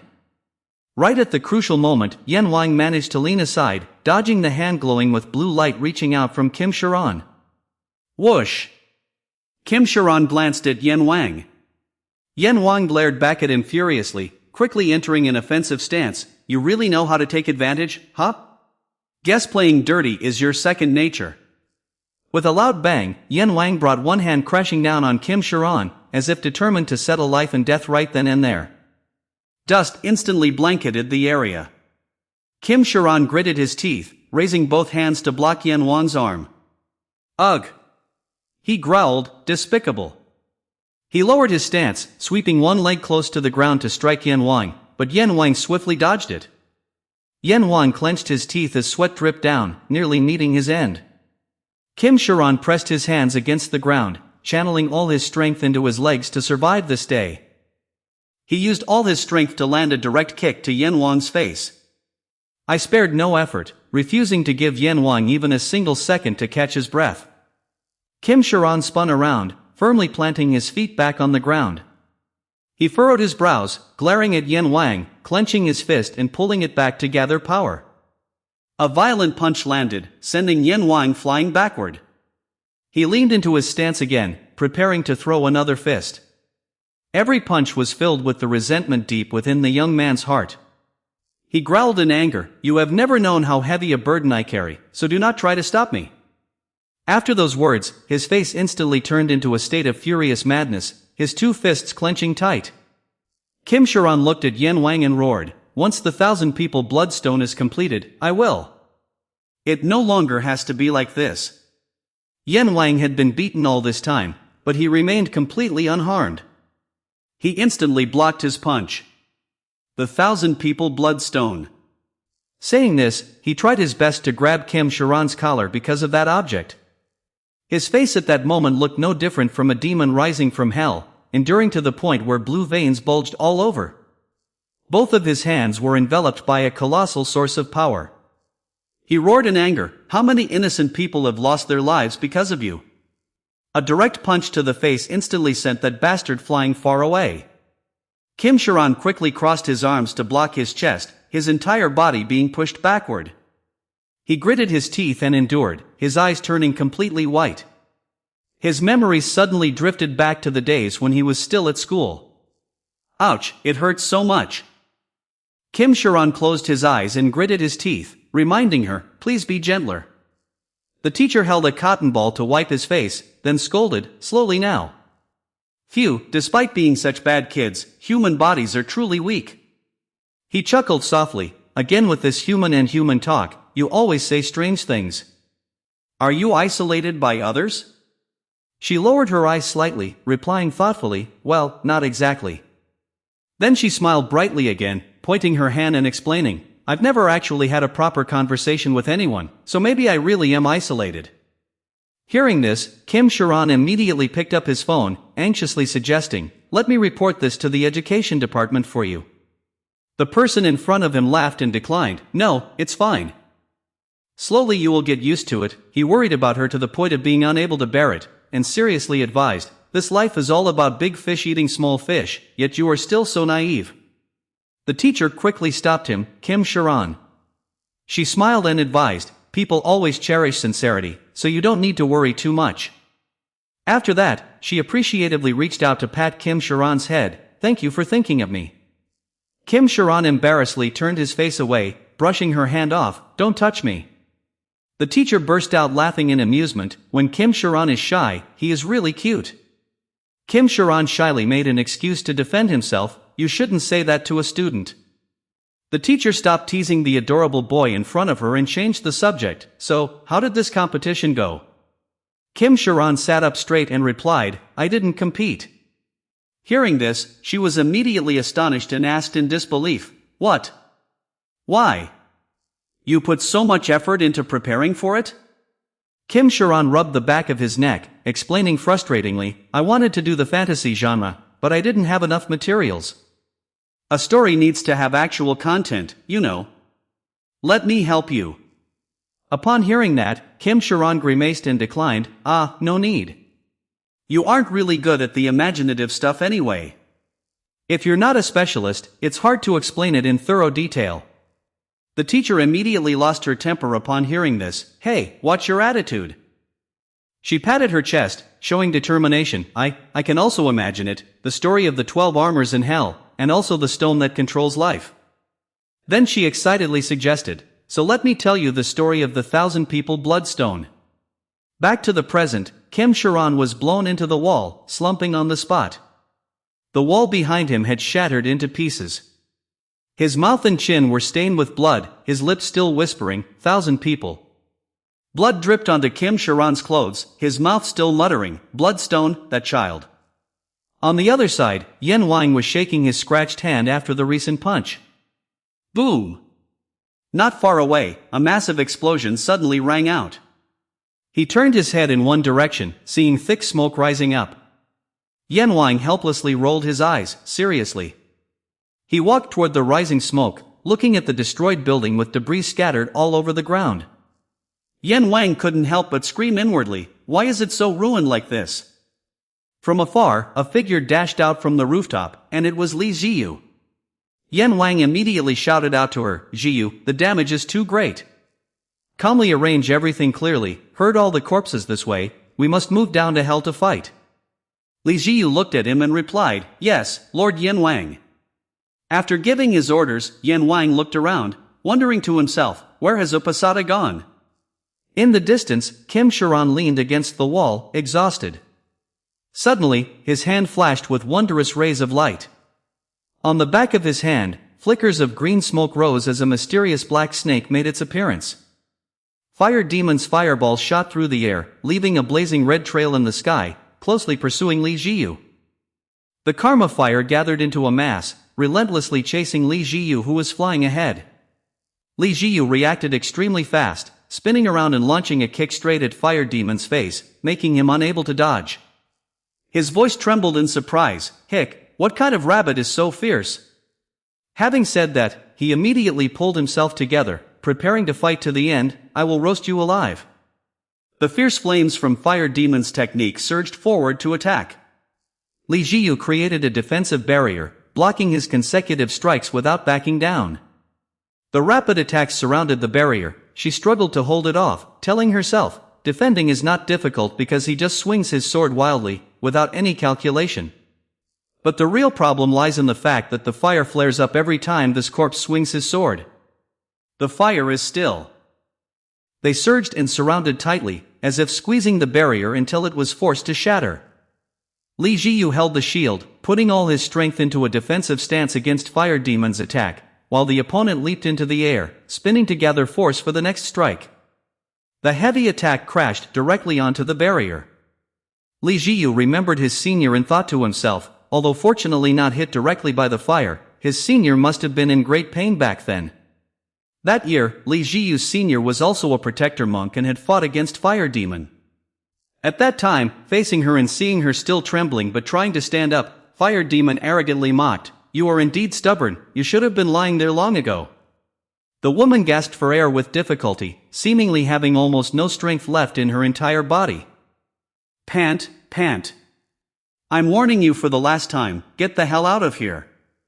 Hua Zi had appeared out of nowhere and bowed her head in greeting. Meanwhile, the Fire Demon beside her mockingly responded to Li Jiyu's senior, a joke that was not funny at all. His pitch-black face amidst the sparks broke into a gloating, contemptuous smile. He told her to look at her own state before talking, as both of her fists were already burned to cinders. Li Jiyu's senior clenched her still smoking hands, her expression vigilant as she maintained a defensive stance. The Fire Demon continued to sneer, asking if she still wanted to risk her life. Hearing that, she anxiously glanced back. Behind her was Li Jiyu, slumped in the corner of the wall, the wound on his abdomen still bleeding incessantly. His face was pale, cold sweat pouring down, and his eyes were gradually growing dim, showing that his current condition was extremely critical. Seeing this, Li Jiyu's senior glared at the Fire Demon, his voice straining at every word, "Get lost." The Fire Demon looked straight into his opponent's eyes, ruthlessly stomping on someone lying on the ground, mocking, "These mortals are so loud while they still draw breath. Do you want to end up like this guy?" The wicked foot intentionally pressed down hard, as if to crush the head of the person beneath him. He sneered, "He also came here and demanded I release them, only to end up lying in a heap here."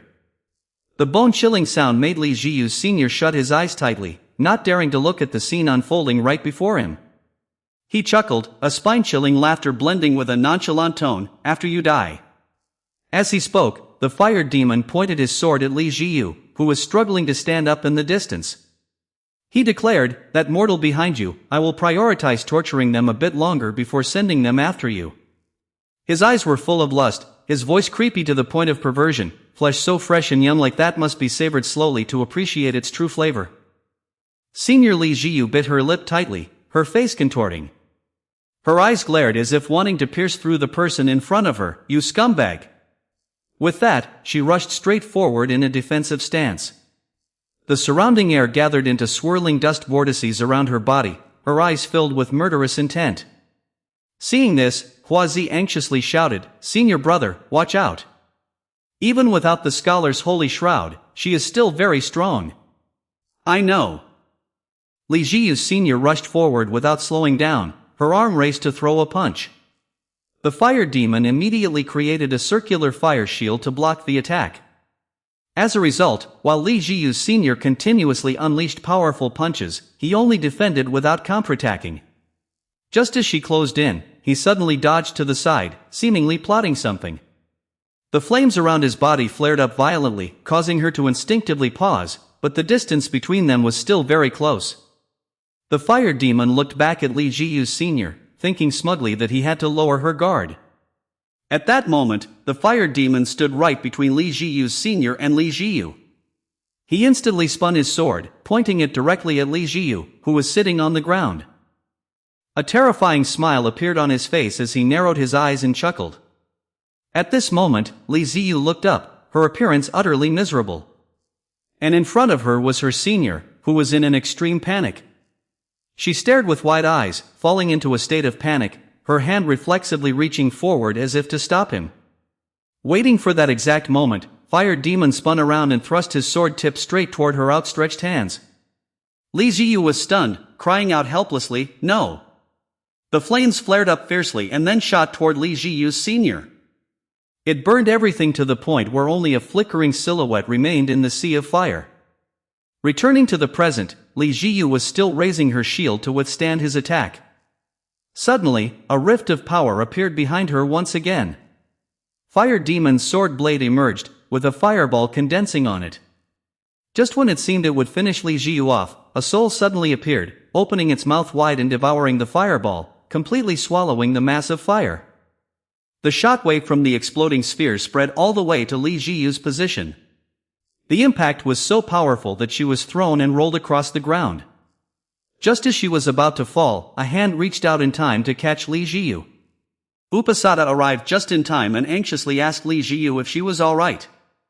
Li Jiyu nodded slightly and expressed her gratitude to her. Upasada's expression turned extremely grave.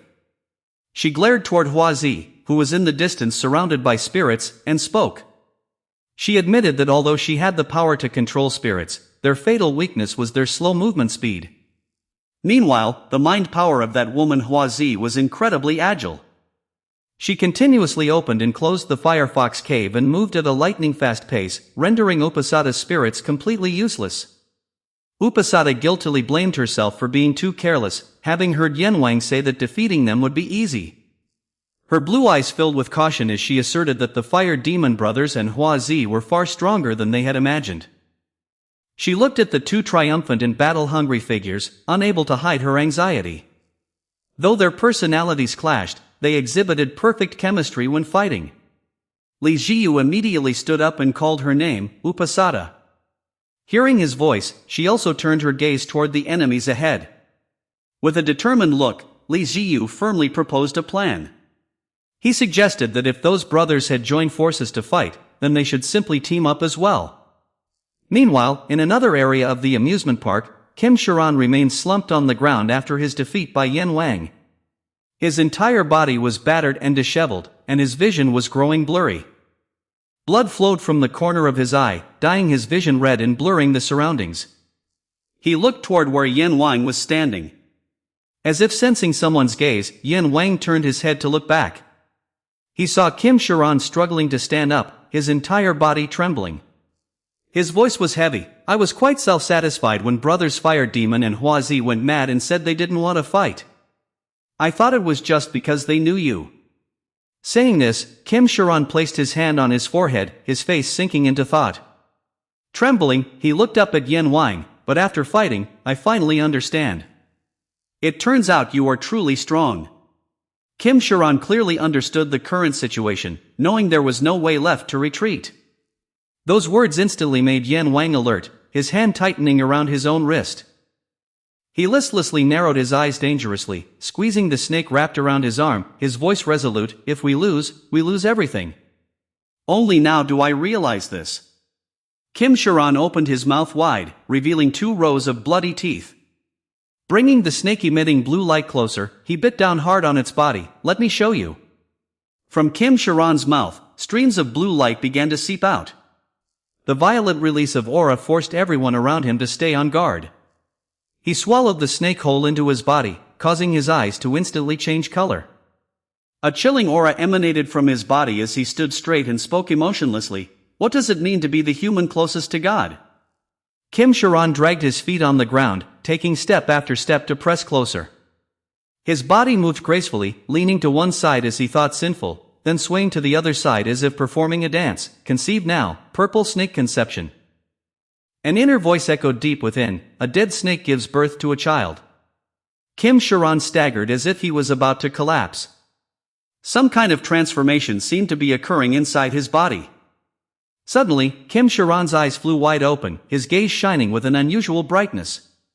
His body became extraordinarily flexible, almost monstrous. Every hand movement writhed like a snake gliding through the air. A chilling blue aura wrapped around his body, closely following every motion as if it had merged into his very flesh and blood. The blue smoke gradually blanketed the entire sky. The giant heavenly snake was so massive that it occupied a vast portion of the sky above.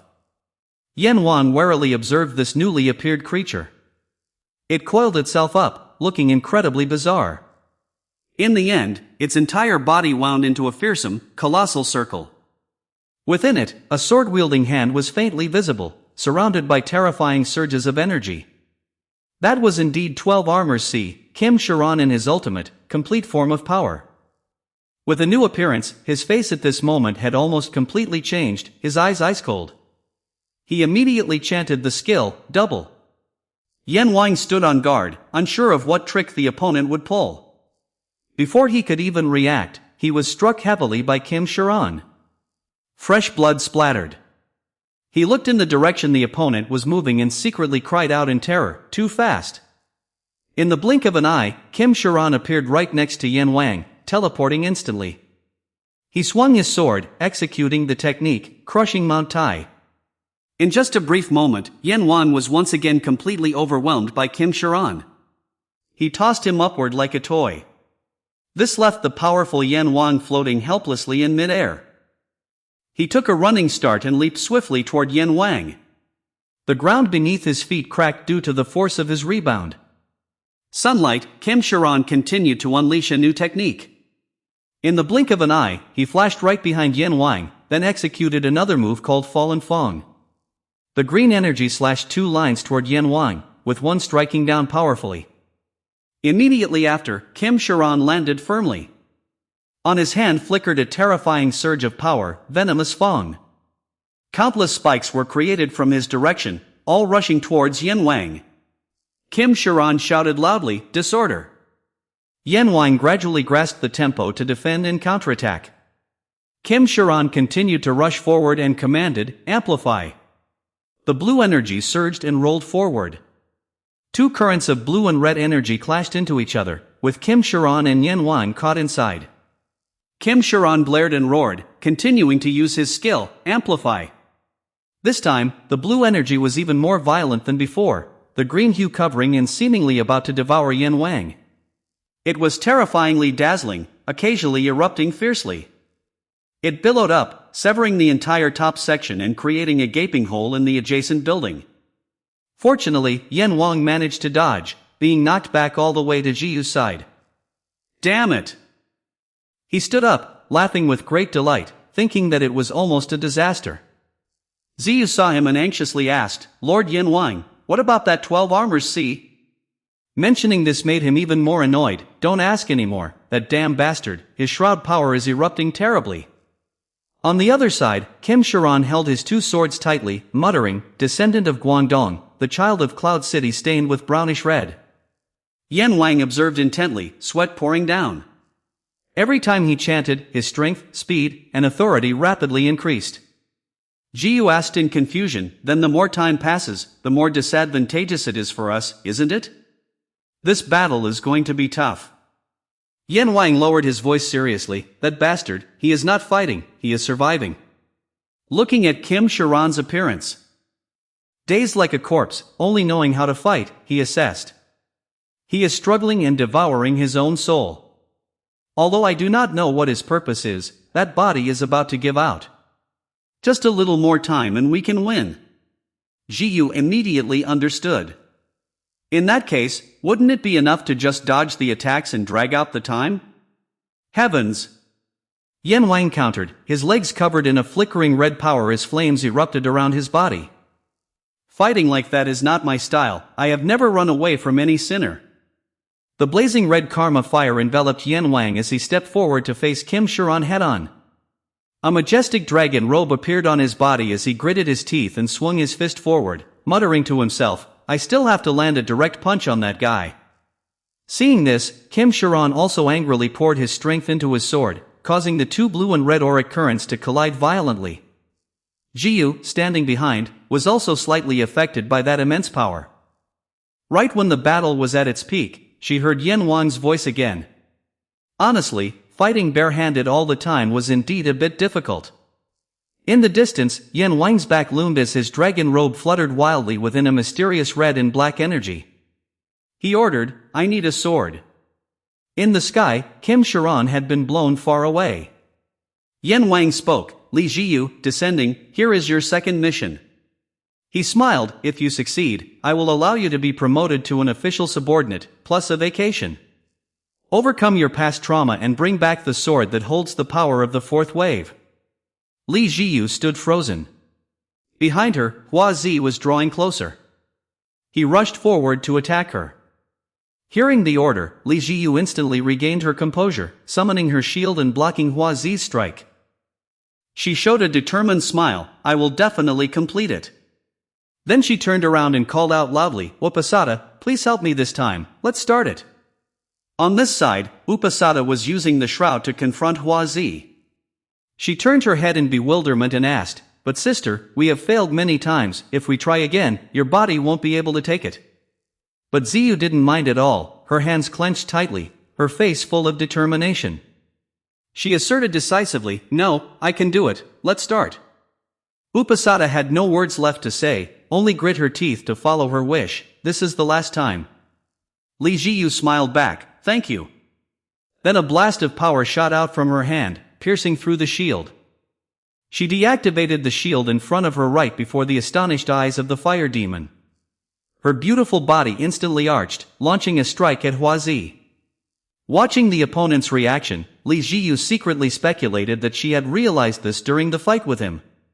Li Jiyu's advantage was close combat, so if confronting Hua Zi directly, her chances of winning would be very high. But what kept Li Jiyu from making further progress was Hua Zi's scholar's holy shroud in Firefox Cave. This technique always opened just as the fire demon fell into danger. Hua Zi's Firefox Cave could appear anywhere. However, there was still one place she absolutely could not reach, which was inside Li Jiyu's protective barrier. As long as Fire Demon is locked inside, she will no longer be able to interfere in this battle. However, another issue still arises, which is the extreme heat. Fire Demon flares up the blazing fire around his body. He steps forward, continuing to swing his sword violently at the newly erected shield. In Li Jiyu's mind, the image of being rescued in time by Upasada just now flashes back. He deduces that the souls of Upasada could indeed diminish the heat emanating from Fire Demon. She took her stance and calculated carefully. The moment she deployed the protective barrier once again, both the Fire Demon and the souls had to be within the range of the barrier. Seeing the triumphant look and continuous attacks of her opponent, Li Jiyu could not help but hesitate. But what could she do now? On the outside, seeing Li Jiyu's helplessness, the fire demon excitedly shouted, "Golden fire sword!" The flame transformed into a sharp blade right in front of the shield. The fire demon smiled fiercely, his power erupting, split in half. The shield was instantly sliced vertically in a clean cut, and Li Jiyu watched in utter shock as the protective barrier shattered. Before she could even react, the two swords of fire demon rushed towards her face to attack. He created a fireball, laughing triumphantly, "Have a safe trip, we still have rice at home." Jiyu could not react in time, standing frozen as she watched the fireball closing in before her eyes. Standing on the verge of life and death, the figure of her beloved senior appeared in her mind. He was the one who always protected her, and also the one who, in that fateful battle, rushed towards her to shield her when she was tricked by that guy. Jiyu erupted with fierce determination, resolved to fight to the death with the bastard before her. She immediately created a protective shield right in front of her. A slash struck down, and strangely, it took effect, completely blocking the attack. Even Fire Demon was so shocked his face went stiff. Jiyu gritted her teeth, pouring in all of her strength. She raised her head, her cold eyes facing the enemy as a surge of power radiated around her forehead. Fire Demon looked at the scene in utter disbelief. Right at this moment, Huazi flew in to reinforce his senior brother. But the souls of Upasada had already appeared and closed in on Fire Demon's position. Li Jiyu quickly erected a protective barrier, trapping both the souls and Fire Demon inside. She burst into laughter, a smug smile shining with triumphant satisfaction, having successfully captured the target. Fire Demon gritted his teeth, saying that even if trapped, it wouldn't change a thing. He laughed with pure contempt, calling her nothing but an ordinary rabbit. While attacking, he kept provoking, declaring that all rabbits must perish under his flames. Jiyu put her hand over her mouth as the souls of Upasada quickly surrounded the fire and heat. She covered her nose, facing her own battle, Jiyu. From afar, the voice of Upasada echoed. Upasada turned his head and warned, "There are souls in there, but it won't completely neutralize his fire. Quickly settle the battle and get out of there." Jiyu focused her gaze straight ahead, her hands clenching until they trembled, her teeth gritted. Her body swiftly delivered a straight kick toward the Fire Demon. Without giving her opponent a moment to rest, she continued to land another blow to his head. Jiyu gritted her teeth, her face filled with rage and hatred. She recalled the moment she was by the stream with her senior, the painful and miserable screams echoing around. Her hands at that time clawed and tore at the flesh of the person she was holding in her arms until it bled. Despite having their flesh torn, the senior still tightly embraced her naked body, never letting go amidst the painful screams. Li Jiyu's eyes became wild and crazed, leaving only a savage look. The senior held her tightly and gently comforted her. "It's all right." Those reassuring words helped Ziyu regain her composure bit by bit. She tightly embraced Li Jiyu's bare back, gently stroking it. "Good girl." A warm voice softly whispered in her ear, "From now on, you are safe." Li Jiyu was stunned, her eyes wide open, her mouth still smeared with blood. But she finally stopped attacking the person who was embracing her. The senior smiled gently, comforting her as if bringing a child back to a mother's embrace. "I don't know why you are here, but you must have suffered a lot during this past time." Amidst the sparkling, glowing river, that earnest and soft voice pulled Li Jiyu's life out of the abyss. "Come home with me from now on." The stream of memories shifted, as chaotic sounds echoed from outside the locked door of the room. The senior grumbled irritably, "Humph, honestly, these sensitive people just keep screaming for nothing. It is not like we made any big mistake." Then she turned to Li Jiyu, smiling, "Sorry for keeping you waiting. It took some time to convince them. Anyway, I am allowed to stay now, let us live together from now on. What should I name you?" Seeing Li Jiyu's bewildered face, the senior hesitated for a moment. My last name is Li Jiyu." She gently gave the girl she brought back a very lovely name, then kindly reminded her, "Li Jiyu, I will be relying on you in the future." Back to the present, Li Jiyu and Fire Demon are still facing off in an extremely tense atmosphere. She leaped up, gathering her strength into a striking posture. The intense heat emanating from him made Jiyu frown, her teeth clenched tight. She recalled the days she was taught by her senior. Back then, she had trained with so much joy, even though her senior would often tease her, purposely stretching her legs straight during kicking practice and making her wince in pain. In the end, even when she scratched his face with her clumsy cat-like moves, he would only laugh happily. Outside the barrier, Upasada repeatedly banged on it, frantically shouting, "That is enough, Sister Jiyu." She pleaded hoarsely, "The souls will completely dissipate, and we still have a backup plan if we fail.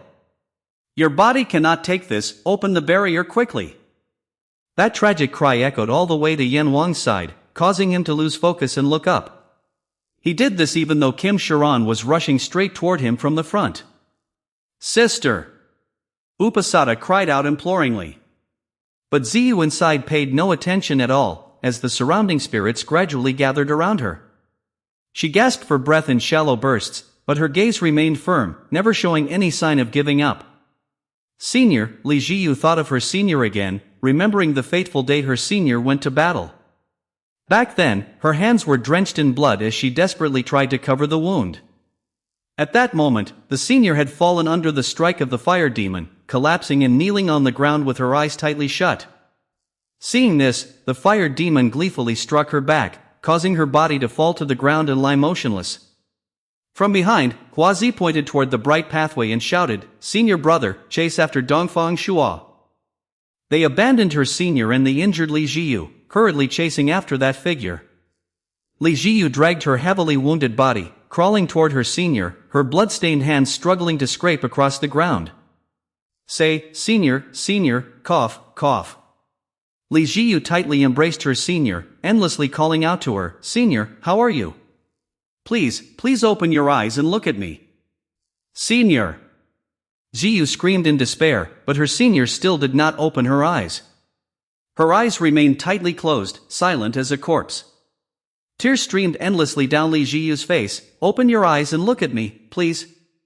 In that dilapidated and warped space, only Li Jiyu remained, cradling the beloved senior who had sacrificed herself to save her, whispering in belated despair, "I'm sorry." Tears continued to fall as she repeatedly blamed herself. "I'm so useless, I couldn't help with anything. I don't have the scholar's holy shroud, and I can't even fight." She cried out in despair, "What should I do? It is all my fault, I will practice harder, it is fine even if you do not let me rest. Everything is my fault," sob. That sobbing echoed throughout the basement. A weak hand reached up, gently touching Li Jiyu's hair. The senior brushed her short hair aside, stopping the desperate cries of her little junior. She opened her eyes, looking at her once again with a gentle smile, her lips, cracked dry by the fiery hell, slightly moving. Right at that moment, in the present, Fire Demon looked at his stubborn opponent who refused to back down, knitting his brows tightly before charging in to attack. Jiyu was not afraid at all, swinging her arm and rushing straight ahead, her fierce fist striking directly toward Fire Demon. That stream of power collided directly with Fire Demon, so evenly matched that even he had to grit his teeth to hold his ground. Jiyu at this moment seemed to be infused with extra will, the young girl gritting her teeth and pouring in more strength. The powerful white light quickly overwhelmed the sparks of Fire Demon, forcing him to be blown backward. Before he could even catch his breath to defend, Li Jiyu's foot was already closing in right in front of his face. She added another kick, and even though he used his sword to block it, he was still pushed back by the force. Jiyu did not stop, seizing the opportunity to press forward. Her legs gathered momentum to deliver another direct kick, shattering Fire Demon's defense. At this moment, he began to show fear, his face contorting. But before he could retaliate, the next kick had already arrived. Fire Demon took a direct blow that deformed his face, followed by a relentless barrage of strikes leaving him no way to dodge. Ziyu closed in to attack, her face severely burned from touching the flames. The burning sensation was so intense that her eyes could barely open, tears streaming down, unclear whether from pain or from the painful memories of the one she loved. Beams of light filled with power burst forth with each of her kicks, piercing through Fire Demon's body and relentlessly attacking him. He was sent flying straight into the protective barrier behind by the chain of blows. Jiyu's eyes widened as tears of choked frustration flowed down. She recalled the moment Yan Wang tasted the food she had cooked. The happy expressions of him and Lu Wang made her unable to resist a smile, feeling so incredibly warm. Ziyu still remembered clearly how joyful she was back then. It was just a simple, steaming bowl of hot soup, yet it was so heartwarming. "Be brave, okay?" Her senior's loving advice echoed in Li Jiyu's ears. His charred, exhausted face, soaked in tears, along with the affectionate smile he once gave her, appeared clearly. "Remember, you must live well, my daughter." That was the final advice her senior left for her before passing away. Li Jiyu's face was injured by the fire, her eyes filled with tears, but she still did not yield and continued to fight. Fire and intense beams of light clashed violently inside the protective barrier. Finally, the barrier burst into a brilliant light.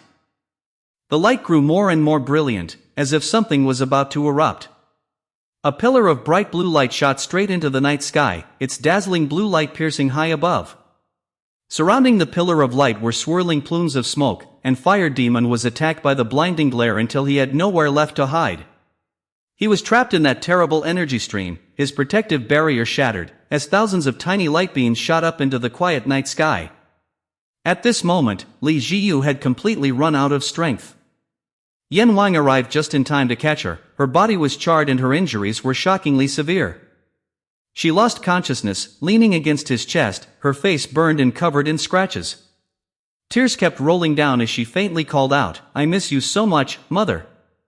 With her face scarred and looking utterly exhausted, Li Jiyu spoke, "Lord Yin Wang, I am sorry, I still could not control the power." Behind them, the sword was broken in half and thrust into the ground. She said with regret, "I broke a sword." The top part of the protective barrier shattered into pieces, revealing the clear blue sky. Yin Wang smiled reassuringly and replied cheerfully, "One is enough, go ahead and rest for a bit." A relieved smile appeared on her lips. "Yes, I will just rest for a moment." In the blink of an eye, both of them appeared in a different space. Li Jiyu sat leaning against the cliff, while he stood beside her, silently watching her and whispering. Upasada ran up from behind and anxiously asked, "Lord Yin Wang, is Sister Jiyu okay?" Her face was filled with worry as she pressed, "Is she still alive? What should we do?" He replied, "Jiyu will be fine." She looked at him, still unable to set her mind at ease, and called out, "Lord Yin Wang." Yin Wang stood silently before the sword, lost in thought without saying a word. Just as he reached out his hand to touch it, Upasada immediately shouted, "Lord Yin Wang, wait!"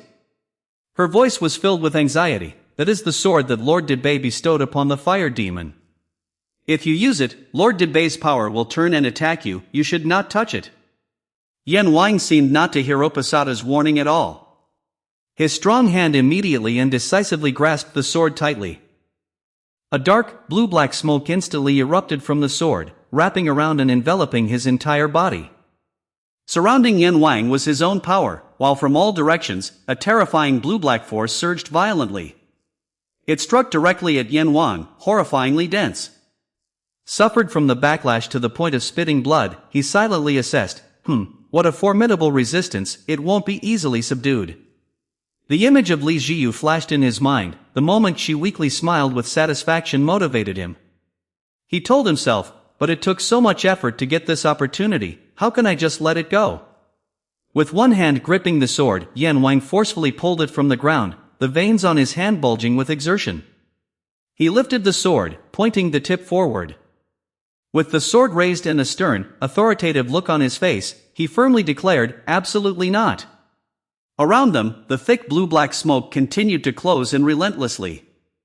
Upasada looked at the scene before her eyes and thought to herself, "But after all, the current position of the great Yama Emperor belongs to Lord Debay. Once touching that power, the entire body would feel as if being carved and sliced into pieces by a knife." Facing that terrible pain, she could not help but feel sorrow for him. Watching Yin Wang holding his sword and charging forward with deep anxiety, she wondered if he would just endure it like that? At the same time, the clear blue sky stretched wide with massive clouds. Kim Sharon's face was filled with tension, sweat pouring down in streams as he thought to himself, "I failed, I am being dragged down to hell." In front of him, the figure of Yin Wang appeared, his body exuding an eerie and terrifying power to the extreme. Did they really have to fight in his domain? Huazi stood behind him, quickly reporting, "Lord C, my senior brother." Kim Sharon replied, "I see it, no need to explain." "Ha, can you open the Fire Fox cave?" She immediately replied, "I have lost all my shroud power, so I cannot do anything." "Why don't you do what you did when you rescued us from his hands?" Kim Sharon looked at her, "I have been trying all this time, but I cannot escape.